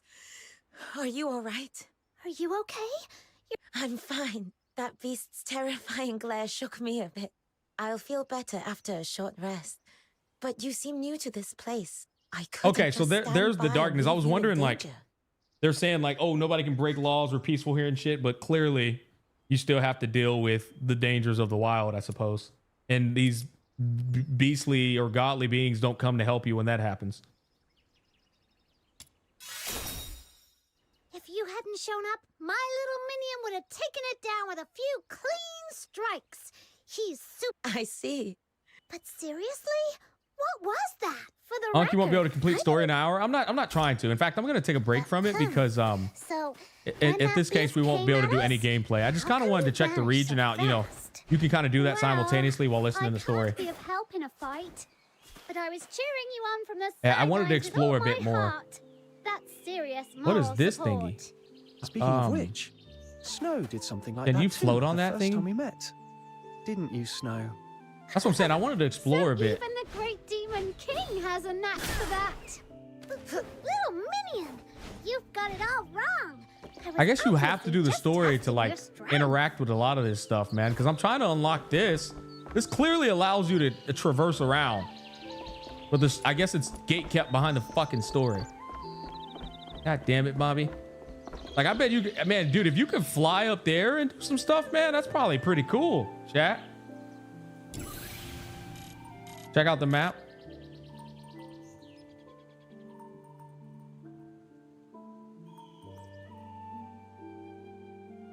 Yeah. It's not for traversal? How the hell is that not for traversal? That shit looks like it'll take you up the map.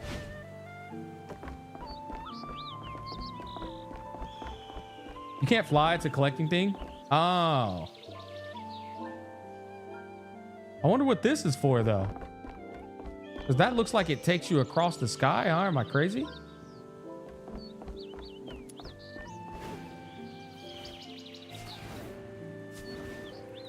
Okay, well, let's see. I think a lot of people probably immediately wanted to unlock Fushu.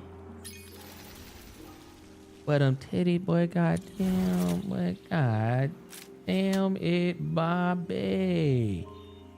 Oh, she's got the whole imbibed look. She is definitely one of them magistrates.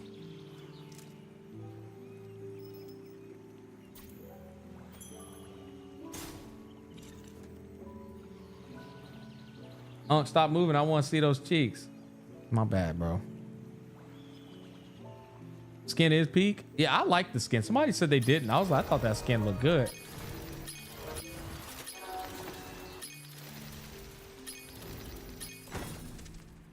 Okay. Mystic Maze. Immersive Theater. So everybody wants to unlock her. And this is probably why they're pissed. Because they went to this immersive theater and they realized that shit was harder than they thought it was gonna be. It's kind of what I'm picking up.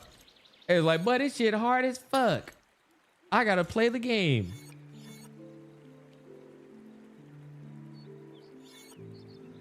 Okay. Recommended element is wind. Recommended element here is that hydro? Yeah. So we could do, honestly, I need to build up my psyche, but I'll do my boy. He not really that built.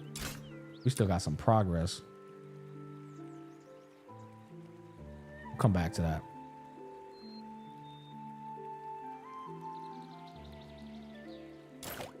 Harder than before? Yeah, I'm about to check it out. Cause my account ain't really that built. You know what I'm saying? My account ain't it ain't the best. It's not really the best. You know, my account needs a little word, if I'm being honest. Let's put don't really matter. We can like slap that on, bro. And we could slap don't really matter what we put on her either. Oh, I forget about this. Could put that shit on her. Give her a little bit more something. Get a little something. Okay. And for bro, character attack or skill damage. We can do that. All right, over here we're gonna do Hydro Girl. Damn, I sure don't have her weapon, huh? That's crazy.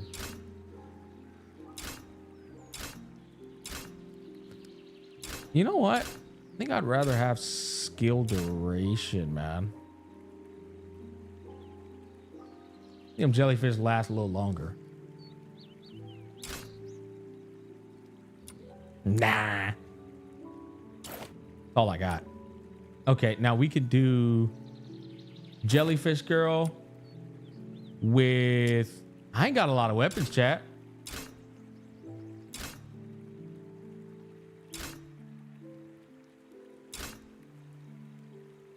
Sure.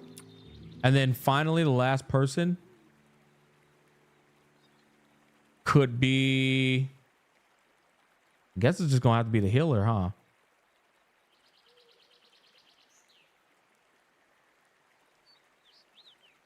I guess we could also do Sybil.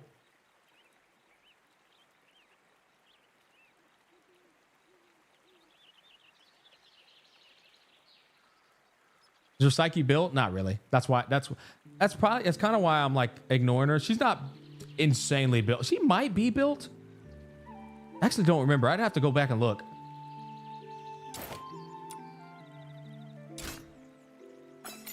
Okay.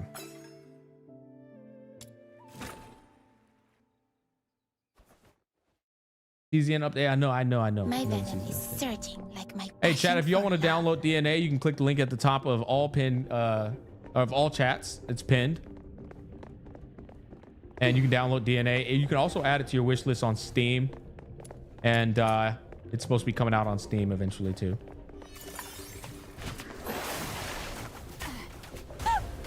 Come closer. No violent contact. This is so fun!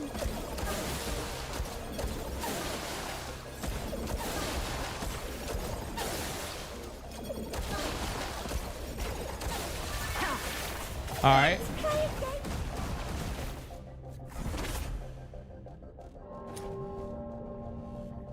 Which band incoming? Why would you say that?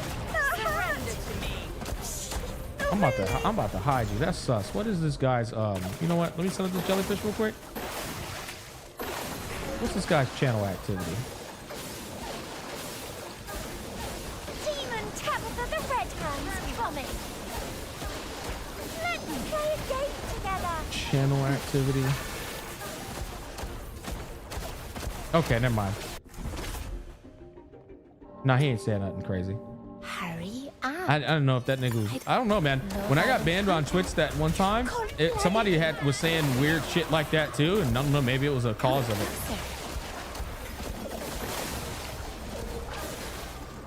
Joking about the previous bans of DNA. Yeah, the thing is, when I got banned in DNA, there was a nigga that said some shit like that in chat too, and it was like unwarranted. It was unprovoked. It was very weird. Very weird.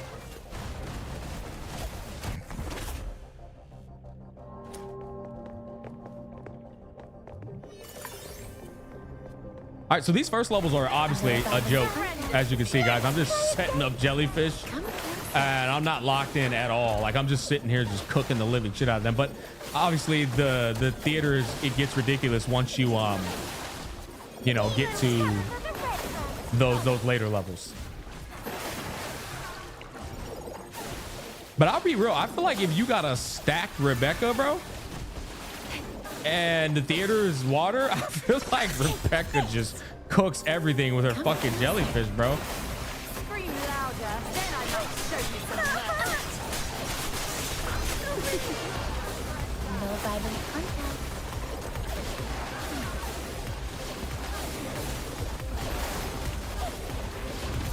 I don't even have a I don't think I have an I2 Rebecca either. The third stage is where it really spiked. Okay. Well, right now it's like unbelievably fucking easy, bro. Like, this is insanely easy. Rebecca's not clearing, Unc. I'm sorry. Damn, it gets that crazy, huh? This quickly. I have tons of chores waiting for me at home. Huh? And I'm probably not clearing with his ass either then. Shit. Playtime's over. Time to get serious.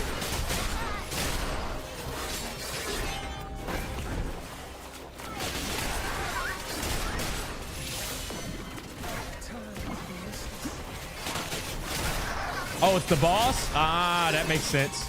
Yeah, she doesn't do that much boss damage, huh?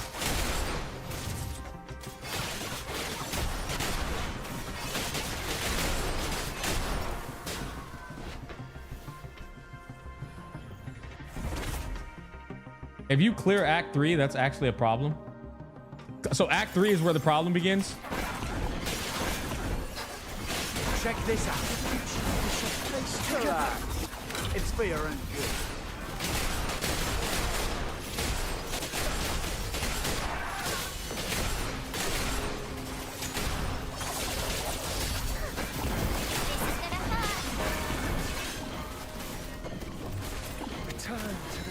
Okay.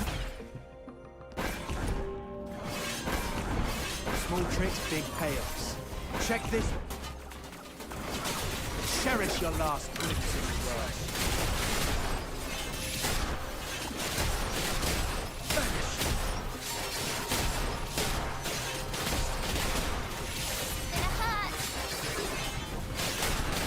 I mean, I'm just over here just slicing these boys with this katana blade, bro. Bro, it's crazy. I will say it is wild how strong Fushu is, though. Like, once you get Fushu, bro, I'm telling you, that's probably why the theater got buffed up so high, because once you have her, bro, that shit is insane. The buff is actually ridiculous. It's for your own good.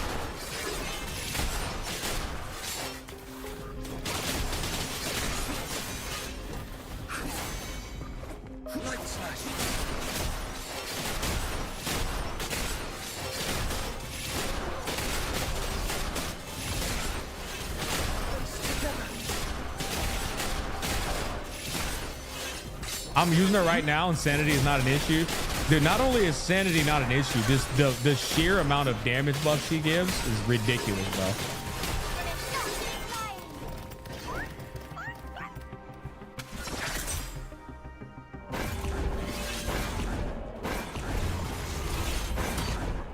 bro. Bro got cooked immediately.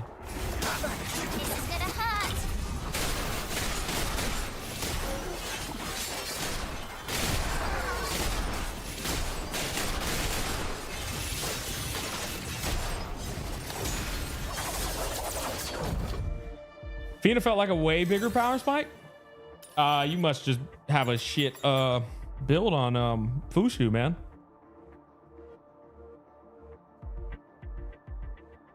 Okay, so going to Act 2. Let's finish this quickly. I have tons of chores waiting for me at home.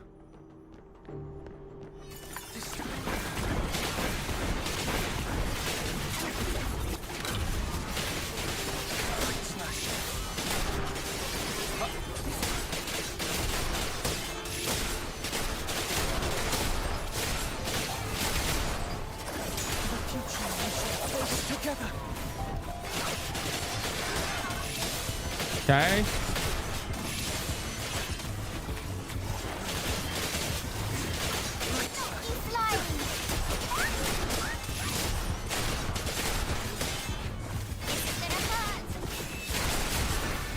Yeet.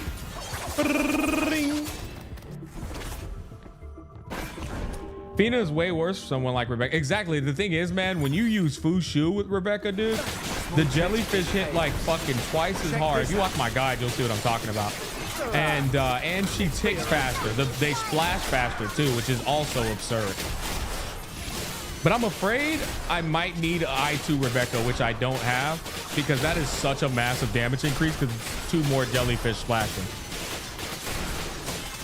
Small tricks, big chaos.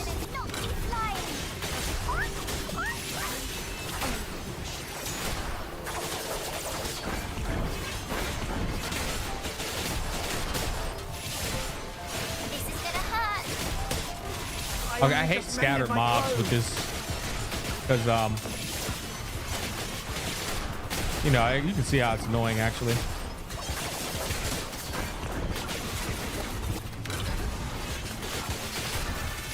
Sit the fuck down, pussy boy. Outsider looks sick. Yeah, I put a little kitsune mask on him and shit. This is gonna hurt. How's the new patch? I mean, right now I'm kind of just taking it in, really. Not really. The story seemed like it was pretty damn solid. The new region looks gorgeous, and the music seemed pretty good too. That's about as far as I got though. Now I'm doing the immersive theater, trying to get a quick little temperature check on it. But yeah, can't really give an opinion yet, honestly. Seems more of the same shit, honestly.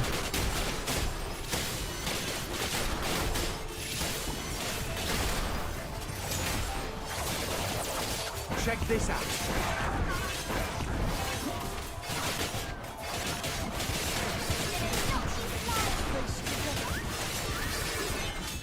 I'm just waiting for Ketsu. Bro, I played him in a beta, man. Fucking guy is so cool.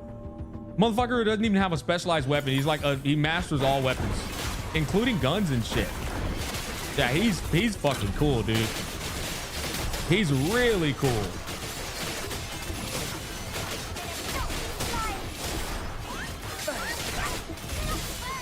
Yeah, I think a lot of people are gonna like him when he comes out.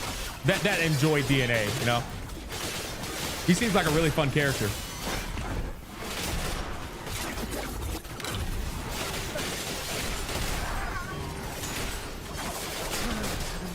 Damn, I just one-tapped them with the Monster Hunter EIC slash.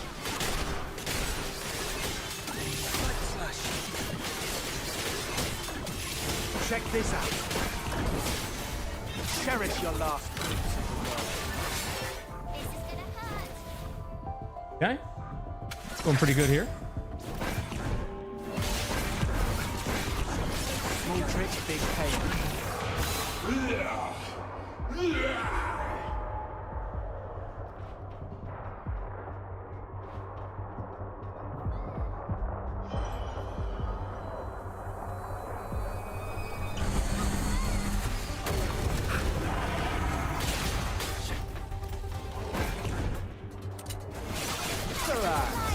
It's for your own good.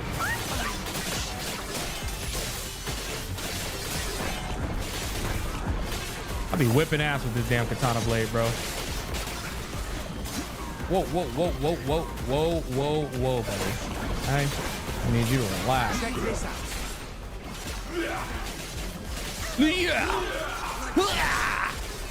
Well, shut your ass up, boy. I only just mended my clothes. Playtime's over. Time to get serious. Hey, watch out. Yeet! Oh my, yeet! Hit it with the EI Sheep Slash, boys. That shit is so fun to pull off. Yeah, he got cooked. That EI Sheep Slash ain't no fucking joke, chat. You get the S tier combo and then you let it fly with the heavy attack. Passion for love. Like my passion for love.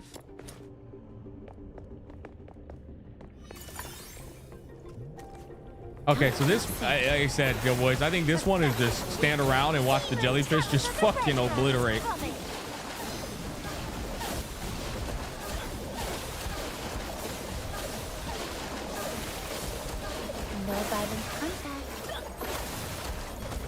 On my head, Song Virgil somehow come out. Boss is already level 70 in Act 2. Yeah, I guess when you go to the final thing, I guess that does sound pretty concerning, huh? Come closer. Surrender to me. This is so fun. Let's play a game together. It's so satisfying watching those jellyfish just obliterate without me doing anything. That shit is satisfying as fuck, chat. I'm not gonna cap.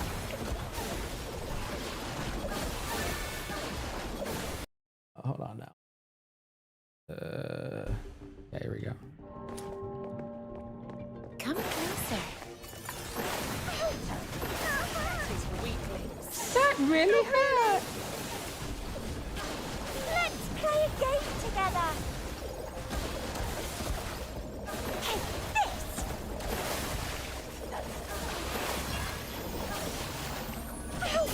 Summon meta? AFK meta, bro. That really hurts. Okay, where are they coming from? Here? Come closer. Demon Tabitha the Red Hand's coming. Scream louder, then I might show you some mercy. That shit is wild, bro, because in that beta, I was hitting for like 200k without any water weakness. Which is fucking insane. With Fushu, Rebecca.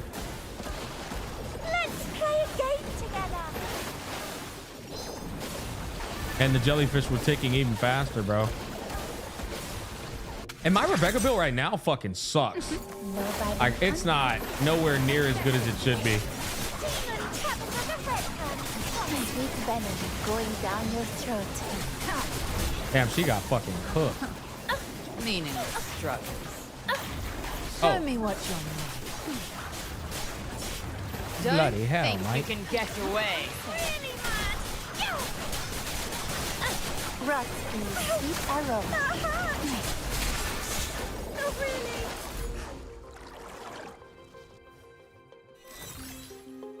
That was overpowered unreleased hydro wedges though. Yeah, well see, I mean, listen, man, I played the fucking I don't even know what the in-game wedges look like. So how the fuck am I supposed to know that? You know what I mean? I was just using what the fuck I saw. I have no idea what's in here and what's not in here. Okay, so we're at Act 3. Didn't y'all say Act 3 was what couldn't be completed? If I'm not mistaken, people were basically saying Act 3 was where it gets ridiculous, right? Okay, time for Act 3. So this is where it gets ridiculous.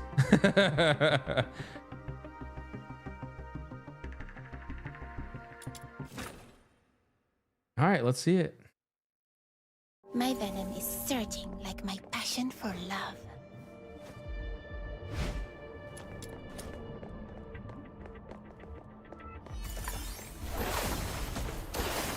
Come closer.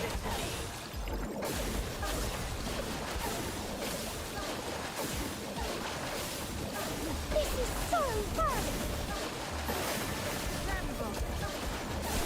No violent contact. Oh, those jellyfish are hitting hard as fuck, dude.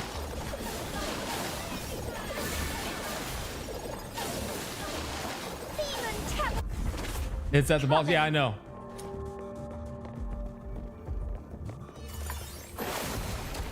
Scream louder, then I might show you some mercy.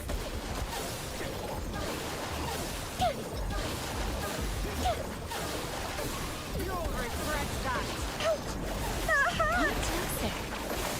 Oh, really? No violent contact.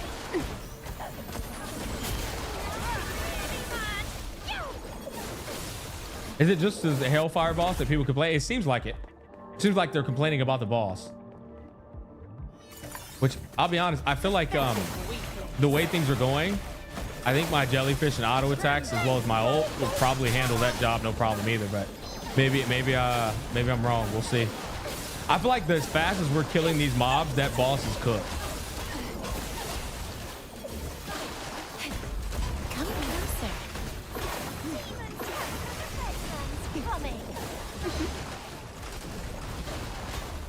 And what's crazy is, like I said, my Rebecca's not even I2, man. There's 2 more jellyfish of splashes that I don't even have access to, which is fucking crazy when you consider that. Them extra 2 jellyfish will be splashing for a lot of damage. Cold-blooded. That hurt. That's brutal. Ow. Oh, really? That really hurt.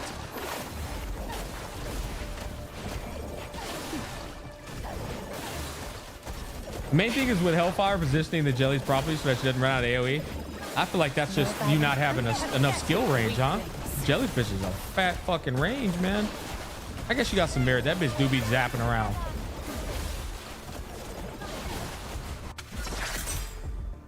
Okay, here we go. So meet your demise within these chains. No violent contact.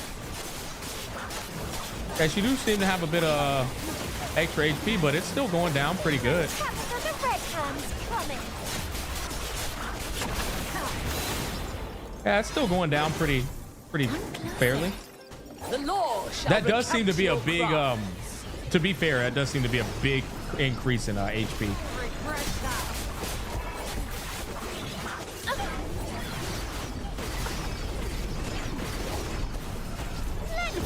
That zapping around is fucking annoying too, huh? No violent contact.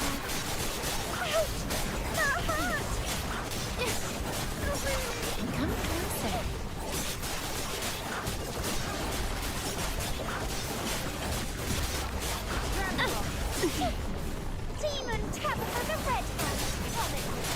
Boss looking kind of, not gonna lie.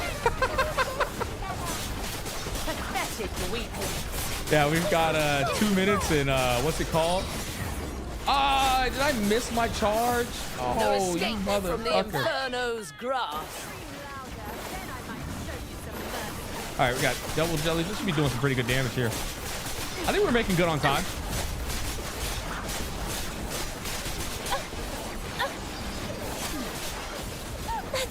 I couldn't see shit.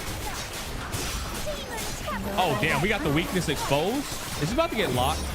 How dare you defy the law? Okay, there we go. We got 2 minutes to make use of all this. Definitely a bit of an increase. That was a lot of an increase, to be entirely fair. Massive increase in HP.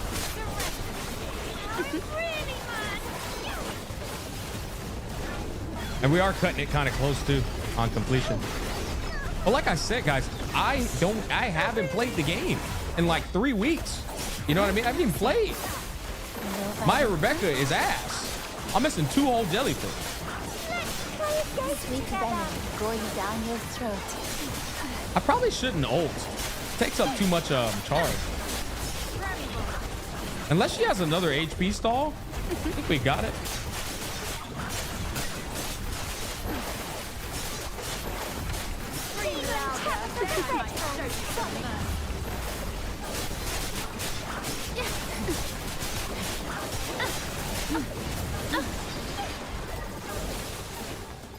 Can't see shit. A really close call, to be honest.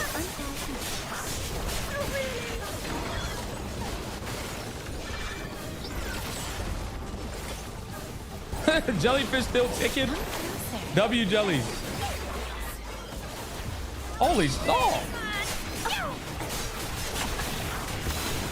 Oh no, she didn't just do this. The law shall recount. Oh, now that's insane. Now that's insane. Yeah, that's pretty bad. I'm not gonna lie. That's pretty bad. This bitch is literally stalling me.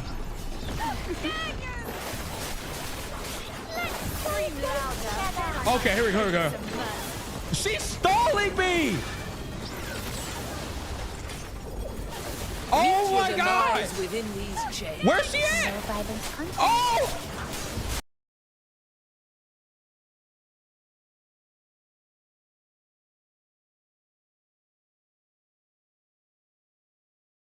Oh my god, dude. Chat. Holy shit. I just got stalled. Wow, bro. You gotta be kidding me. Oh, I just got stalled so hard.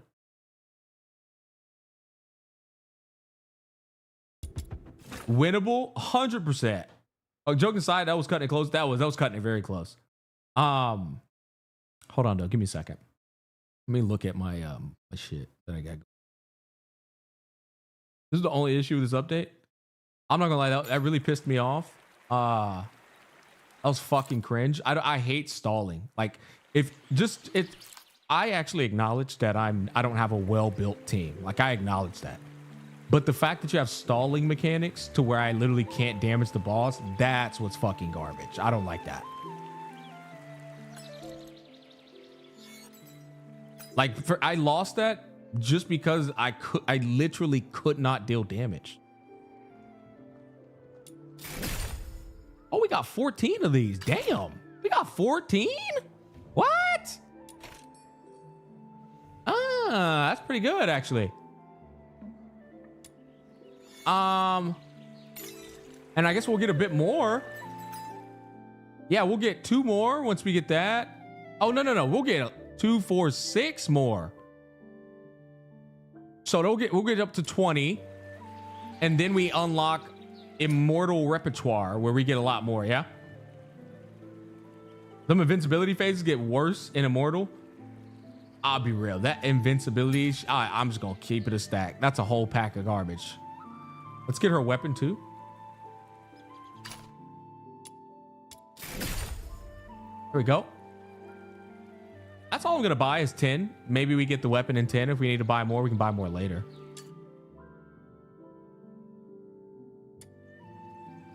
Ah, 80% off. I think I'm gonna need all this stuff. Smack, you did really good, dog, considering you're under level 60. No dupes on Rebecca and barely played the last few weeks. I mean, I just fucking... Rebecca, to be fair, he doesn't take much. You know, just sell jellyfish. Let me see, what's her intro? Yeah, bro, I ain't got shit on her, man. If I had this, that girl would have been cooked. This bitch would... Chat, 2 more jellyfish ticking the whole time. GG's. Let me see what I got. Ooh, I could have leveled this up a little bit more too, but that honestly, it's really the jellyfish that matters. I also don't have Rebecca's weapon too. That's also another big factor. But see, this is what I'm saying. It's like, I got such a mid-ass build, bro. Shit.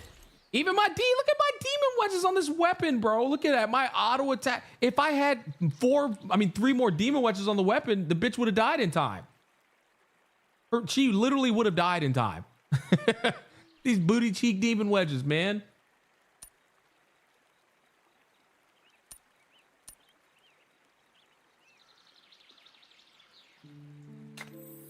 Damn, bro. I should have checked my build. What she got going on here? Yeah, we got some pretty cool stuff, huh?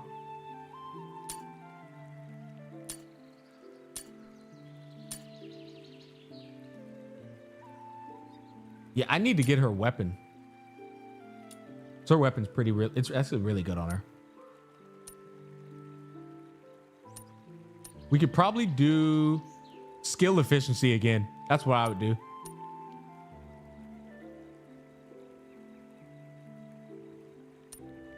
Attack percent, skill efficiency, because she was running out of them jellyfish, huh?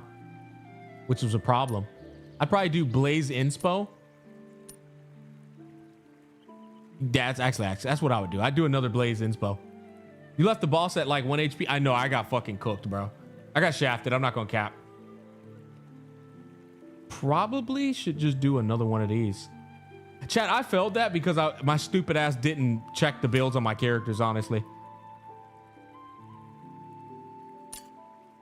There's an upgrade to this too. I just ain't got it yet.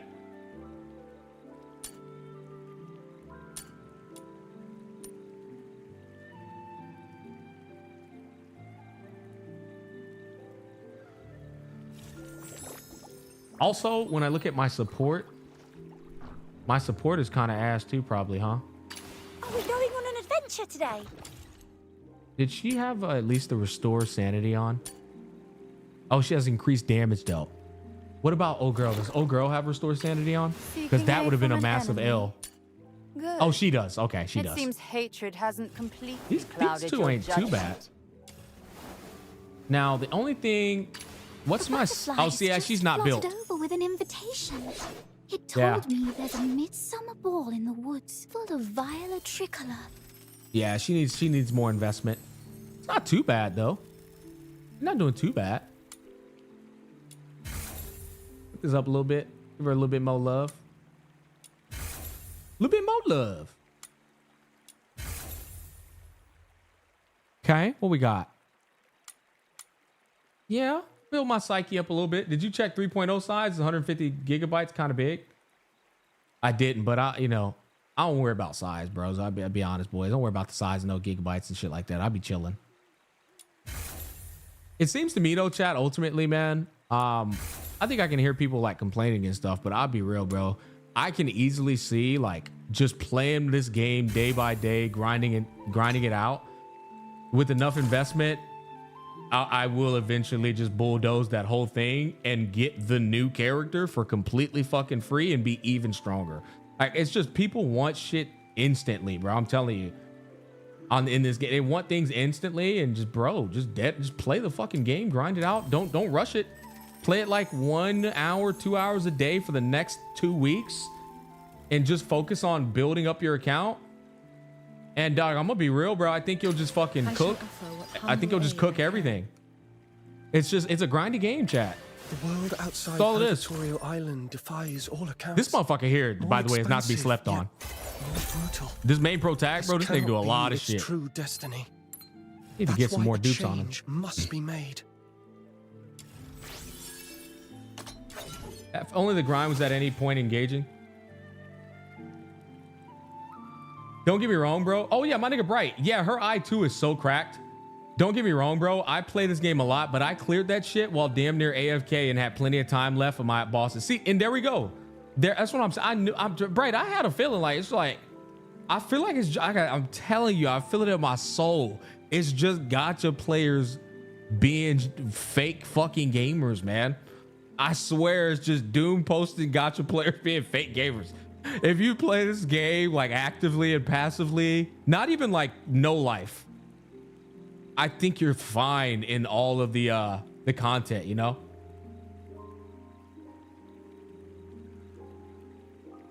What the fuck was that? Okay, that must have been a sponsor, nigga. What the fuck? There's no way that was a donation. Hold on, chat. Give me a second. Oh, yeah, that was definitely a sponsor.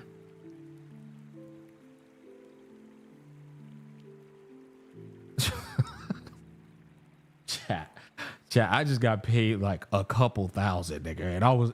And it was to my PayPal, so I was like, did somebody just send me fucking 3,000, bro? Like, what the fuck? What the hell?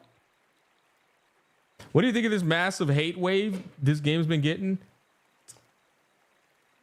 I went over it before. I think I'm not gonna lie to you. I think it's just, this is the definition of how marketing to the wrong demographic could turn out. I think that's literally it. It's like you are putting a product in front of people that aren't for that product. And like I said, it's unfortunate for DNA because I think DNA was obviously previously a gacha game.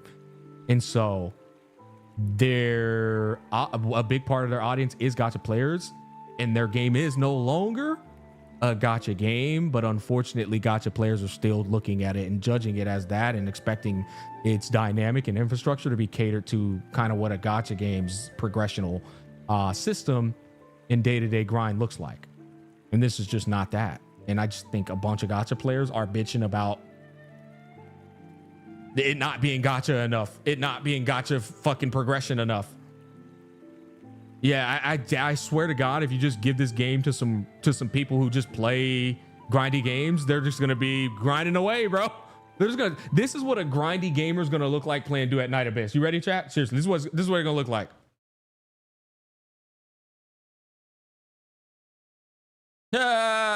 Yeah, bro. Yeah, I don't know, man. Work was kind of fucking shit today, dude. Oh, yeah. What are you up to, man? Oh, yeah, just hanging out. Like, just fucking chilling in VC, nigga. Just grinding away, bro. I'll tell you, this is what the average DNA player's doing, bro. They're just like, yeah, dude. Oh, man. You want to run up some co-op, man? Okay. Yeah, fuck yeah, man. Dude, you see all the AI bullshit going on Twitter? Fucking crazy, huh? Yeah, I know, man. Oh, finally, dude. Fucking dropped, man. About time. I swear. That's what a DNA player does, bro. They're not like sitting here crying about not getting items on the first run, bro. Oh my God, that's what my friends are doing? Yeah. Yeah, game on the phone. Yeah, I don't know, bro. This is high as fuck. We're just chill as fuck and just chilling, dog. Nigga, that was dead ass me with Sanjay in the Discord. Like, bro, that is a real, like, that's an actual gamer, right? Gacha players are so dopamine and like need their gratification almost instantly, and they don't even care if it fades 3 minutes later. I don't know. It's wild, man. Hey, hold up, guys. Let me go ahead and wrap this up. ladies and gentlemen, that's going to wrap up this Duet Night Abyss sponsor for the stream. I do have one more DNA sponsor as well, a second one. We'll probably do that either tomorrow or the following day. We'll see what happens. But huge shout out to the DNA stream for sponsoring this video, or I'm sorry, this stream. And yeah, thank you guys. I appreciate it. Okay, so that's the wrap up for the sponsor. I'll be real though, boys. There's no difference of my of what I would say if I wasn't sponsored. Everything I said in that sponsor is literally how I feel. Like, no difference. No difference. I would say the same shit outside of sponsorship. I think everybody's overreacting to this shit, and I think DNA has unfortunately marketed to a wrong demographic. Yeah. My character's all still level 8 skills and I had like 2 minutes left, made it all the way to the floor. Note 10. Okay, yeah. I want to see this, Bright. Actually, I do want. Thank you for sharing. So Bright is an example of somebody who is actively playing Duet Night Abyss. What is up, guys? We're back again with another video today, and today we're going to be making a video on the immersive theater. I've seen a decent amount of complaint in the Discord about people struggling with the current immersive theater, so I wanted to go through and show you guys the team that I'm using to currently clear through immersive theater. I've literally had 0 issues at all up until floor 11 out of 12, and then if you guys know how immersive theater works, you only really need to clear floor up to 12 to get all your Fushus. Now, I do plan on chilling at floor 10 for now and going to farm Fushu so I can work on Fushu content, but if I need like maybe like an extra 1 or 2 chances to get maybe like Intron 2 or something Fushu, I'll come back and do these. Okay, so he's basically saying the floor he's on, you don't even need to get to that floor because it stops giving you the dupes once you get to I think he said floor 9 or 10. Other 2 floors. But yeah, I just wanted to showcase the teams I used for this one right here, these 3 floors, and the teams I used for this one. Now, just to be so it's Psyche with Fina. So I will say it do sound like it do appear that people need to grind for their Fina, which I'm okay with that. She's now in the boss rotation, so I'm okay with that. I'm gonna start doing that too off stream. Be clear, I had 0 problem on every single shit. Bright, I probably need to start chilling with you and Sanjay too while I grind that shit away. Floor until floor 11. Like, I was literally just sitting here AFK talking to my boys in Discord while just breezing through it, just trying to get my tickets for Fushu. This team right here cleared absolutely every single floor. Now, I've already made guides on these teams, but I will just go through and show you what their builds look like real quick. I won't be explaining. You don't need her? Yeah, but I mean, I feel like that you don't need her. Like, once again, that's like Gacha talk. You need every fucking character in this game. You know what I'm saying? Like, why would you not get them? Because I already have previous guides on my channel for it. So if you want to see that, feel free to go check that out. But yeah, this is my current build for, well, yeah, her. Let's go take a look at Fina. Oh, Fina's right. This is my current Fina that I'm using. This is the current one. This is the weapon that Fina's using.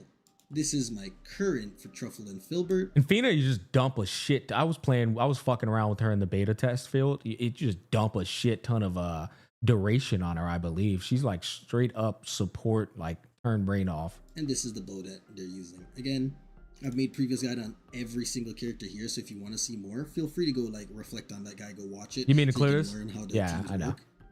But yeah, this is everything I used for literally, I mean, this team it cleared every single floor here, 0 problem until Act 11 when this boss just keeps phasing. It's a little bit too tanky. I will eventually go back and finish it. But yeah, for this one, the teams that I used was this right.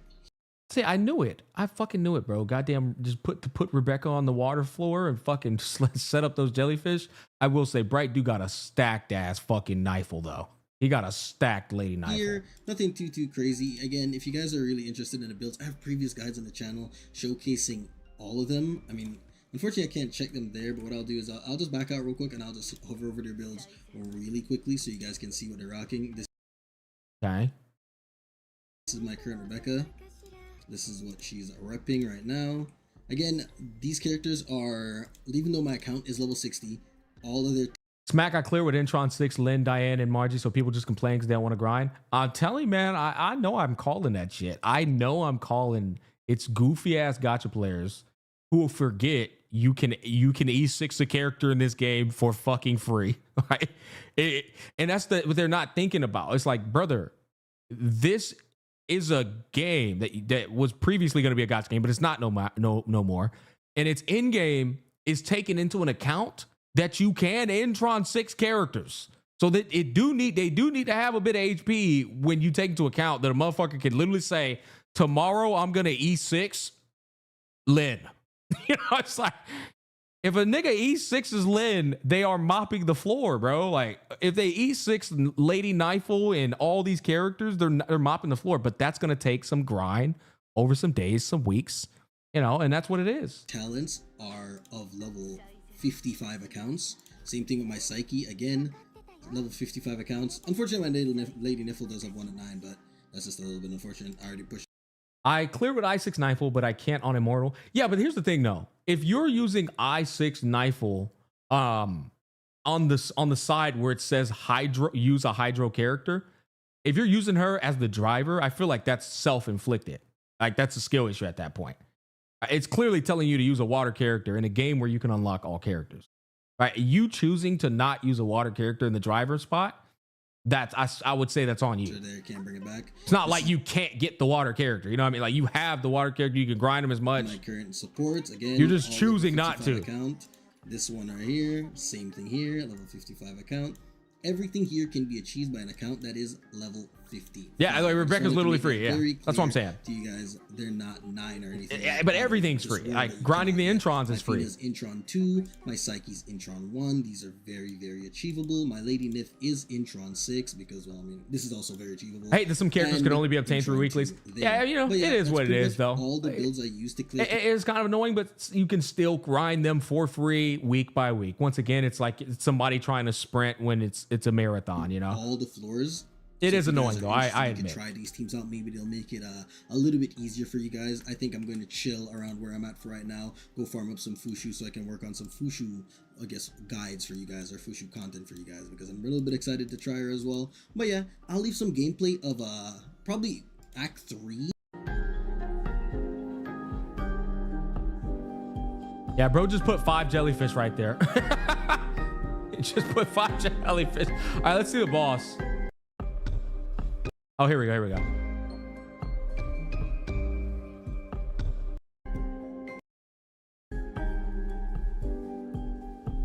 Oh, he's just shooting.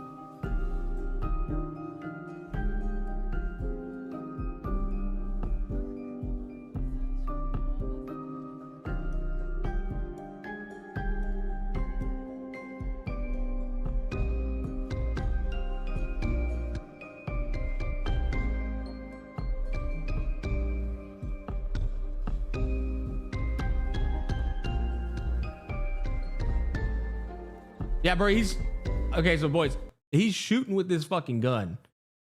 That's like the worst way to deal damage. Like, bro's just trolling.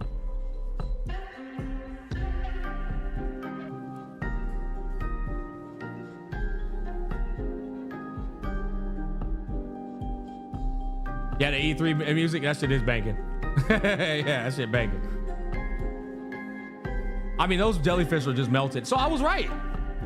I was right. Just set up jellyfish and fucking chill.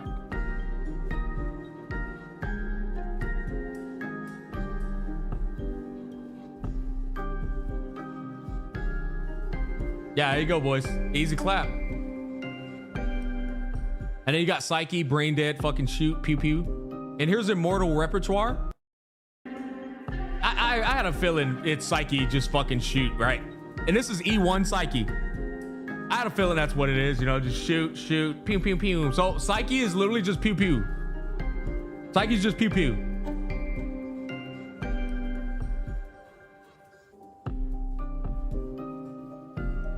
Yeah, sounds about right, man. People just fucking spazzing out, dude.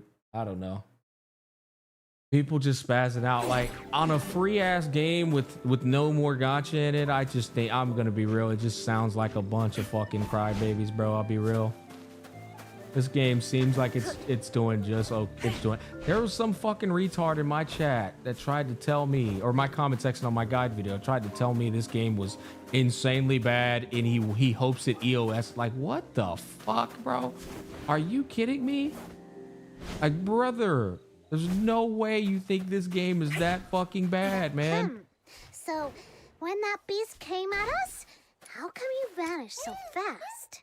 Well, I can't be of help in a fight, but I was The vocal cheering minority, you it on sounds from like the it. sidelines with all my heart. Sounds like it, man. Oh, I caught that. Support. Let's go. Speaking I of actually which, caught that. Snow did something like that too the first time we met. Didn't you, Snow? So What does he even the gain if great this game goes demon EOS? king has a knack for that. Nigga was just salty, bro. Like knee-jerk reaction Got it on all wrong. crazy shit. Bitch, will you shut up, Snow? Jesus. Okay, never mind. This game should EOS. Snow, shut up. Jesus, bro. In my ear.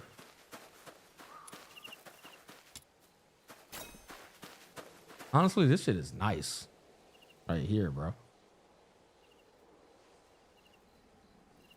Where's the music? I got a lot of grind to do, boys. I'm gonna be real. I got a lot of fucking grind to do on this game. I'm actually kind of cooked. I just want to build my account up. I'll be real. I want to build up a lot more shit. It's just Unk Smacky never got no fucking time, bro. Like I want to get dupes on all these characters. I need to get a E2 on her. I think that's high priority for me. That's probably the first thing I'm gonna do is get E2 on her. Oh, they kind of polished out the UI a bit. It looks more slick now. They did. They polished this shit out a little bit more. It's more slick.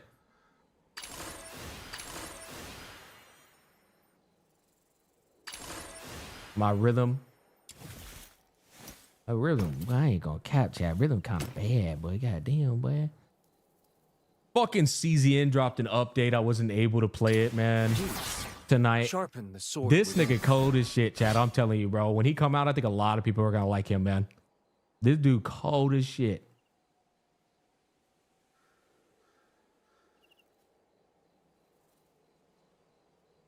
Yeah, he's coming out in the second half. All right, chat. I'm gonna head to bed, man. We gave y'all almost 5 hour stream tonight. Almost a 5 hour stream tonight. Tomorrow, chat, we got the big 3.0 launch. Got some things I want to do before then. We'll be going live a little bit before then.